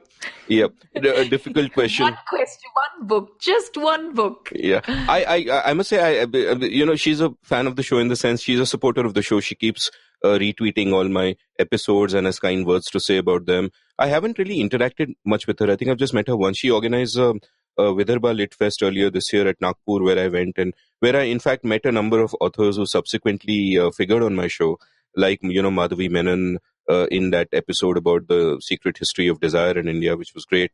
And I met Rajat Ubihankar there. Yeah. So over a period of time, I've taken 3 or 4 guests from that festival. Good question. It's also a very sad question. Imagine a world where people could read just one book. It's also a question that appreciates the opportunity cost of time if one had time just to read one book. So I am with her on this, and I'm going to corner you and make sure you don't weasel your way out of it. No, I won't weasel, but I'll name more than one book because there's more than one sort of dimension in which this can play out. And in the realm of ideas, the book that immediately comes to mind is Bastiat's The Law. Because of what, the relationship between the state and the individual and the principal stand that it takes. And but it's a difficult book to read. It's actually very simple, but the language is archaic. So it's kind of difficult for that reason. I mean, one could also point out, Adam Smith's, both his books, Theory of Moral Sentiments. And though, I mean, if you don't have time to read both of them, you could maybe just read Russ Roberts' book on Adam Smith. I love Orwell's essays, but I don't know what would be the value of reading them if you read nothing else, because where do you get context from, right? And similarly, I wouldn't recommend Mark Strand's poem if it is the only book in the world, because again, there is no, your taste would not have built up to the point where you could appreciate it. Perhaps it would just. So it's a tough question. I think, I don't know, maybe just yeah. So in nonfiction, like I said, maybe Bastiat's Law, maybe Orwell, I don't know. In fiction, you could go to Orwell, you could go to something like 1984 or Animal Farm, which also are in their own ways books of ideas and books that kind of contain a lot of truth about the world. But I mean, depending on how one is feeling, one could come up with, a bunch of different answers. But I can't think of a satisfactory single answer for fiction, because the joy of fiction is that with every book you enter a different world and enter other people's lives, and all of it collectively just increases your empathy and makes you a better person. I mean, some book, like if somebody read only one book, you have to give them a book which is also easy enough to read. So I would think But it's not somebody, right? She's asking if everybody in the world could read just one book. So there is a shared context, I think, in her question, unless I'm reading too much into it. Yeah, but the point is, there are many books which are great books, but if people haven't read any other book, it doesn't have the same impact. Maybe something like A Curious Incident of the Dog in the Night Time by Mark Haddon, which is a delightful book about a specially able child solving the murder mystery of his dog, and just beautiful writing, and that also gives you a sense of how you can enter someone else's head and see the world differently, and yet is written in simple enough language that everyone can get it. So that's one sort of book that comes to mind. But you get the fundamental difficulty with the question, and also perhaps this is my shortcoming, that I read so much that I am simply unable to imagine what it must be like to not have read anything. It's somewhat like, Thomas Nagel wrote this famous essay about what it is to see like a bat, and which makes a philosophical point that some experiences are so outside our realm that we cannot even imagine what it must be like. So yeah, I mean, I think I've kind of hedged, but I hope Sukhada will forgive me. I'm an economist, and if there was only, I mean, I like you can't imagine a world where only one book could be read, but I would say Economics in One Lesson by Henry Hazlitt.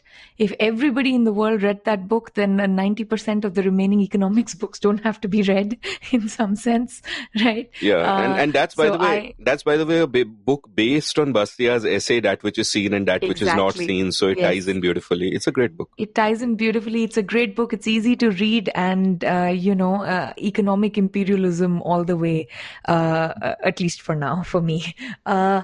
I have a couple more book-related questions. So this is Subrat Mohanty. I don't want to say too much. I want to play the question first and then talk about it. Amit, hi, this is Subrat here. Long-time listener, in fact, from the time you dropped your first episode. Congratulations on the 200th episode. Here's my question for you. Why have more people read Das Kapital than Road to Serfdom? Thanks, and all the best for future. Yeah, what a great question, isn't it? Yeah, so it's not about books, but about reading, which is also a subject on which you have a lot of insight on how people read, how you read yourself, how one should read to write better, and so on and so forth. So I think this is a good question of why the world has gravitated one way instead of another. Yeah, Subrat, by the way, is a host of a brilliant podcast called Haal-Chaal, Hai, which is a lovely podcast which looks at Hindi films and Hindi music, and indeed our society itself at an earlier time. And I recommend everyone listens to that. Great question. And I remember once when I was a teenager, and I remember this memory. And like I said, my father had thousands of books across ideologies and across genres and all of that. So I remember once I was meeting a bunch of friends in college, and in my bag I took the book Das Kapital, which he asked about, because I thought it would be cool. I thought it was fashionable. It would make me seem intellectual and all of that when I was a very young uh, teenager. And I think a lot of what draws us towards ideologies as also ideological books is the desire to fit in and, with a cool gang, and to be seen as, one of a cool bunch of people and all of that, which is why we shall, we'll read Das Kapital, and we'll read Marx, and we'll wear t-shirts of the mass murdering, Che Guevara, which just repels me when I see someone wearing that t-shirt. But so it's kind of those social currents where you want to fit in with a cool bunch of people, and especially if those cool bunch of people seem to be enlightened and they've read a lot and they're compassionate. Though, we have seen where compassion can lead society in the 20th century, that kind of shallow, stated compassion that remains at the level of intention.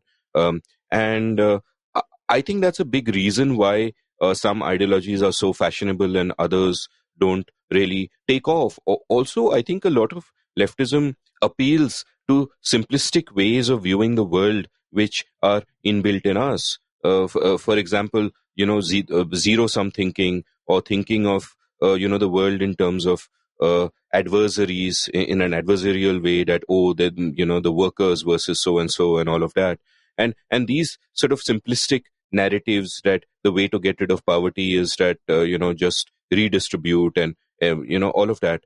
And I can see why those are appealing. And so I'm not really surprised why more people have read Das Kapital than Hayek's books. And Hayek also writes in slightly dense language, but so does Marx, of course. And of course, I read Marx before I read Hayek, which tells you something about the way the world is, that many people will never even move to Hayek, which is why it's a responsibility of those of us who read Hayek and find illumination in him, to spread those ideas in concrete terms and simple language. Because I think that there is a social cost to reading the wrong books. There is a personal cost and a social cost to reading the wrong books. And this is possibly the wrong time to sort of elaborate on that, but we are shaped by what we read, and what we then become is what shapes society, if enough of us turn out that way. No, and also the other thing to note is that besides Das Kapital, a book that has been perennially on the bestseller list in India over the years is Mein Kampf by Hitler. And you could also ask that is another toxic, dangerous book. Why are people reading that? But Absolutely. because I suppose at some level it's enthralling, and two, because it speaks to simple narratives, that you need a strong leader and all. I mean, I used to hear these kind of arguments back in the day, that India needs a strong leader like that, and who can get things done and the trains will run on time. And you still hear arguments like that from people. So these are sort of, from different ideological ends, both simplistic, both dangerous. We have seen the damage they have caused in the 20th century with Stalin and Mao, and of course Hitler himself, and so on and so forth. And both having commonalities in terms of having a simplistic vision of the world and believing in the power of the state to shape society as you wish through coercive action. And we, of course, haven't learned any lessons. And I think it also, the way the question was phrased, though I know Subrat didn't mean it quite as literally, I'm not sure so many people have read Das Kapital, right? It's like most people think they understand the punchline or, the Cliff Notes version of it. And I think that has a lot to do with, this lovely article that Hayek wrote called Intellectuals and Socialism. Where in a way, the socialists managed to capture an intellectual elite class who then furthered and propagated those ideas, probably for all the reasons that you mentioned, which is, the simple narrative, the appeal to tribalism, the appeal to our base instincts of thinking in terms of zero sum and things like that. But the liberals have not quite as well, penetrated the intellectual class to then convert it into simpler messages, which are easy to consume, easy to repeat, easy to turn into a proverb, and, so on and so forth. So I think there is something to do with both the content, but also the messaging, and who's doing the messaging. I have another question, which is not about before that, if I may interject, it's also, this is similar of Piketty also. That Piketty is very fashionable these days. Almost nobody has actually read Piketty, but it's very fashionable because it makes you seem both intellectual and compassionate at the same time. And actually, the man is just profoundly wrong in so many different ways. But you don't even want to enter into an argument about it with anyone because it'll seem like you who has no compassion for whatever and all of that. And I would, before people start arguing about Piketty with me, I would request them to actually read his full book and then you come and talk. Yeah, I would also recommend they read, Deirdre McCloskey and Phil Magnus's critique of the book, which is also not just a substantive critique, but also, many issues with the data and how the data is interpreted and analyzed and so on and so forth. Exactly. So now I have another question on books, but this is not about your favorite book. This question comes from Ram Guha. Again, one of our, probably favorite writers, thinkers, historians. I mean, again, someone who has multitudes. Right now I'm excited about Guha for a completely different reason. I was reading something that he had written on, forest nationalization and forest rights of tribals. And my husband is incredibly excited about Guha because he's coming out with a new book on cricket, right? And in this household, that I think there are very few intellectual figures who excite both of us in equal measure on dimensions which are so far apart. So thanks to you and thanks to the 200th episode, I got to say hello to Ram Guha on Zoom during the pandemic and, get to ask this question. So I'm first going to play the question and then talk to you more about it. Hi, Amit. This is Ram Guha, and I'm here to wish you on the splendid anniversary of your fabulous program and to request you to please write an accessible book on the relevance of C. Rajagopalachari. You do not have to be a Tamil. You do not need to know Tamil. You need to understand economics, politics, and have an independent point of view, which is exactly what you have. And we need to rescue Rajaji from the fundus who are claiming him as one of their own. So please do it, Amit. What a magnificent question and a difficult request. I mean, I am possibly not capable of writing a biography and, and there are so many books that have yet been unwritten. The written and the unwritten could be, the story of my life, except the first part of that would be very scant. That there are just so many things that I want to write, but I'm getting to. But I agree with Ram that, Rajaji needs to have a nuanced, deep biography written on him by, someone who is apart from those who claim him these days. I mean, it's really tragic to see what has happened. The magazine he once founded, Swarajya, being the filthy rag that it is today. And it's tragic. But yeah, and again, it's kind of awesome to have to actually have someone like Ram Guha ask you a question. I mean, he's asking more than a question. He's asking you to write a book. I think that's an even higher level compliment. Yeah. No, I would, I'm going to pass the parcel on to my readers and say that this is something that I agree with Ram, that it would be great if somebody did it. So if one of you is up to it, I've had a lot of great biographers on my show talk about their methods of work and all of that. So take inspiration from some of that and go do it. I do, however, think that, I think one incredible sort of talent that Ram Guha has is to boil down an entire cultural moment into a single question. I mean, something that might seem like an innocuous podcast question, but what Ram is saying is like a critique on the entire right-wing intellectual movement that's going on right now, right? So that is also one of my favorite things about him. So what is said and what is unsaid could be another way to think about that. And I think Pratap has the same quality, Ram Guha has the same quality. They're able to think and capture these big ideas and big sort of cultural, political life moments and, turn them into something like a question for Amit Varma to write a book on Rajaji. No, I mean, Ram has so many great insights, and thankfully he's one of those public intellectuals who keeps writing columns regularly and not just withdraw into a shell in the face of severe criticism from both sides. And that makes me so sad. I mean, one, it does make me sad that one of the things that the troll farms of the BJP did after they came to power was that they sort of, demonized Ram Guha and made him out to be, a liberal historian who was against the Hindu cause and just whatever, which is a complete misreading of his great body of work. None of these people have read his books, and to paint him in that manner was really tragic. And what has also happened after that is that today you'll have woke liberals on Twitter also ranting about Ram for different reasons. One of which, of course, is his contempt for the Gandhi family, which I entirely share and which we discussed on this show, I think, in the Republic Day episode that we did at the start of the year. And that's really tragic, because this is a great historian and a great thinker of our times and a very nuanced thinker. So, obviously both ideological tribes will reduce the world to a binary, and anybody who doesn't fit that binary is by default, a bad person, a bad thinker, or whatever. And it's sad, but his books sell well, and I hope that, and I'm sure that, within that silent majority, which is not part of the barking dogs of Twitter, Ram has enough people who have the same sort of admiration and reverence for him that, you and I do. Another thing here is, we talked about this a little bit earlier when we were talking about intellectual influences, and how, partly because our school curriculum is so heavily, got this colonial hangover, sort of thing. We don't read, whether it is in literature, whether it is non-fiction, we don't read too many of our own, Indian voices, Indian thoughts, Indian letter, right?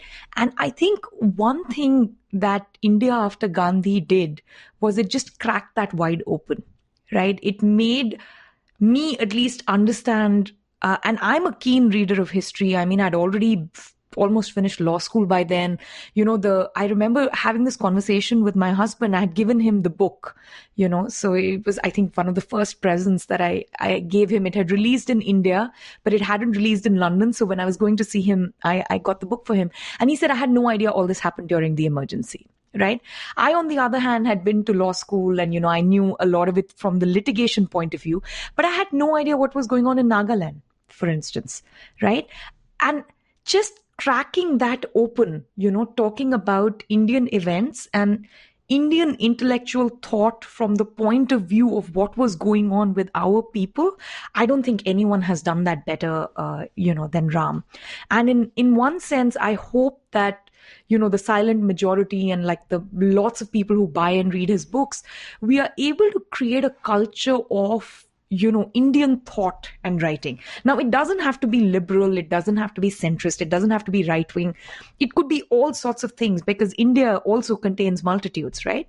But I think that is a critical piece. And I think that's also where his question is coming from, which is in this homegrown intellectual thought or tradition. Rajaji is an incredibly important member. And if your listeners are interested in looking for their next book project, maybe one of them could write it. No, and more than that, I'd say that, the significance of Ram Guha himself, let's leave aside Rajagopalachari for the moment. The significance of Ram Guha himself is, I think, something that perhaps he himself would not be aware of, because in a sense, his books are like a gateway drug for so many people into reading history, into caring about history.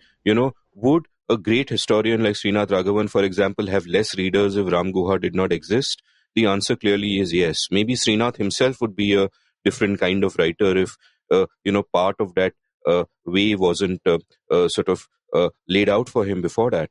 And that's important. And this, things like the books like what Ram writes can then have a domino effect on future historians or would-be historians or people who would not have thought of themselves as possible historians, but who like good stories and who like reading about the past, suddenly reading, something historical written by Ram and saying that, damn, this is so exciting, I need more of this. And then they read more and then they want to write more and all of that. And these are all unseen effects which will, play out across generations, and one may never know where it kind of ends up. And I wish more people express their admiration for him, on Twitter and elsewhere, rather than the sort of vituperative space that it's become. And forgive me, I keep going back to that, but it's just disturbing that I know people like, Ram and Barkhadat and all of those probably ignored their Twitter notifications completely.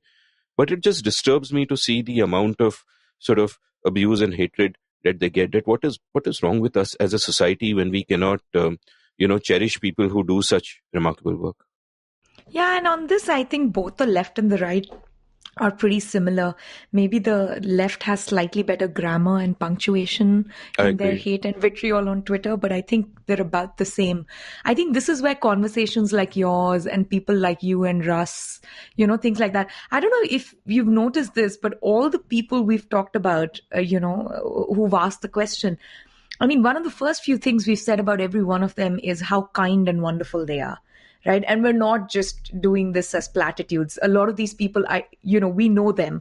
When I come to India, I have lunch with you and Prem. And, we're talking about you, me, Prem and Pranay at a table together is one of the nicest conversations, that I have ever had. I've immediately remembered those dosas that we had at MTR, right? Wasn't it in Bangalore? At MTR. Oh my God, that was so good. I think I killed your keto. I'm not on keto I'm not on keto, as you can probably see. And I envy Bangalore people for that reason. You have MTR, you have Blossoms, and you have Ram Guha. Speaking of that, migration is always a possibility since we started with that theme. I have two more, I know we're like way past breaking classic Seen and the Unseen episode records. But I have a couple more sort of, broad themes. One is just something you and I have talked about more recently as we have grown older, which is gratitude, right? And so, I should just say out there, I'm very grateful to have the opportunity to do this, but I'm particularly grateful all the guests and everyone I wrote to just instantly said, oh my God, this is such a wonderful idea. Some of them took a little bit extra glee in saying, finally, Amit will get to know how hard it is to be a guest and answer questions. All of them sent their questions really promptly. Your sound engineer and producer, Vijay Doipade, I think I've traumatized him. If he quits after this, I apologize. But he has been wonderful. He could quit because he's my editor. There's no sound engineer per se because we are recording remotely ourselves and I'm the producer. But he's the editor. And as I mentioned in the introduction, a lot of the shaping of the show and the fact that it sounds, as good as it does, and it's also smooth is all because of Vijay. So yeah, credit to him. But sorry, I had to interrupt you. Yeah, I have to add, on this episode, he's also the sound engineer because we got, so many different clips, all in different formats, all with different levels and volumes. And I'm very, very thankful to Vijay for doing this. I'm incredibly grateful to all the guests and fans who responded so warmly and sent in questions. And I kept asking for lots of questions because I thought, we have so much time. But as always, there are more ideas and thoughts and interesting conversation than there is time. So, we've sort of covered all of it. But more generally, one of the things I have personally experienced being a guest on your show, and I'm incredibly grateful for, is two things. I have never had the kind of engagement that I get from your listeners to pretty much anything else that I do. Right. I write academic papers, which we all know nobody reads. Right. I write columns, which people read, but it's a very quick and dirty, sometimes not even past the headline or the first couple of paragraphs.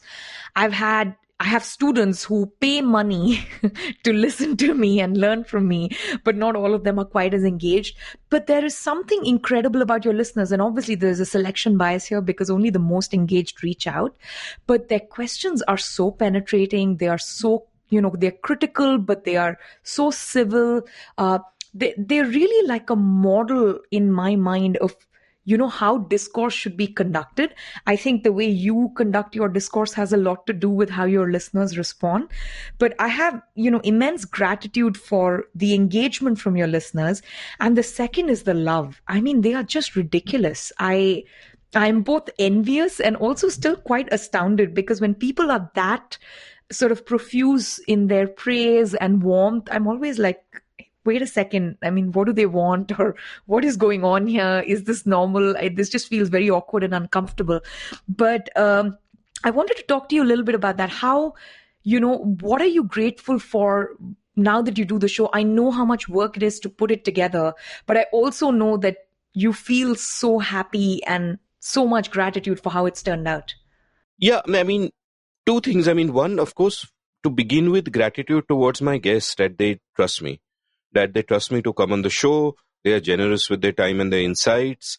And it's okay. You and I were friends before, and people who've come on the show have been friends. But there are many people who don't know me from Adam who will still come on the show and who will still sit and they will still speak with intellectual honesty, assuming goodwill, in good faith, and have that kind of conversation that is so enriching. So obviously, that's part of the whole thing, that you're trusting yourself in the hands of a stranger in a sense. And that's one essential thing, which is actually one reason why I've sort of taken it easy on having foreign guests, because I could write to foreign guests and get them, but they may not know me, they may not have heard that show, so that same level of trust isn't there. It can become a bit like a Q&A, which a couple of episodes in the distant past have gone that way, and it just doesn't feel like that relaxed conversation. So I feel much more comfortable doing an episode with someone who's probably heard me at some point, or at least heard of me, or is willing to take that step and maybe listen to an episode, or engage. So that's great. And the other thing obviously is, like you said, the listeners are incredible, and I don't even know what to say. And like you said, one of the things is not just the depth of engagement, and very often they'll disagree with me, but they'll be very polite. I mean, you understand the dual meaning of the term civil society. That they are just, Absolutely. yeah, that they're just so polite. And when they're engaging with you on Twitter, it seems like a world within a world, because Twitter is otherwise so shouty and adversarial and all of that. And then you have this sort of very polite, reasoned engagement from folks, which I really value. I mean, the one thing I block for on Twitter is actually rudeness. Anyone is rude, I just block them. But so many of the listeners, and they'll disagree with me, and they'll say they disagree, and they'll say where they disagree and whatever, and they're just so polite. And it's also kind of struck me that, since I opened up support for, when I asked people to buy me a cup of coffee from April onwards, if they enjoyed listening to an episode of the show, so many people were so generous. And I just want to say here that, I didn't have time to I couldn't write to each of them in person and thank them for it. But also because I procrastinate and I'm really bad at this stuff and email and all that. And I have literally thousands of unread emails and all of that. But I was blown away by it. It's really been enough to keep the show independent. And I appreciate that, because that means I don't have to tailor it for anybody else, but just keep going in the directions that I want to go. And like this episode, I think is already well over 4 hours, and I can do this. No one's going to say, no one's going to come up with old fangled notions of who listens to something so long and all of that. So yeah, so I'm kind of, I'm just in a sense grateful to, even beyond these two categories of people, to guests and listeners, to just dumb luck that's brought me in a situation where I've discovered something that gives me satisfaction and that I'm enjoying for however long it lasts. I mean, I've reached 200, and I think one of the questions said, may you do hundreds more, and I don't think that's going to happen. But it's nice to get this far and to feel that I'm still part of the journey. And, while putting together my course for podcasting, I started thinking deeper about it and realized that I'm still learning so much about it. And that makes it so exciting, and that one can kind of go ahead and do that. Yeah, but that's broadly. On gratitude, I know you are grateful to your guests, but there's something incredible you've done for the community, right? I spoke about this before a little bit. You've cracked open an audience for a policy podcast, right? Things that people thought were just impossible. You yourself thought anything longer than 20 minutes is going to, just not work. And you are brave enough to experiment, right? You're brave enough to put it out there and say, I'm going to do this and let's see if it works, or if it doesn't work, I'll change it. And so that is incredible. And what you've done is you've created a very keen listening audience, which is different from a keen reading audience, right? It's a little bit different, and there's a lot of overlap. But you've created this entire space for policy podcasts, and whether it is Pawan, who's been a guest on your show, whether it's Pranay, whether it is Hamsini, myself, Srinath, Pooja Mehra, we've all launched our own podcasts. I'm sure I'm missing a few people. And so much of our initial audience has come from the seen and the unseen, or because of some recall value right? That, oh, I heard them on The Seen and the Unseen and I enjoyed that episode and I would love to listen to them. And in that sense, you really are sort of a model for how to create a market, how to expand it. And it also takes generosity and mentorship. I know you've mentored each one of us. I have never heard you say, hey, I'm doing this, so I don't want you to do the same thing. You would be as generous, to someone who is launching The Seen and the Unseen Part 2 versus, someone who's doing something very remote from what you're doing, or someone who's doing it in a different language. And I think that policy podcast space, at least I'm very grateful, and a lot of us are grateful that you exist. The other thing I think people are grateful for is the books. Right?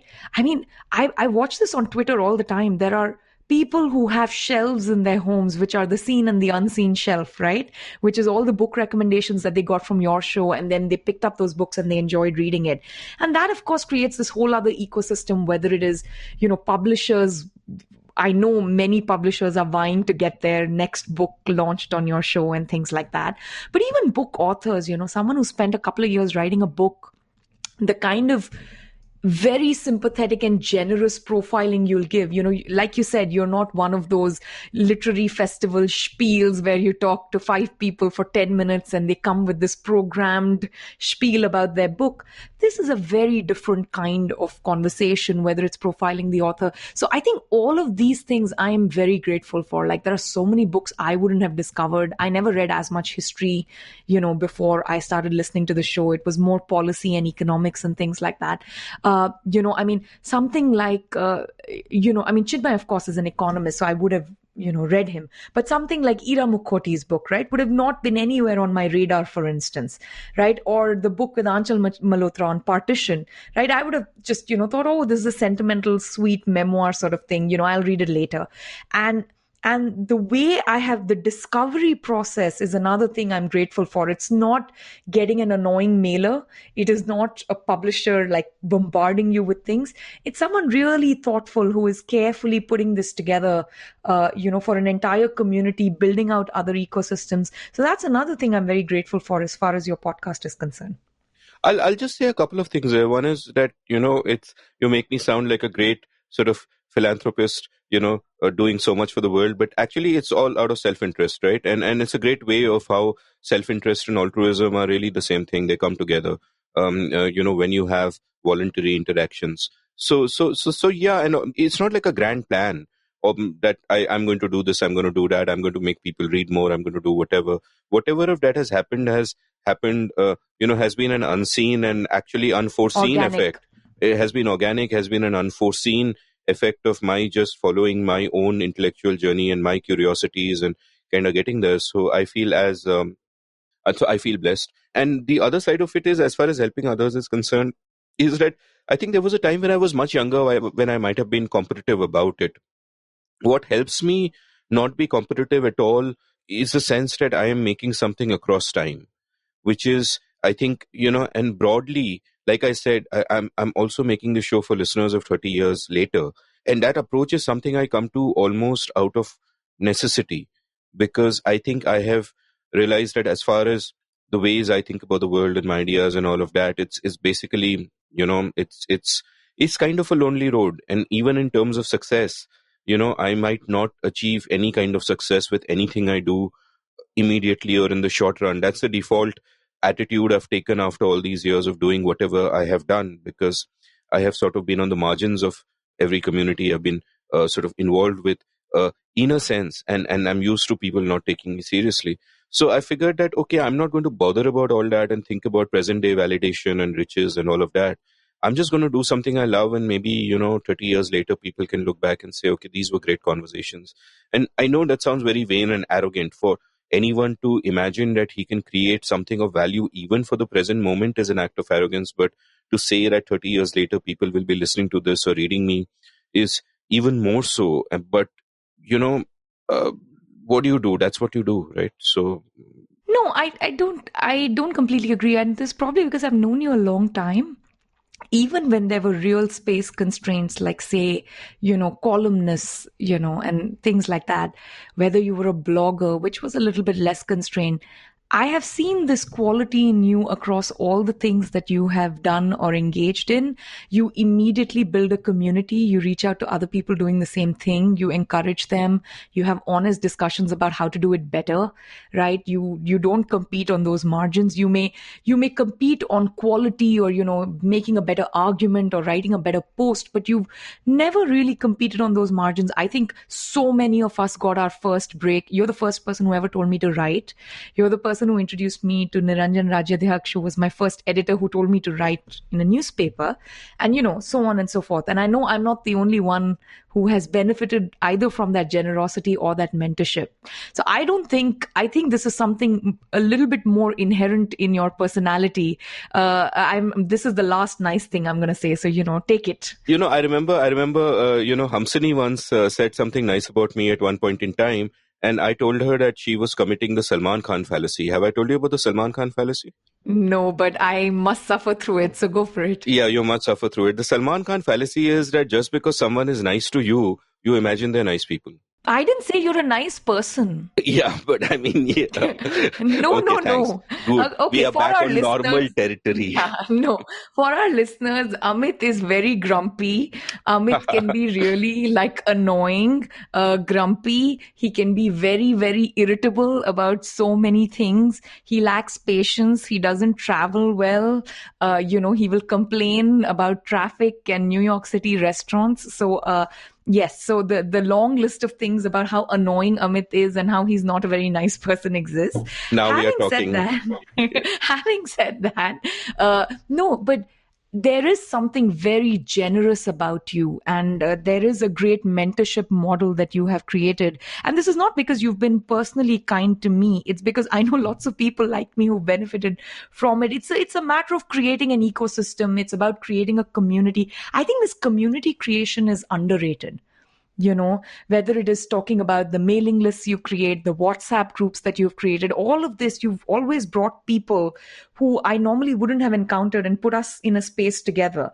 That obviously also creates friction, and we have arguments and intellectual disagreements. Sometimes we are complaining behind each other's backs. Can you believe so-and-so wrote that or so-and-so said that on Twitter? But still, the value of creating that community and engagement is incredible. And I will give you credit for doing that. By the way, the most annoying thing about you is that you don't like sugar. May I just put that out there? No, I don't like sugar at an abstract level. Sugar is poison. I know that. But at a concrete level, I keep getting drawn back to it time and time again. So, I had a very successful period on keto where I lost 20 kgs. But after that, I went off keto and put back 22. So, in fact, I've been by the time you listen to this, hopefully I'd be at least a week into my new discipline routine. But then, so there are, people seem to think from my output that you must be so disciplined and all of that. I'm just so freaking opposite. So... No, you are disciplined on certain intellectual margins. You have a lot of discipline when you write, when you teach, when you engage. I mean, those are incredible qualities. But you're also a very annoying person to go to lunch with because you'll immediately talk about how many carbs there are in the MTR masala dosa and things like that. Noted. I did eat all the MTR masala dosas the last time we were at lunch. While complaining loudly instead of just quietly enjoying the moment. We'll put a picture out, maybe on Twitter or in the show notes. There's a great photograph of this lovely event of, Amit and me enjoying masala dosas just pre-pandemic. We have reached the end, and I have 3 quick questions for you. These come from guests and fans, and I think they're sort of like the perfect questions to end on. So I want you, the first, we're going back to Chinmay. Chinmay is like having this, Salman Khan's style stardom on this episode, very much well deserved. But he asked another great question in addition to the first one. So, let me play Chinmay's question, and everyone will know why when we discuss it. Hi, Amit. This is Chinmay Tumbe here. Congrats on your 200th episode. We all know how much you love TikTok. And so my question for you is, if you had to record a TikTok video for 20 seconds, what would it be? Wow, fantastic question. There's so many different... Yeah, so let me first preface with Amit, as you all know, loves TikTok, or, before it got banned. And another lovely thing about Amit is he always knows what the future looks like, and he's not at all snobbish or elitist or classist about it. He used to send me TikTok videos all the time, and at one point it was so many that I couldn't keep up with them. The first time he told me about TikTok, Amit sent me 45 videos on WhatsApp, and I was like, are you kidding me? You want me to watch all of them? And he said, yeah, this is going to be great for you. And it again opened my mind into another subculture. So two things, before you answer Chinmay's question, tell us a little bit about your fascination with TikTok, and then tell us what TikTok video you would make. Yeah, so I'm glad you asked that first question because it gives me some time to sort of get away from answering the second one, which I don't yet have an answer for. But no, my fascination for TikTok is because of, I think, one, of course, the quality of the creativity within TikTok, if you look at it.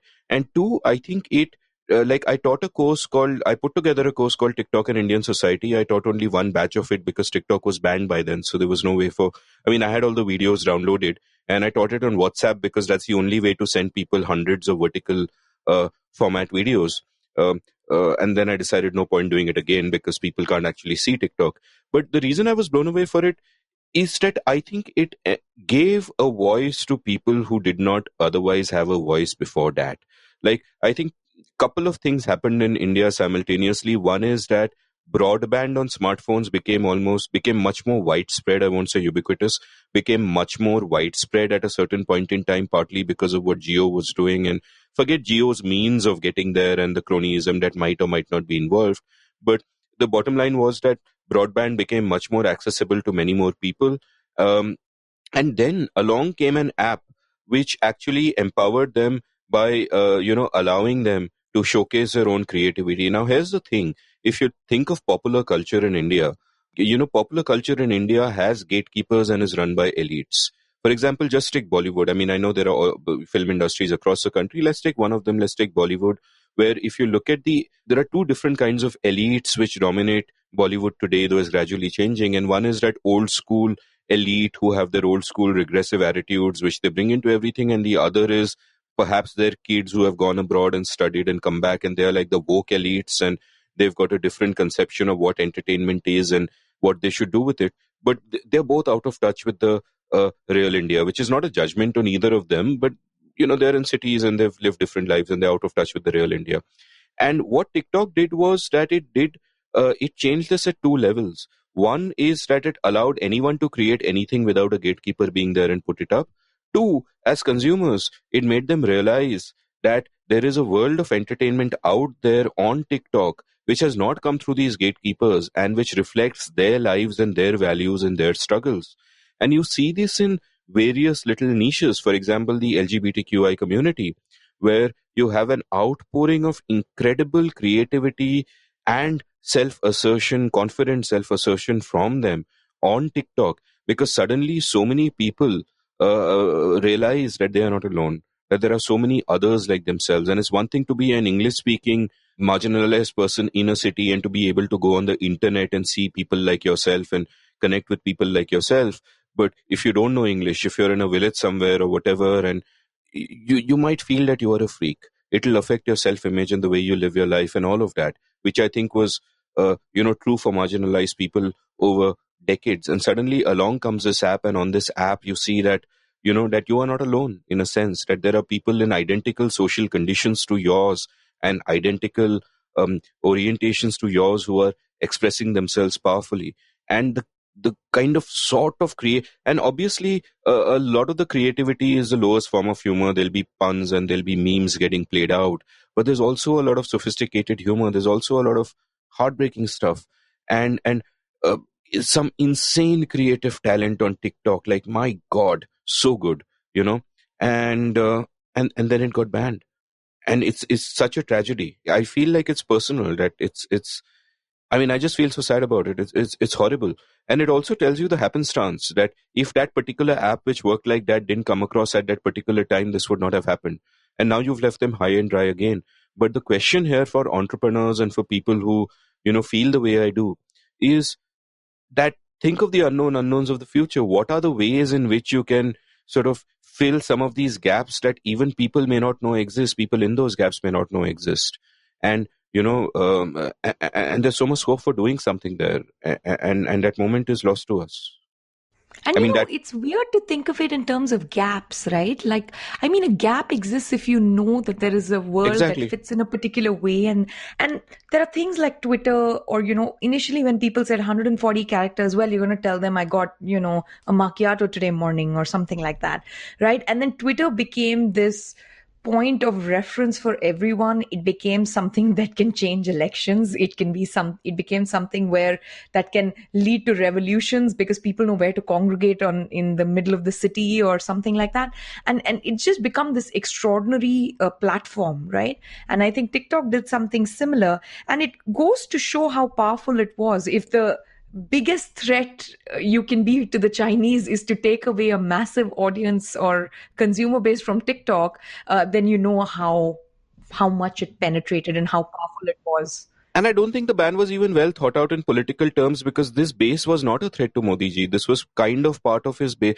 Like there were stories after TikTok was banned. I think Shautik Biswas did a story on BBC, and I think we chatted that morning because he took a quote from me, and Shautik pointed out how all the TikTok creators he had spoken to were actually confident it would be repealed because they were fans of Modi ji, and they said ki theek hai, nahi, he'll repeal it. But the other point that I kind of want to make here is that the loss is not just that a niche is not being served, but that it is not being discovered. Like one of the points I make in my podcasting course about the difference between radio and podcasting is that because radio out of necessity has to be so broad that not only can it not serve certain niches, they don't even discover those niches, and those niches don't discover themselves. And you see, for example, in the news, if you go to the top paid newsletters at Substack, and you'll see so many niches being covered there, that Bill Bishop is doing Cynicism, which is a newsletter on China, and it is such a huge hit and is making him so much money. And who would have thought that niche existed? Emily Oster is, doing the economics of parenthood and pregnancy and all of that. And that's a hugely popular newsletter, and there is that niche. Even the Seen and the Unseen serves a particular kind of niche. If I had to apply for a license for a podcast and I told someone I'm going to do 3-hour interviews with intellectuals who write obscure books, like, no way, man, it's crazy. I myself would have thought it was crazy. I discovered it by the serendipity of just being able to do it and the technology existing. And I think TikTok served some of that. Yeah. And now I'm not going to let you weasel your way out of Chinmay's question. If I had to do, I don't know, man. I've never actually thought about it, because TikTok is the one sort of medium where I was just a pure consumer. I never fantasized about doing something on it. So I have no idea. If TikTok existed, I would take it up as a challenge and maybe do something, and maybe fulfill Ram Guha's request as well and do something on Rajaji. I can't, nothing really comes to mind. I guess I'd pick up an existing meme and subvert it in some way and just kind of run with that. But I think the thing with TikTok, if I were to start a channel, just thinking aloud, I think I'd start off doing mundane, boring things which in retrospect would seem horrible, but then over a period of time it would evolve, and it would probably be my 100th video, which would be nice, and my 3000th video, which would be incredible, and then I would get into my groove. So I'm surprised you didn't mention your limerick. I thought that would have been perfect for TikTok, right? The limericks that you used to write for Times of India, they're almost like crafted for that 20-second video. They have humor, they are current, they are political.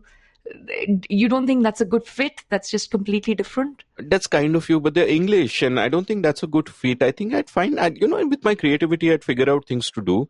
But I never even thought about it, because and also anybody who gets on TikTok, their first few videos will always be shit, even the best creators.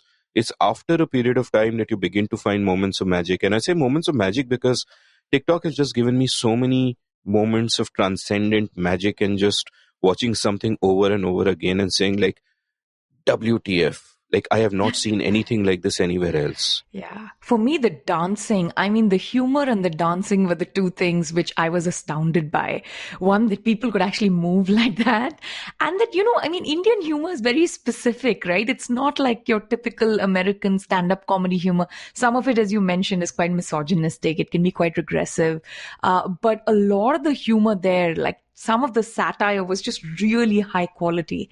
The other thing you can potentially do on TikTok is tell PJs, because you specialize in PJs. It is entirely my quality control that no such terrible PJs have occurred on this episode. And I say occurred because they are like a disaster. No, if I do a video of me telling a PJ, you would find me instructing a pajama. See, are you happy now? This is what you do. This is what you ask for.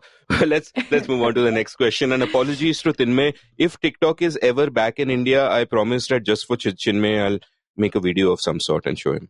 Okay, the next question is probably from your biggest fan ever. This is Vinayak on Twitter, right? And I know him only from Twitter. He absolutely loves your show. I think he even sometimes beats you before you manage to, release the show online and things like that. He's also just really wonderful, very engaged, very spirited person on Twitter. I love engaging with him. So this is Vinayak's question to you. Hi, Amit sir. Hi, Shruti. I want to thank you for enriching my life and lives of many other unseen listeners of the show.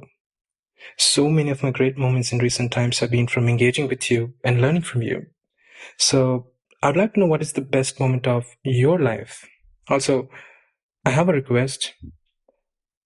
Can you start a publication community like Yasch's Persuasion and persuade all the intellectuals from the podcast to come together for the project? And finally, please never stop making episodes for Seen and Unseen. Thank you.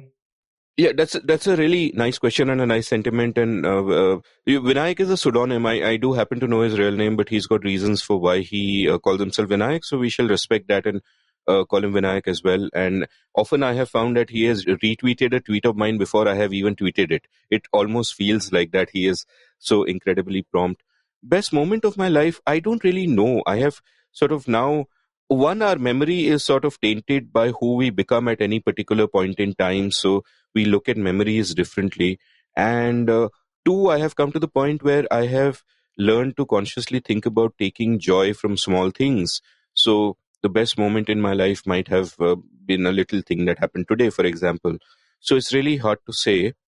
But the kachori, but as he's gone to the effort of asking the question,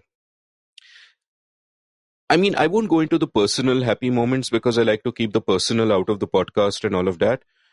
So I'll leave that aside. But apart from that, I think winning the 2 Basia prizes was great, especially because I had friends around me when I won them. And the second time I got to celebrate with you and Nandu and Yazad and all the other friends over there. But I don't know. I think that somehow, how does one even define happiness? It's, and does happiness exist when you consciously think about a moment and you say, I am happy now? If you just experience it without classifying it like that, is it happiness? Can there be, for example, the quiet happiness of enjoying a sunset without my thinking about it and therefore classifying it as a happy moment? So, yeah, so there are, as usual, I've got a little meta and ask these meta questions. So, I don't really know. Maybe happinesses would be personal moments that I wouldn't want to share here. But, even in terms of my sort of professional career or whatever, I don't know. It's very hard to say. And, I know that tomorrow I'm going to regret this and I'll think, oh, I should have given this answer. And you, of course, did not give me time to prepare answers much as I do to so many of my guests, they could say. So this is sweet. Revenge. I think there's a trade-off between being genuinely surprised and spontaneous and being very prepared. Let me rephrase, Vinayak's question a little bit differently, maybe. I don't know if you want to put pressure on yourself for that one single happy moment when, something like the Bastiat Prize, especially the second time, stands out. But what I've noticed about you is that you're a really grumpy, irritable, introverted person who wants to complain about everything. But it's the smallest things that make you happy, right? I mean, you get really happy if you eat good luchi at O Calcutta and break your keto diet. Or you get really happy if you've read a beautiful poem and you're like, oh my God, this was amazing. Or you get really happy if you've had a fantastic class or workshop and someone said something amazing in that class. And you're like, that made me think. Or, like that conversation with Karthika that you mentioned at the top of the show. So what I have observed about your happiness is that it's very spontaneous and fleeting. And it's always in the little things. It's not in like some grand prize and design and things like that. You're quite a happy person in everyday life, despite your middle-aged grumbling. Yeah, that's a middle-aged grumbling is a nice description. I'd say I broadly have a pessimistic view of the world in the sense that life has no meaning and we're all going to die and that's it. But within that, therefore, how do you cope with that? What is your coping mechanism? Maybe at some point the coping mechanism doesn't work, but right now it would be to, just find joy in your work and happiness in the small things. I mean, I'm sounding very much like a self-help guru and all of that now. And I'm also sounding, I'm sure, incredibly ungrateful to all the people who've given me happy moments that I don't think of those or they don't kind of automatically come to mind. But I mean, conceptually, what is happy? I can look back on a memory that has happened and classify it in retrospect as happy, even if in that particular moment it might have been some other elation, such as an unseemly pride or whatever, going through me. I mean, memory is a strange thing, right? Like, the way memory works is, and of course, I discussed memory in great detail with Anchal in the episode I did with her, which another episode I enjoyed a lot. But memory is strange in the sense that the way our brain works is that the first time we remember something, we remember it. But the second time we remember it, we are remembering the remembering. And across time, therefore, memories it becomes fiction. It becomes fiction. So in that, and we are inventing our own fiction and adding to it as we go along. So in that sense, I can look back on past events on my life as either happy or unhappy in retrospect. And maybe then that happiness that I remember is the happiness now of remembering it, which makes this the happy moment rather than that itself. Okay, you're a terrible guest on your own show. We can't get a straight answer out of you. Everything becomes very meta. And so you're a terrible, terrible guest. I'm glad you picked the job of the host. I'll tell you something. Meta is the only damn thing I'm good at. Meta se sar dard ho gaya hai. So, and now to move on to Vinayak's second question, which was about why don't I start a publication like Yasha Monk's Persuasion. It's, so I was editor of Pragati, which is a magazine of ideas and policy and whatever. And one of the problems with something like that is just finding enough writers. That do we have such a rich ecosystem full of intellectuals where you can get enough content out regularly? And if I were to make a list of just the guests on my show, the answer would seem like yes, but then you have to get them to write regularly and all of that. And it just didn't feel at that time like it would be worthwhile. Maybe when the ecosystem is richer, maybe 20 years later or 10 years later, maybe someone could do that. But if I were to do that, I think that there's a danger that it would just fizzle out, that there wouldn't be, that I'd be working much harder than I would like to try and get people to write for it, and there just wouldn't be enough of them. And I think that's kind of the thing with the intellectual ecosystem. That is one thing that, people can have the generosity to come on my show for 3 hours and have a relaxed conversation and all that.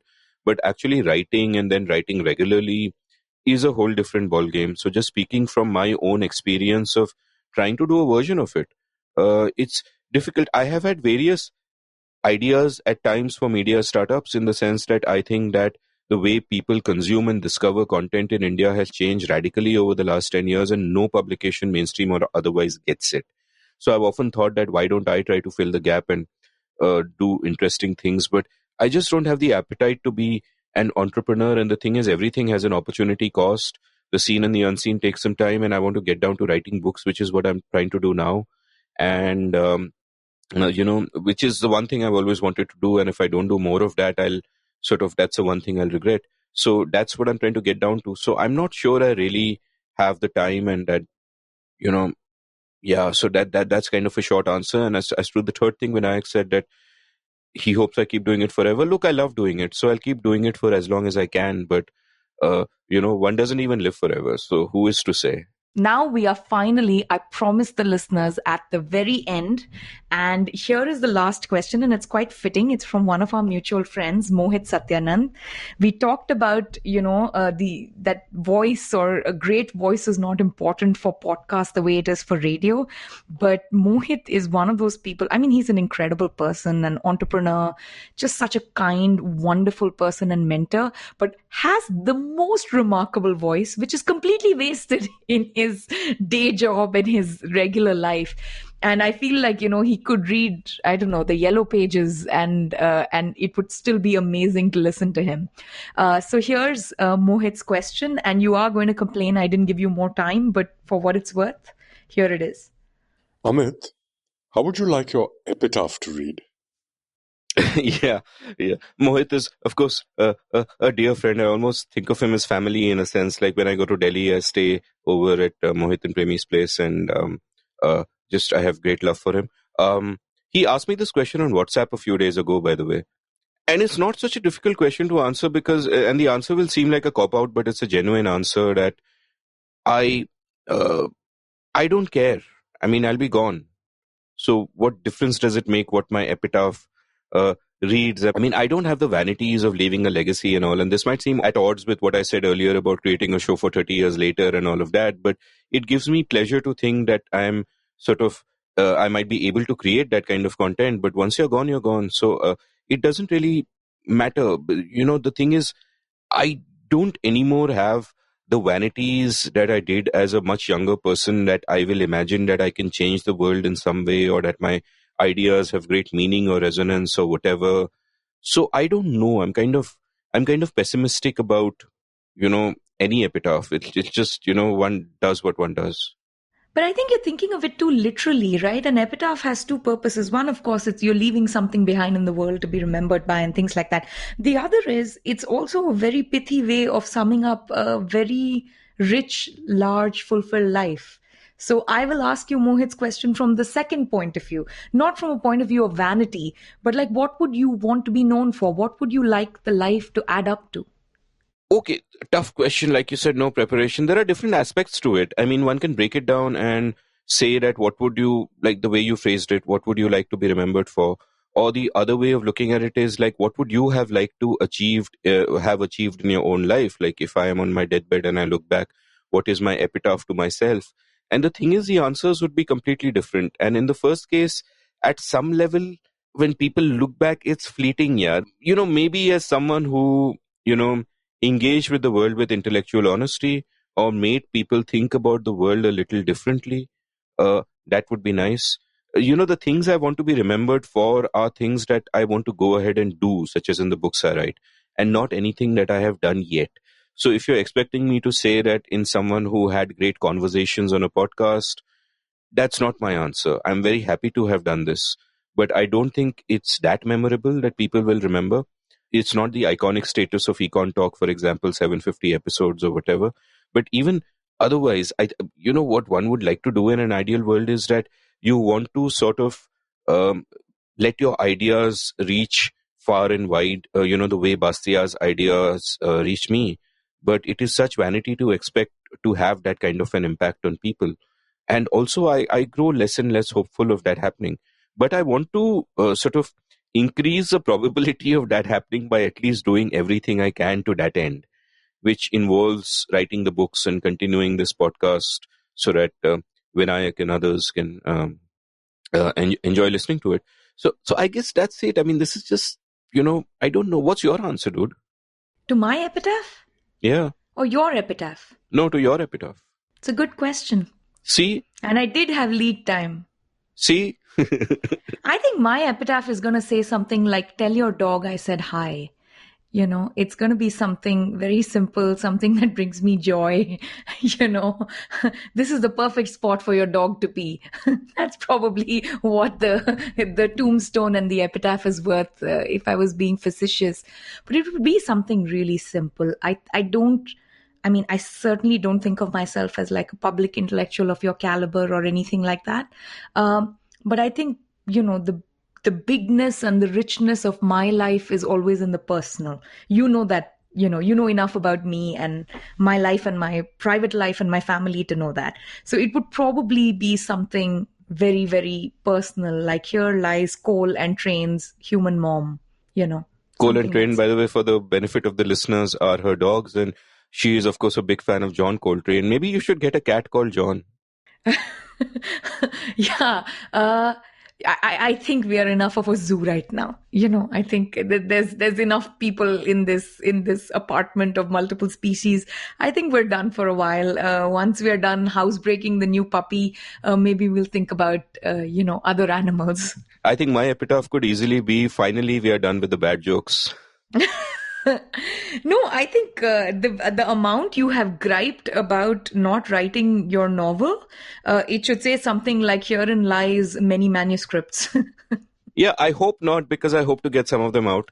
So I really hope not. But that's really the only thing that I will regret if I don't do. And that's, the one thing I should have done. I mean, the Seen and the Unseen just kind of happened accidentally, and I'm glad it happened. But you're incredibly young, right? Like, you could write lots of novels. It's not like you're an old person and you're dying and we're actually discussing your epitaph. Like, get to work, dude. I know. Why did Mohit ask that question? It's very sad. Yeah, though I am just a little short of the ages when my two heroes, Bastia and Orwell, both died. But I hope to continue for another. They didn't have the benefit of modern medicine or the hockey stick prosperity that you have been part of. Listen, I would love to give Vinayak 2,000 more episodes of the Seen and the Unseen, and so that's what one aims for. You try to live you try to look after yourself. The world can be going to hell, as I said earlier, but you try to look after yourself the best that you can and do work that kind of makes you happy, which could be an epitaph also, I guess. Yeah. Thank you for doing this, Amit. Thank you for letting me take over your show. This was the Seen and the Unseen from, Amit as a guest and someone else as a host. I must say that you're a terrible guest because you find it very difficult to answer questions, and I find it very hard to pin you down.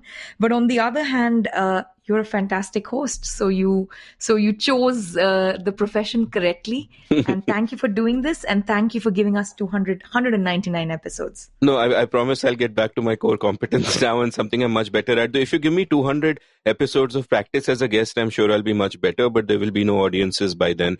I mean, the show will need an epitaph then. Listen, Shruti, I'm so touched that you opted to do this and took the effort and reached out to all these people, and I'm so grateful to all of them also. This is like deeply moving to me, and I'll probably dissolve in a bucket of tears right after this, because it means a lot to me. This is one of those things that kind of makes everything worthwhile, and you actually think that, okay, it's not for nothing. So thank you so much.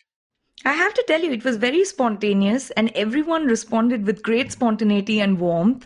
It didn't feel like a chore. It felt like an adventure, and I'm glad it worked out. And my impetus for initially doing it was just, you have such great thinkers and fans and things like that. But the other impetus for doing it was I was terrorized at the thought of being the host for a show that would last 3 hours. And I said, I have no idea what I'm going to ask and what we're going to talk about and how much homework I need to do and things like that. And as we have seen, you're a terrible answerer of questions.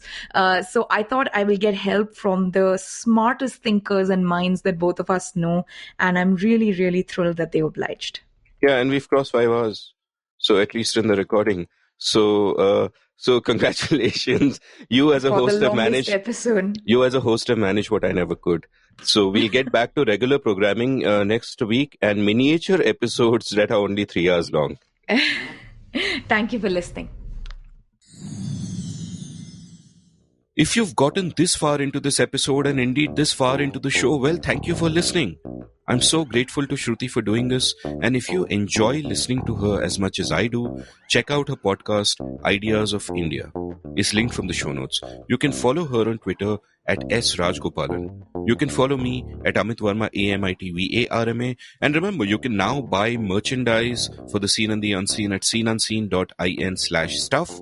And you can, of course, browse all 200 episodes of the Seen and the Unseen at seenunseen.in and in your favorite podcast app. Thank you for listening.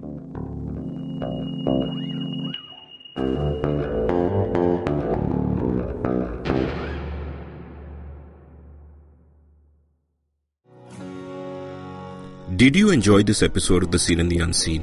If so, would you like to support the production of the show? You can go over to seenunseen.in/support and contribute any amount you like to keep this podcast alive and kicking. Thank you.